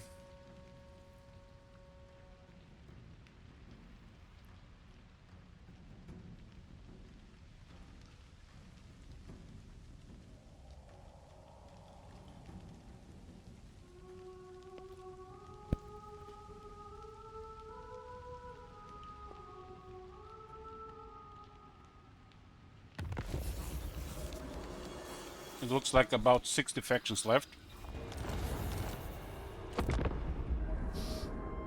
76, 7, 69. Around 65 factions left.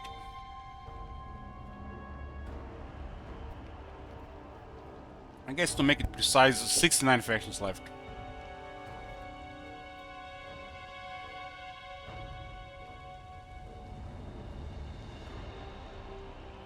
This number being closer to 60 is better.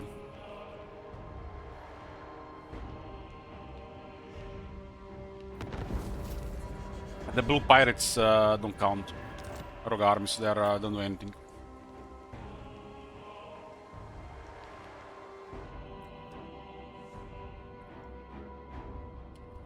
This is the first time the Vlad actually done something.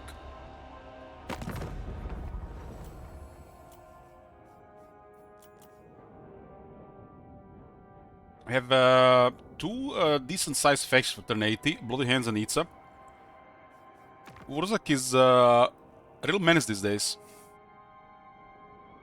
He doesn't get enough resistance from Tlaco, I think.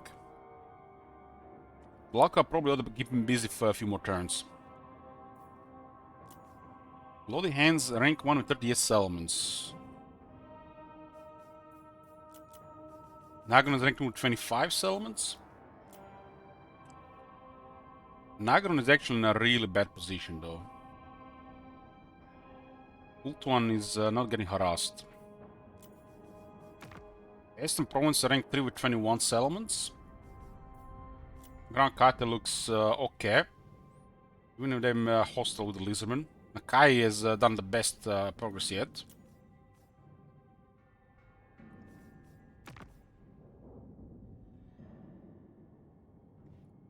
Yeah, they're having actually a really high income. But Malakith is one of the top money makers.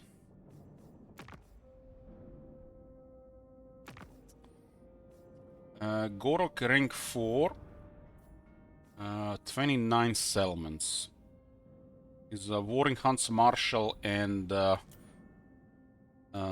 Yuan Bo. And the Henon is on his side, but they have no alliance.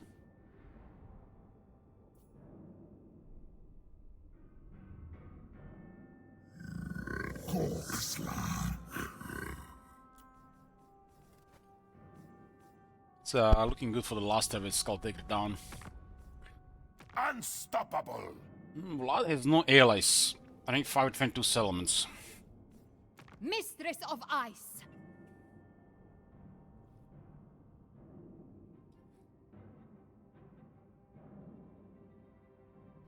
Ice Core rank 6 23 settlements.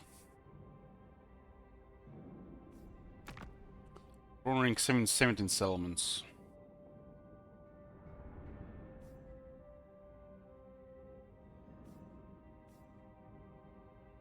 Bretonia allied with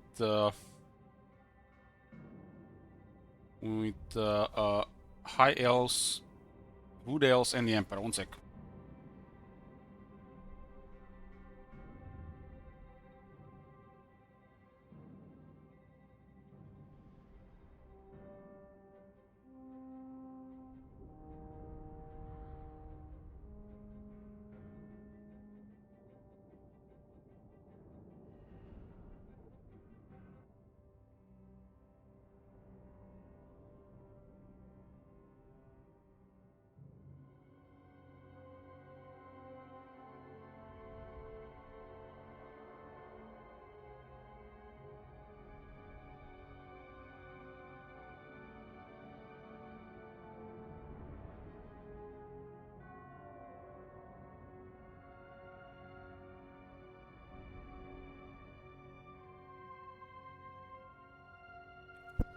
Okay.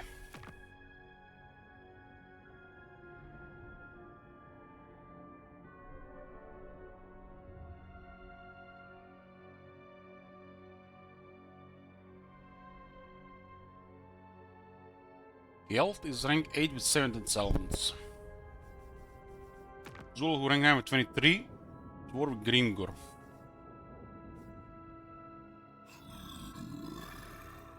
Grimgor is not doing that well. We trouble with the Chaos Wars. Malus rank 10 with 12 settlements.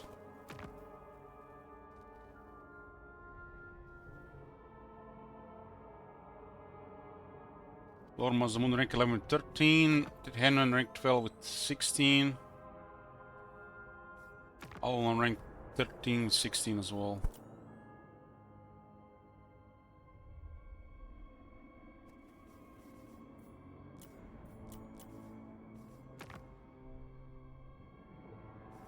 So, you've heard of Wurzag's...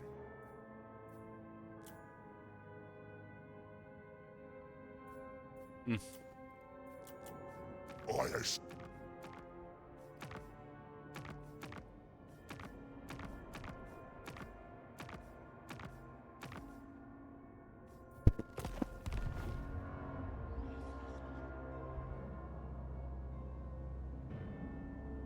This is definitely the best performance from Wurzag yet.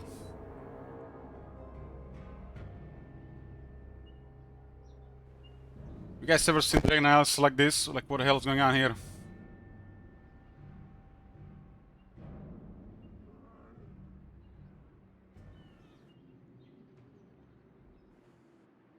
It seems like the entire military of the Iron Dragon is here.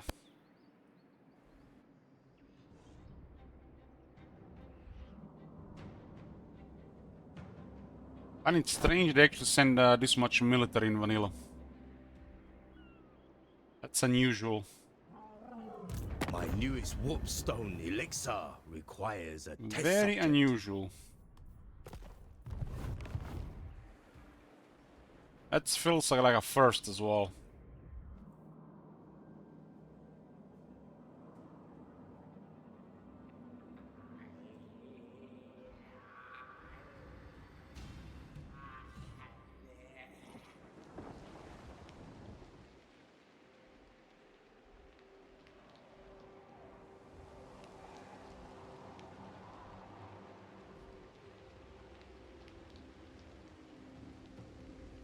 Maybe it's because of the Nakai factor, yeah. You know, Nakai is doing unusual stuff as well, and is being ignored by the other guys. Could be a thing as well.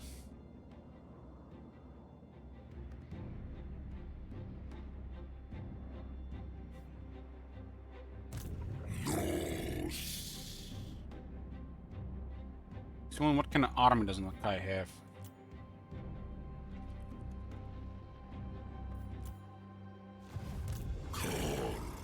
Stegadons, of course.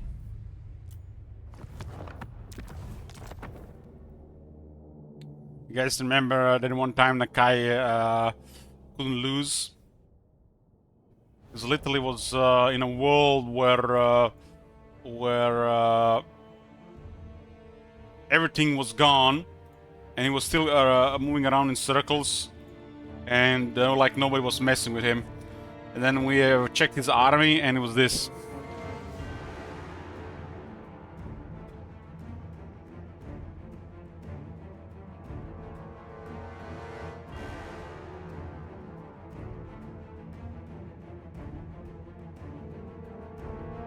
Scary stuff, huh?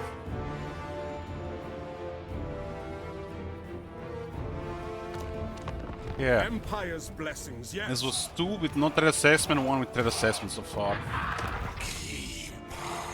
of the Destiny Scroll.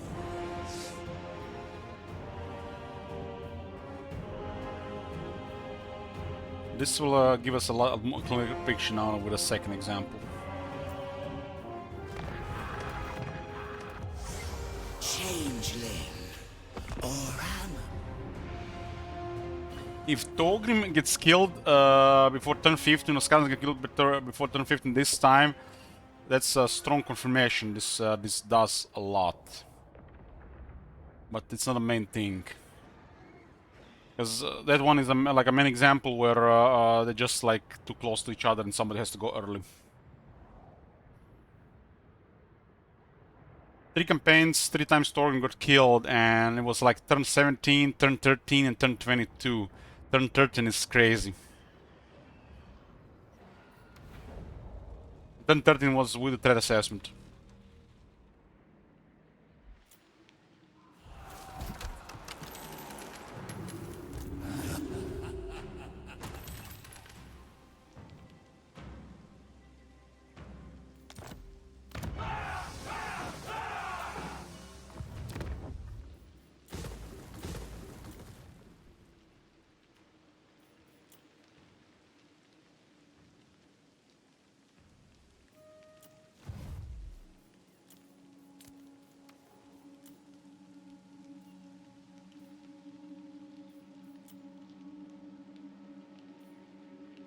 Oh, I remember what happens here. You have to click you have to click it before you get rid of that changeling.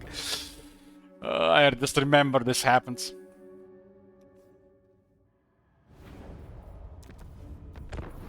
Summon the Elector. Too much click click click too fast. Wearer of many. We have to click on the mission before we get rid of changeling.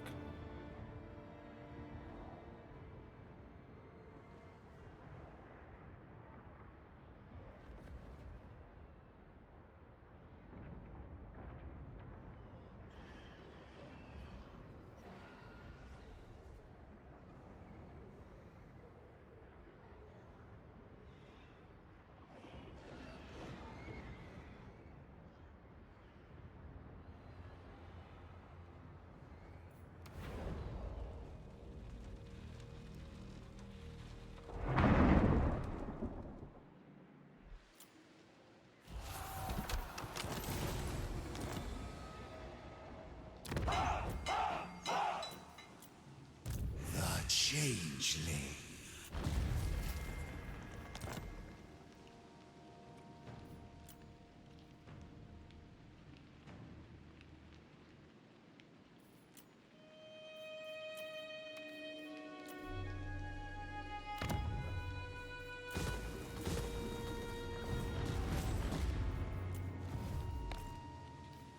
Yeah, under the test with the threat assessment.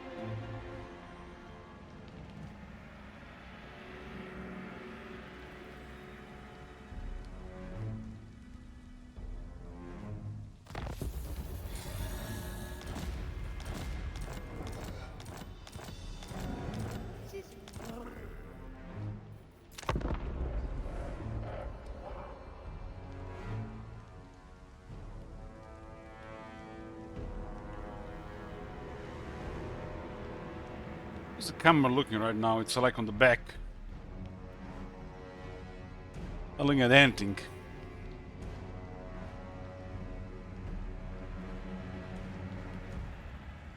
I guess it doesn't have any light.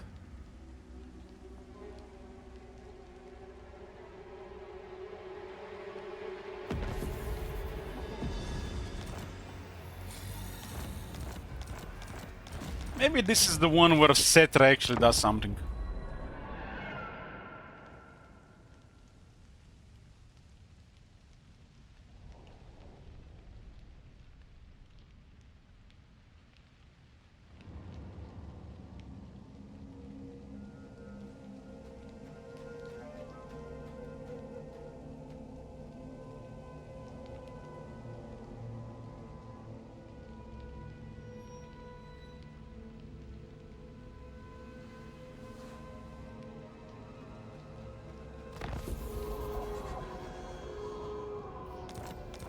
Yeah, Tomb King's Erlen is an update in the vanilla game. We fixed them in the mod.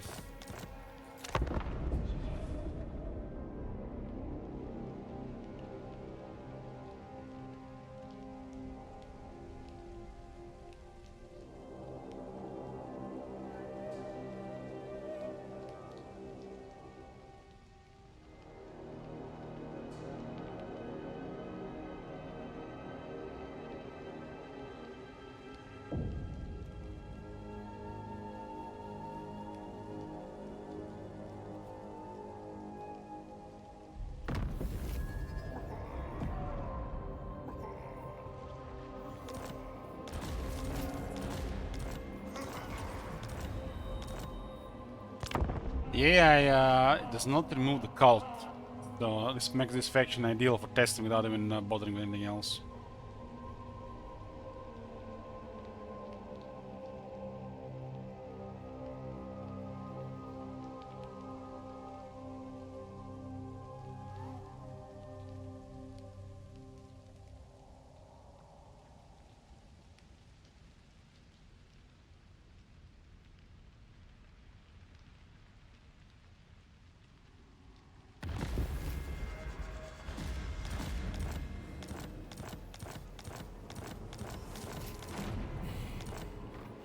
Faction that die Rias seems to be Tlaqua and Khazrak, Warhord of the One Eye.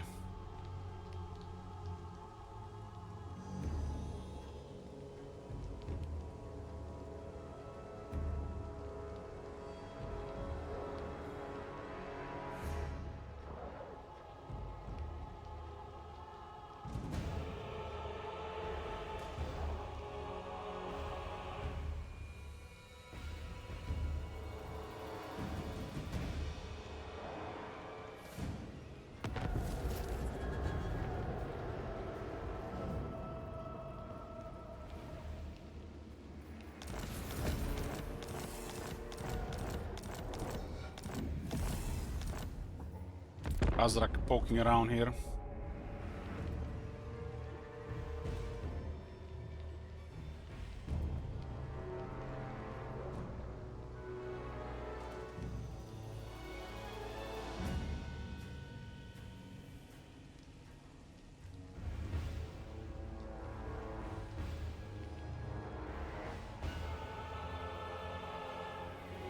Not wise to show your face.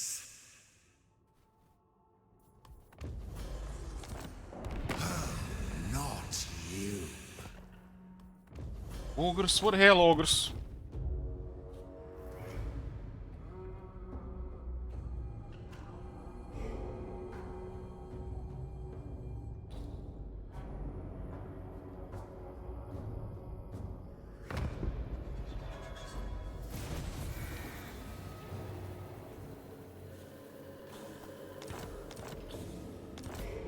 Khazrak poof, turn 9.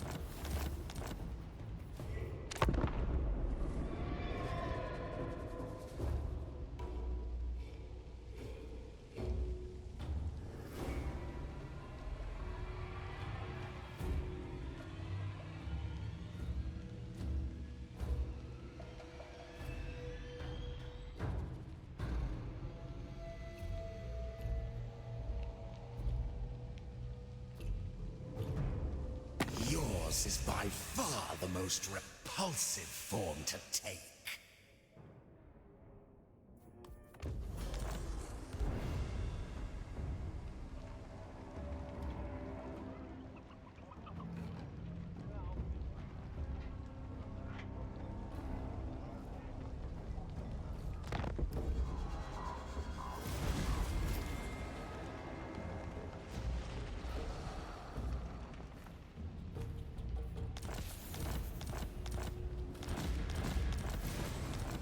What's the void armor?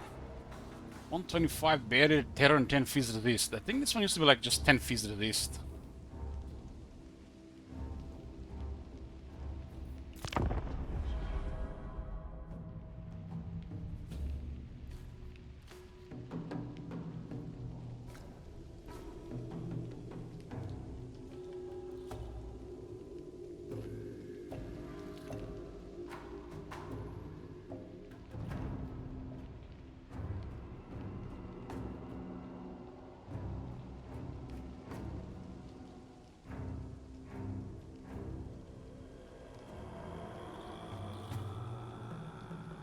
And differences in the AI so far, it's exactly what was in the proving grounds.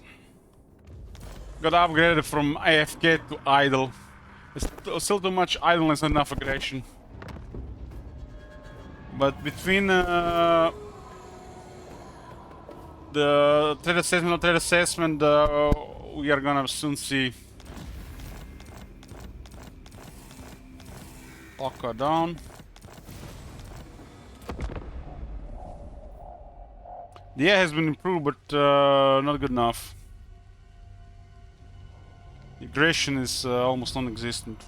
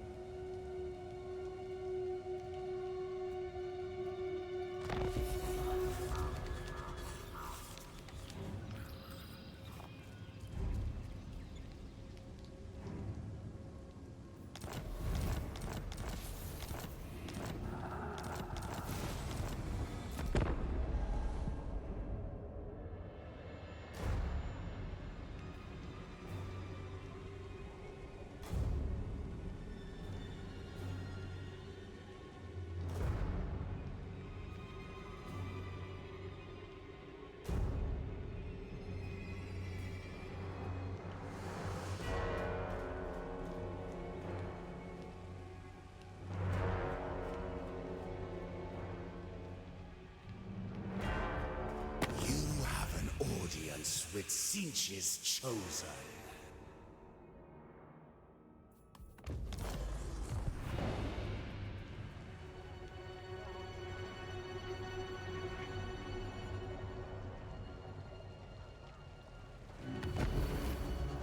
I mean, the item update is not that relevant.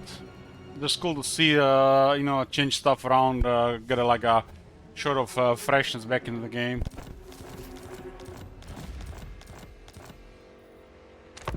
I think the updating ancillaries and traits is way more important than updating magic items. Out of the stuff they updated the easiest thing first, and it took so long. There's character unique items, there's the ancillaries, and there's traits. So they only update magic items out of all that.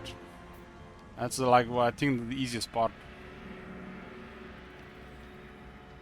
You don't even need most of those items to even play the game. They're just like a fun element. Good to see more usable stuff at least.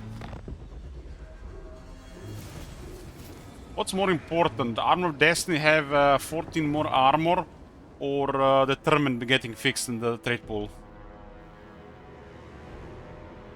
And there's the like 7 times stuff like Determined, and there's always so many usable items anyways.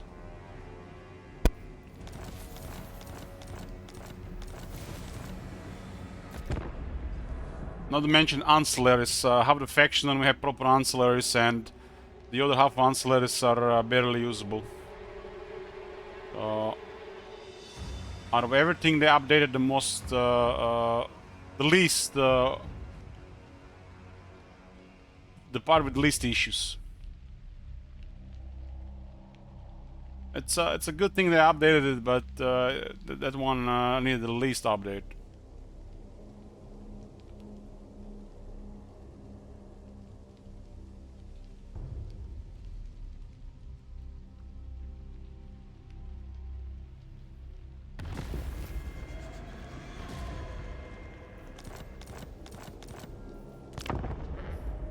This update feels like a big update, but it's literally just a hotfix deluxe. Like, if there was ancillaries together with magic items, it would be likely an update. But this is like really just a hotfix.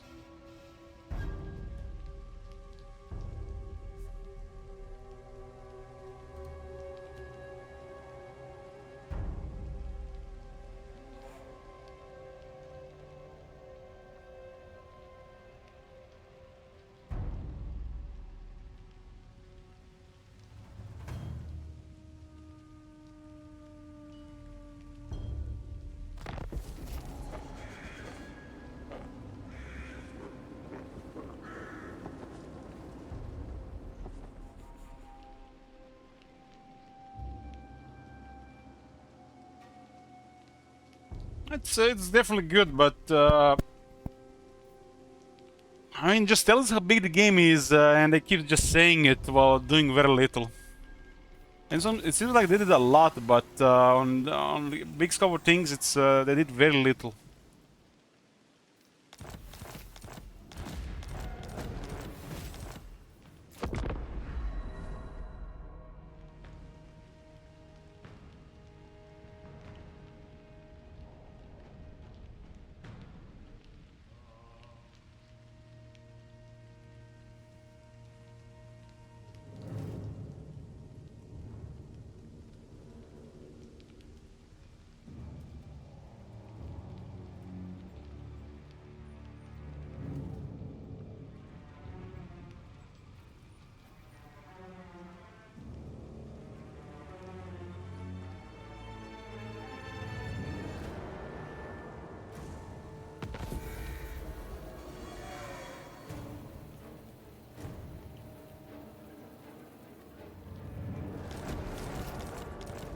Out of zone.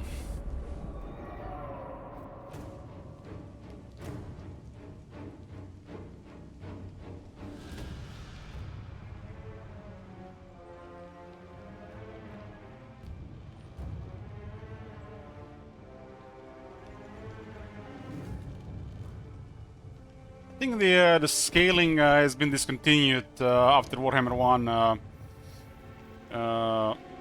AP90.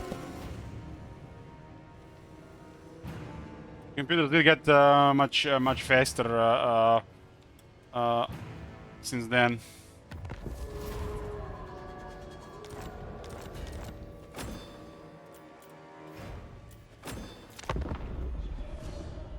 Makes even no sense to have multiple scales. Probably should just be a small scale and the ultra scale.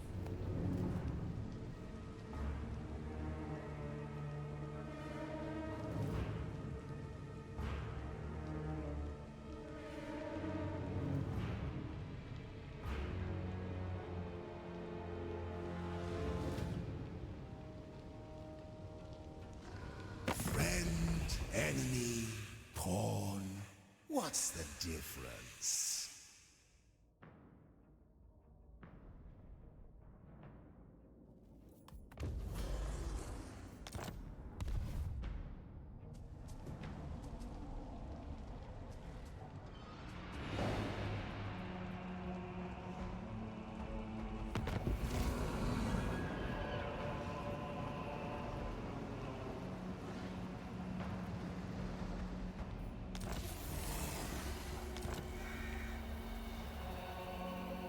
Who's complaining about the performance? Are the people even buying the game? Just let me just show you something for a second.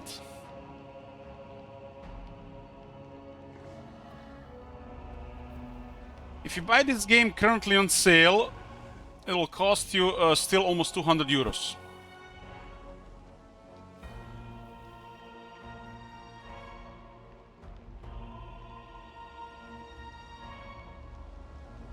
This is the type of game you get to play when you actually get a new PC and not trying to push it on a 6+ year old PC, which can still run this game if it's higher end.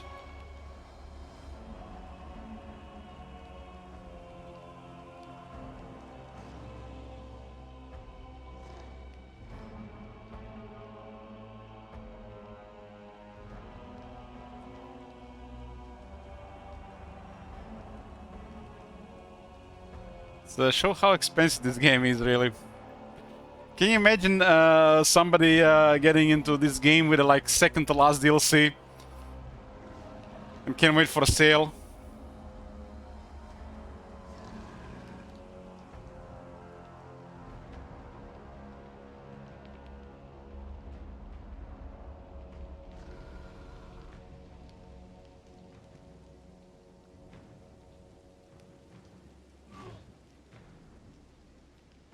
Rick to spoof. Oh, Western training.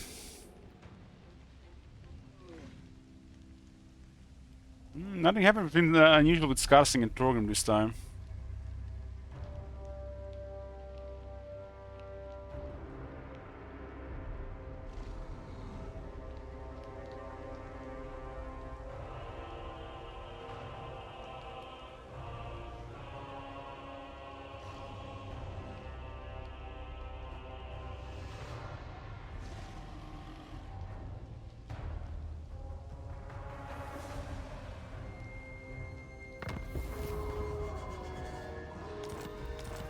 I mean, isn't it too much to say that usually when people get into Total War or getting a new Total War title, there's usually the time to get a new PC at the same time. How is it different than, you know, buying a new console?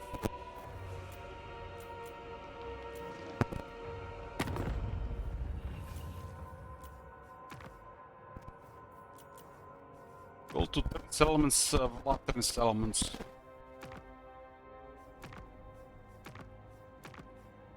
Only problem these days, a console costs 1/3 of a new PC. I guess it was always like that.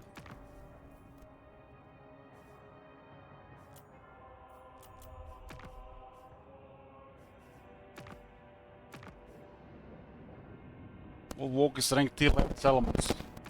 Again, 2 greenskins in top. Arbal, Oxyotl in top 5.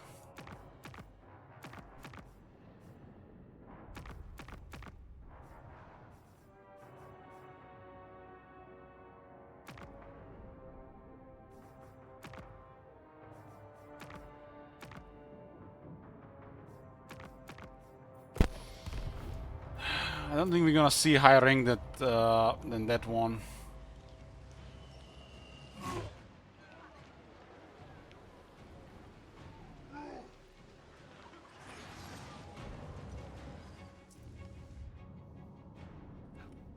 Well, strength 33 Noctilus, huh?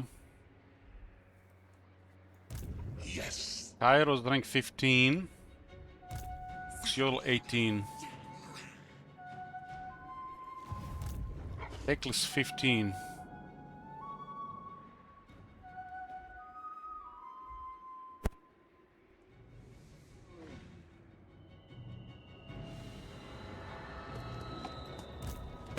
Mortals.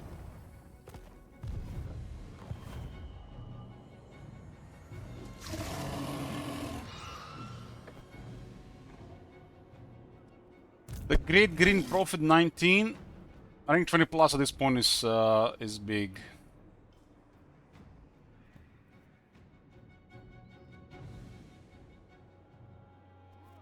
Scarburn 16.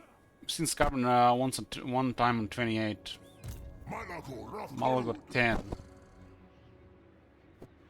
Krogar 16. Leader 12.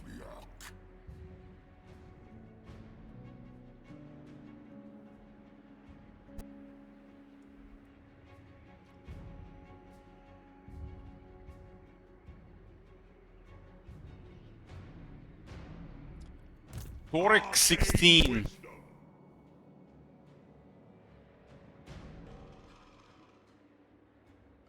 Arkan is 13.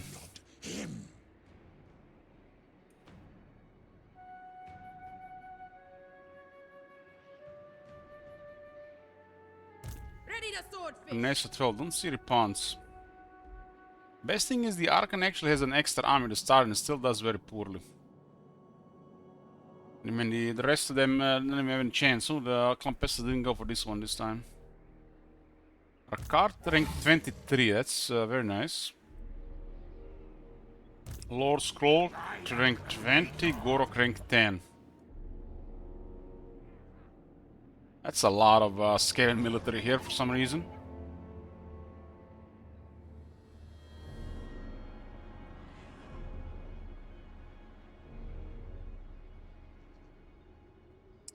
Good morning. Thank you. Good to be back.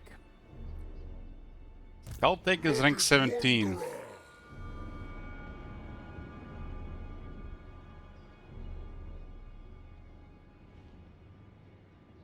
Albrick 18. Yuan Bo 13. Through me. Mazdamundi rank 19.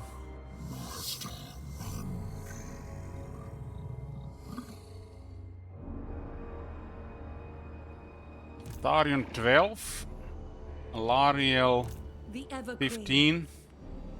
As you Tyrion said. 13. Noctilus 35. What the fuck? What the hell?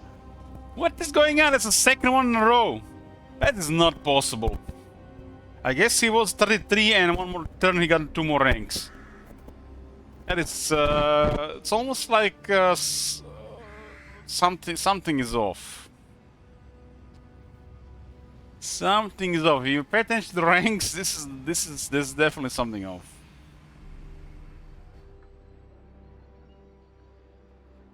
Nakari is rank 12.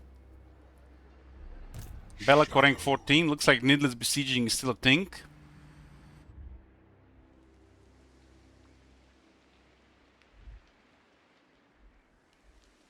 Murati is 16. Mother is 15. Cockroach is 17. Sisters are 15. Defenders of the glades.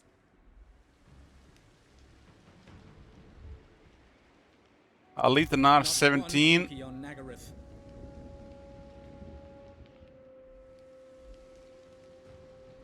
Don't see Celostra must have been wrecked recently. Cromwell still up, rank 15. Malekith got wrecked recently, rank 15.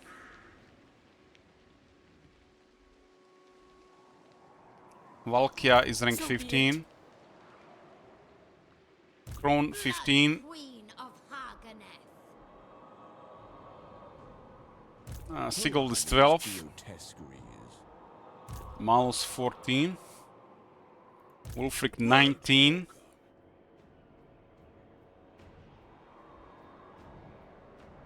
Don't see Fests. Don't see Epidemius.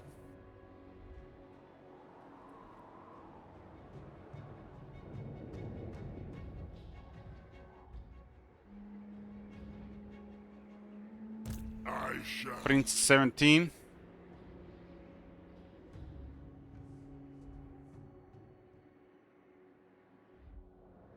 Boris at large again, 21.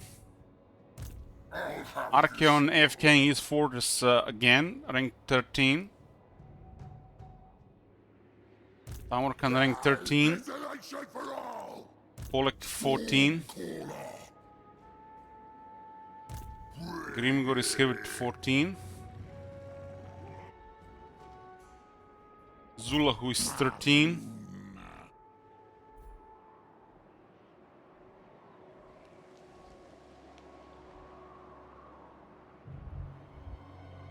Don't see Arbal.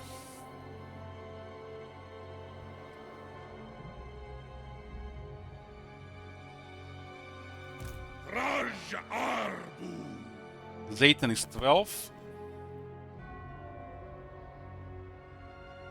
Village is 20. Mami Ying 14.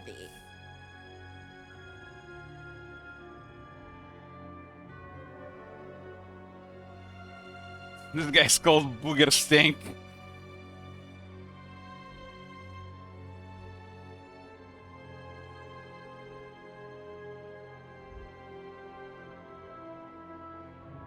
Balthazar is 18. Nakai is 20. Death Master 16. Lord of the assassins. Let's see Iron Dragon or Locker. Ah, there's the Iron Dragon. 17.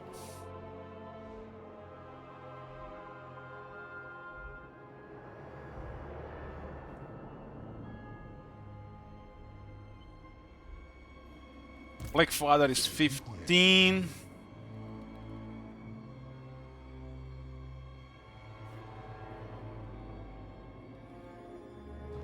Grease is 18. Imrik 12. Drajrod 17.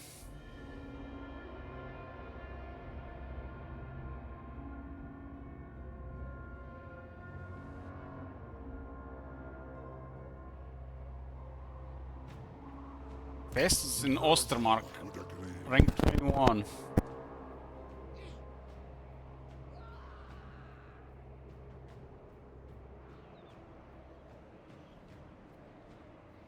This time has been a stalemate Vince casting Torgrim.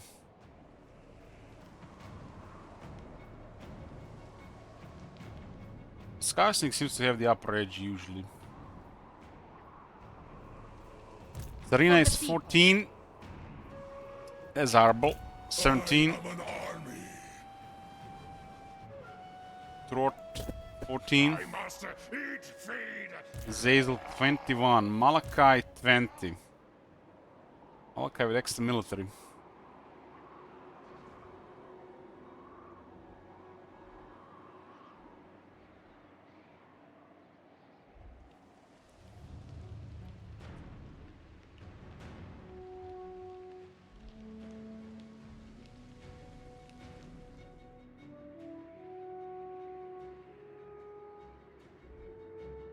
Luin is 15.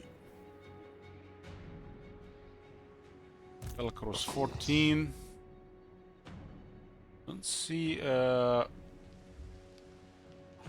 Camber. Wicked Claw 11. Morgur 7.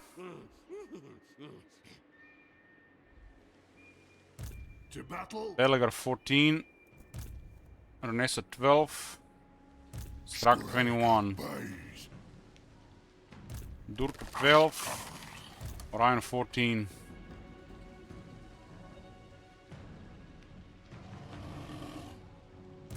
Blood is 18.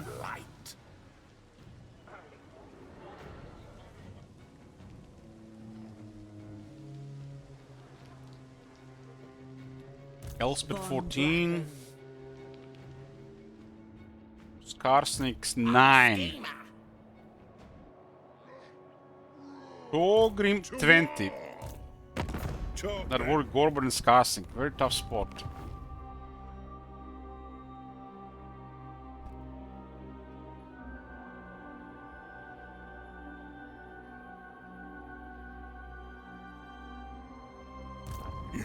Dragos 21, Belagar 14, Arnesa 12.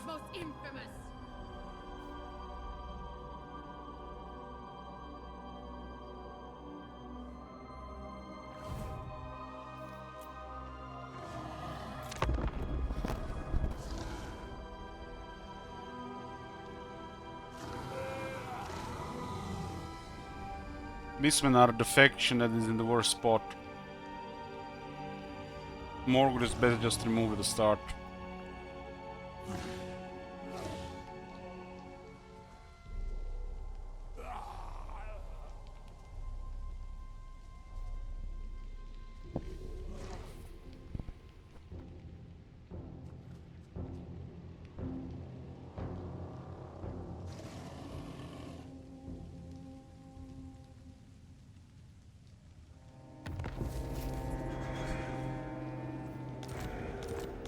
Tetra.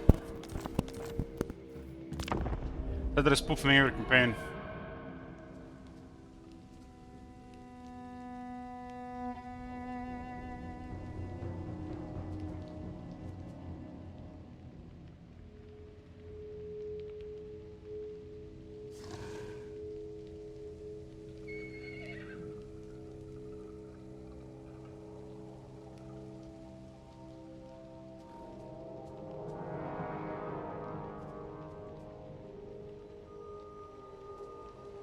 not wise to show your face. Dusty, what you doing, Dusty?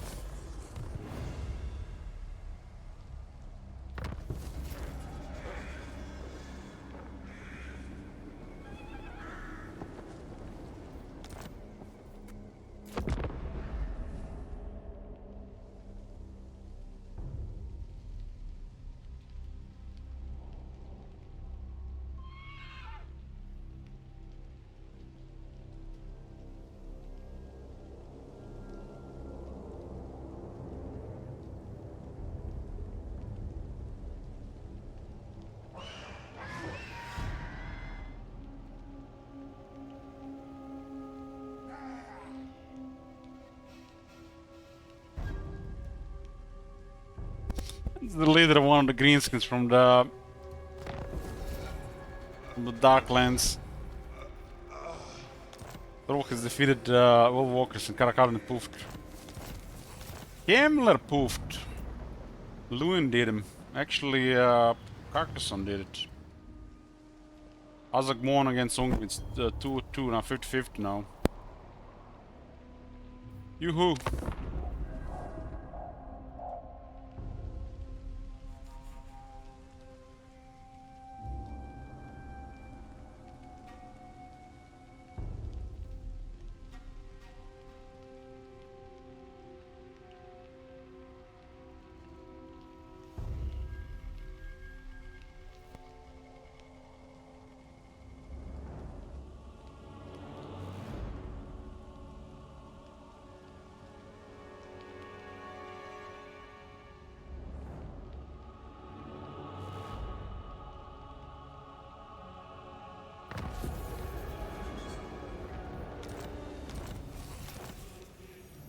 So something definitely happened with Noctilus. Was like the most extreme example so far when it comes to levels.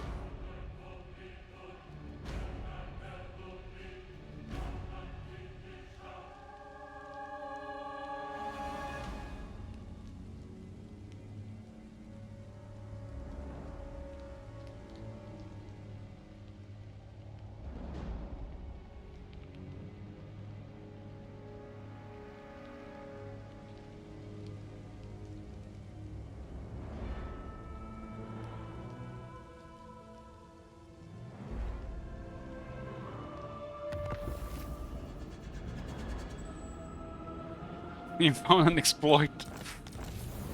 Morgul poof. Volkman poof. Gorse poof.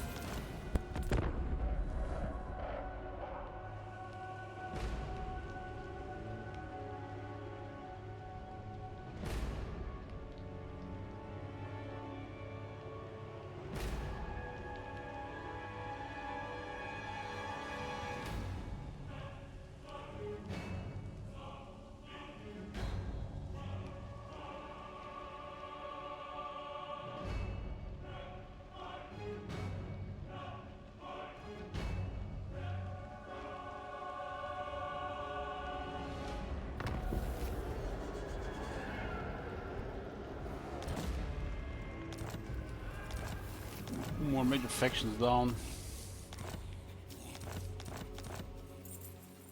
Well, this might be the one when Torgrim actually gonna survive. He got killed 3 times. This is the 4th time now. 4th test and he's alive. Might be just a struggle until he recovers.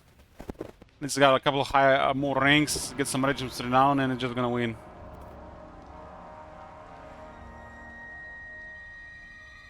What is my least favorite part of the world? Mine is the last for some reason. That depends.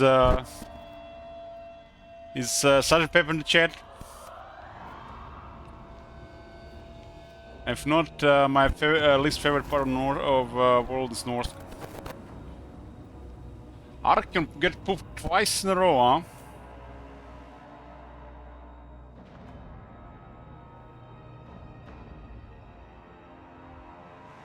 Look at this. Boris won again.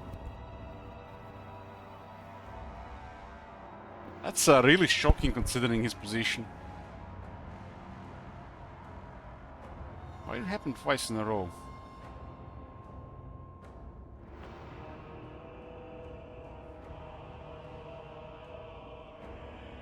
I can get used to playing in every part of the world, but for some reason Norsca is the worst.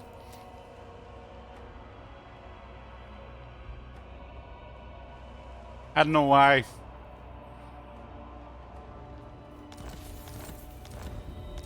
If I had to pick something to be the worst.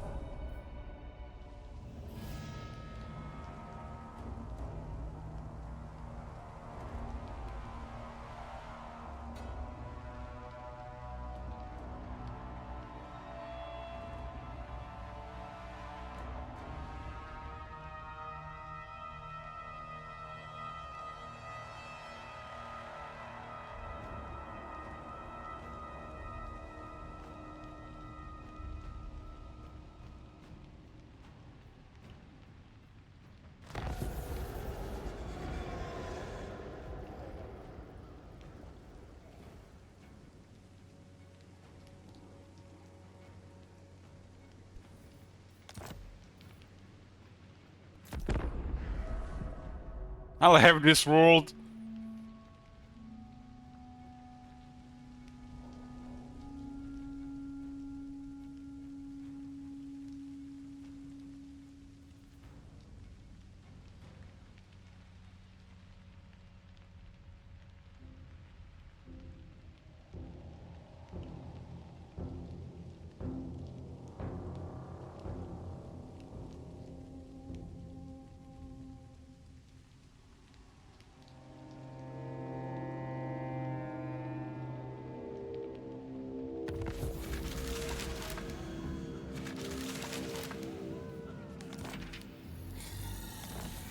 Gorbat poof. Does this mean the Torgrim is doing well? Yeah, Torgrim got some regiments now. Now Skarsling is gonna poof. For the wisdom of Valea, can I help you? Yeah, this is gonna be a dwarf world. You know, you guys don't realize that the Skarsling and Gorbat are the good guys. If they fail to destroy Torgrim, the dwarves take over the world. This is the new world order.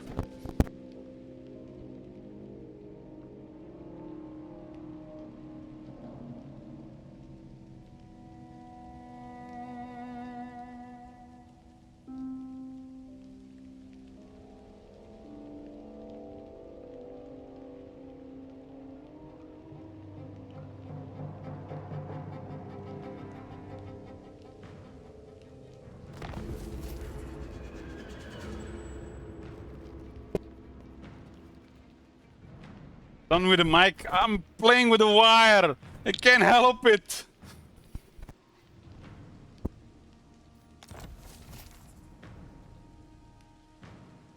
Gotta just keep my left left hand on the balls and not on the wire. All sorted.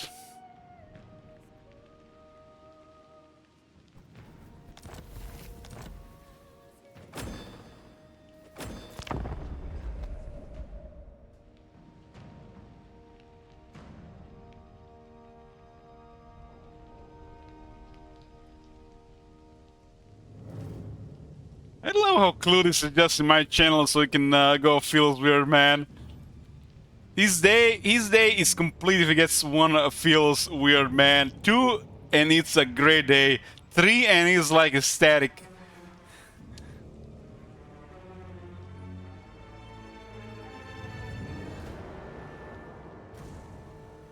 That is the worst emote ever created. Green names behind it, no doubt.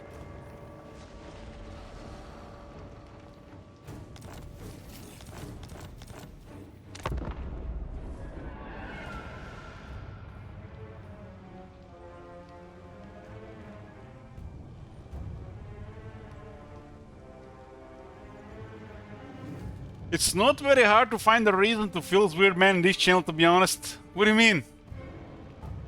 What do you mean? What do you mean?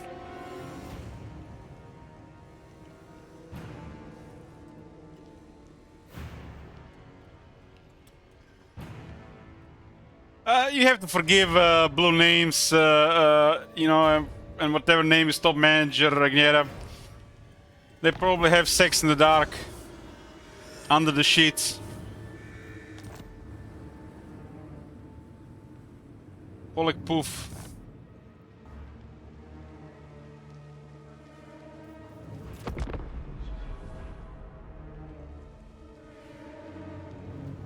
Better than having no sex, Mr. Streamer.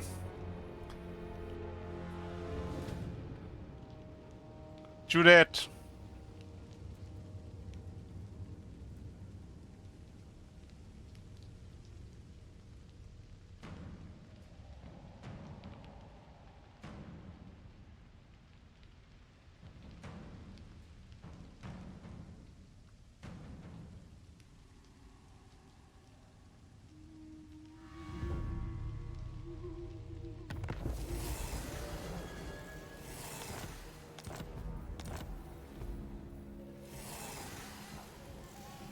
The guy poofed.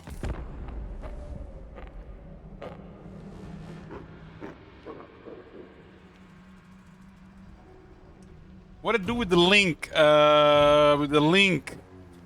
You know, Agneta, to be honest with you, I have clicked the link, I clicked download, and I forgot about it.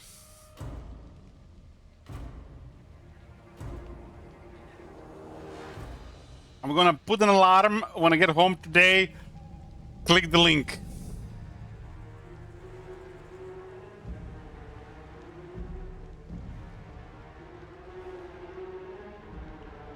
I was watching some anime last night and I fell asleep. I'm going to the local game store today after a while. Gonna play some Magic today. When I get home, it's gonna be Booba Games link time. Better not be another 3 hours of reading that game.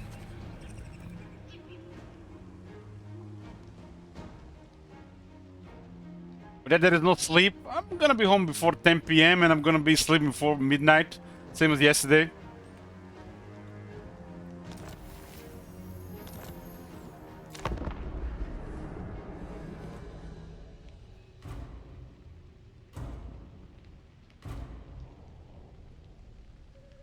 That game that you linked, well, I think was you, the new Antioch, literally is like people saying like all the Booba games are the same. You just like there's no story, nothing. Just get into the action immediately. You start playing that game, it's like lore, world building, character building, and there's like nothing happening, no Booba stuff. And 3 hours later, I'm still waiting.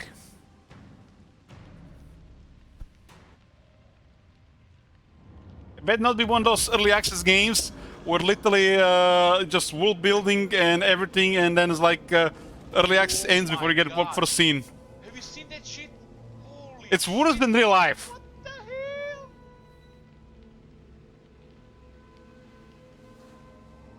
Because you have to buy the game, you know, usually, and then you start doing it, you get nothing out of it. It wouldn't sell. I've actually played early access Booba games that spent little like 6, 7, 8 hours of content just world building. And no Booba scenes.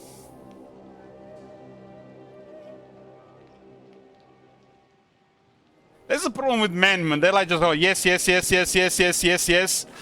They have sex with a girl, and then like, what? I didn't agree to this shit. What are you talking about? And then all the arguments start. You said too many yes, you know, that led to that. You have to say, you have to go yes, no, yes, no. You have to read the situation. Can't just be a yes man just to get what you want.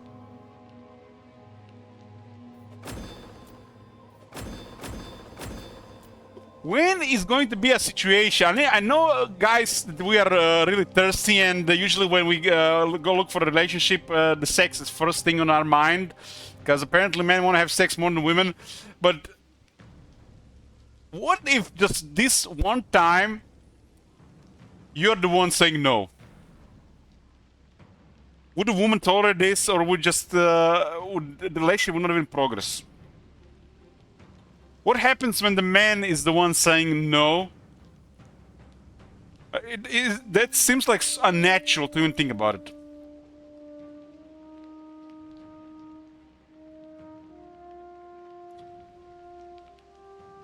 I guess it's like if you're under the right conditions, mature, and you're no longer looking just for a thing, you're looking for a wife. I guess I can see many no's on the path. And the women just have to go with it. But I feel like most women will just get insulted if you say a no. You're gonna be in some deep shit. It's like, she's probably gonna go like, what did I do wrong? Most of them will not say that out loud, but she's gonna be like, she's gonna be thinking it. She's gonna give it the look, like, what did I do wrong? Where did it go wrong? And if it's like a younger person, it's probably gonna be like, she's gonna be thinking like, he's cheating.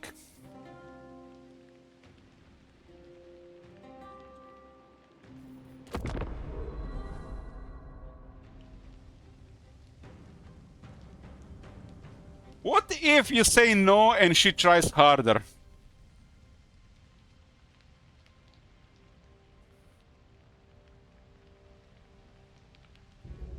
But there is no way that there's a situation like that like happens probably in fiction, right?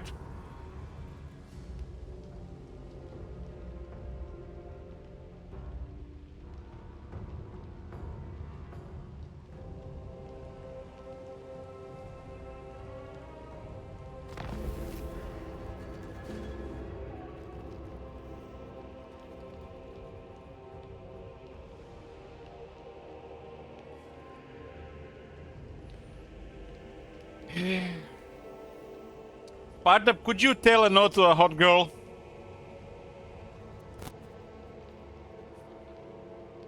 Instead of just going with it, you just tell a no to piss her off and just go FEP one.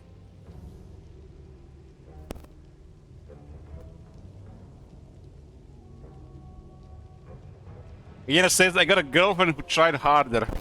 Maybe Agneta, you were worth it.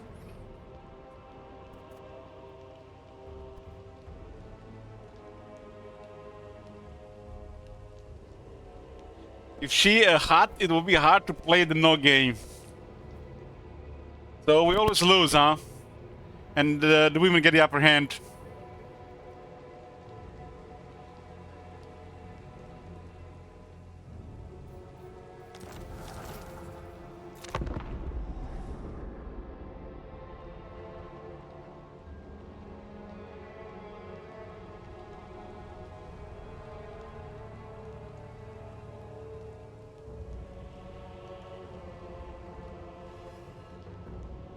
Always wait to my. I guess like most of the time.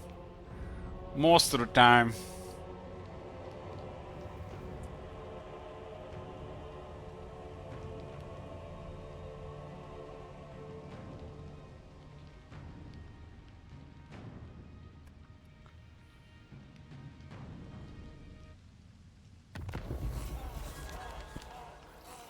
It seems like it's just weaponized these days. It's weaponized against men.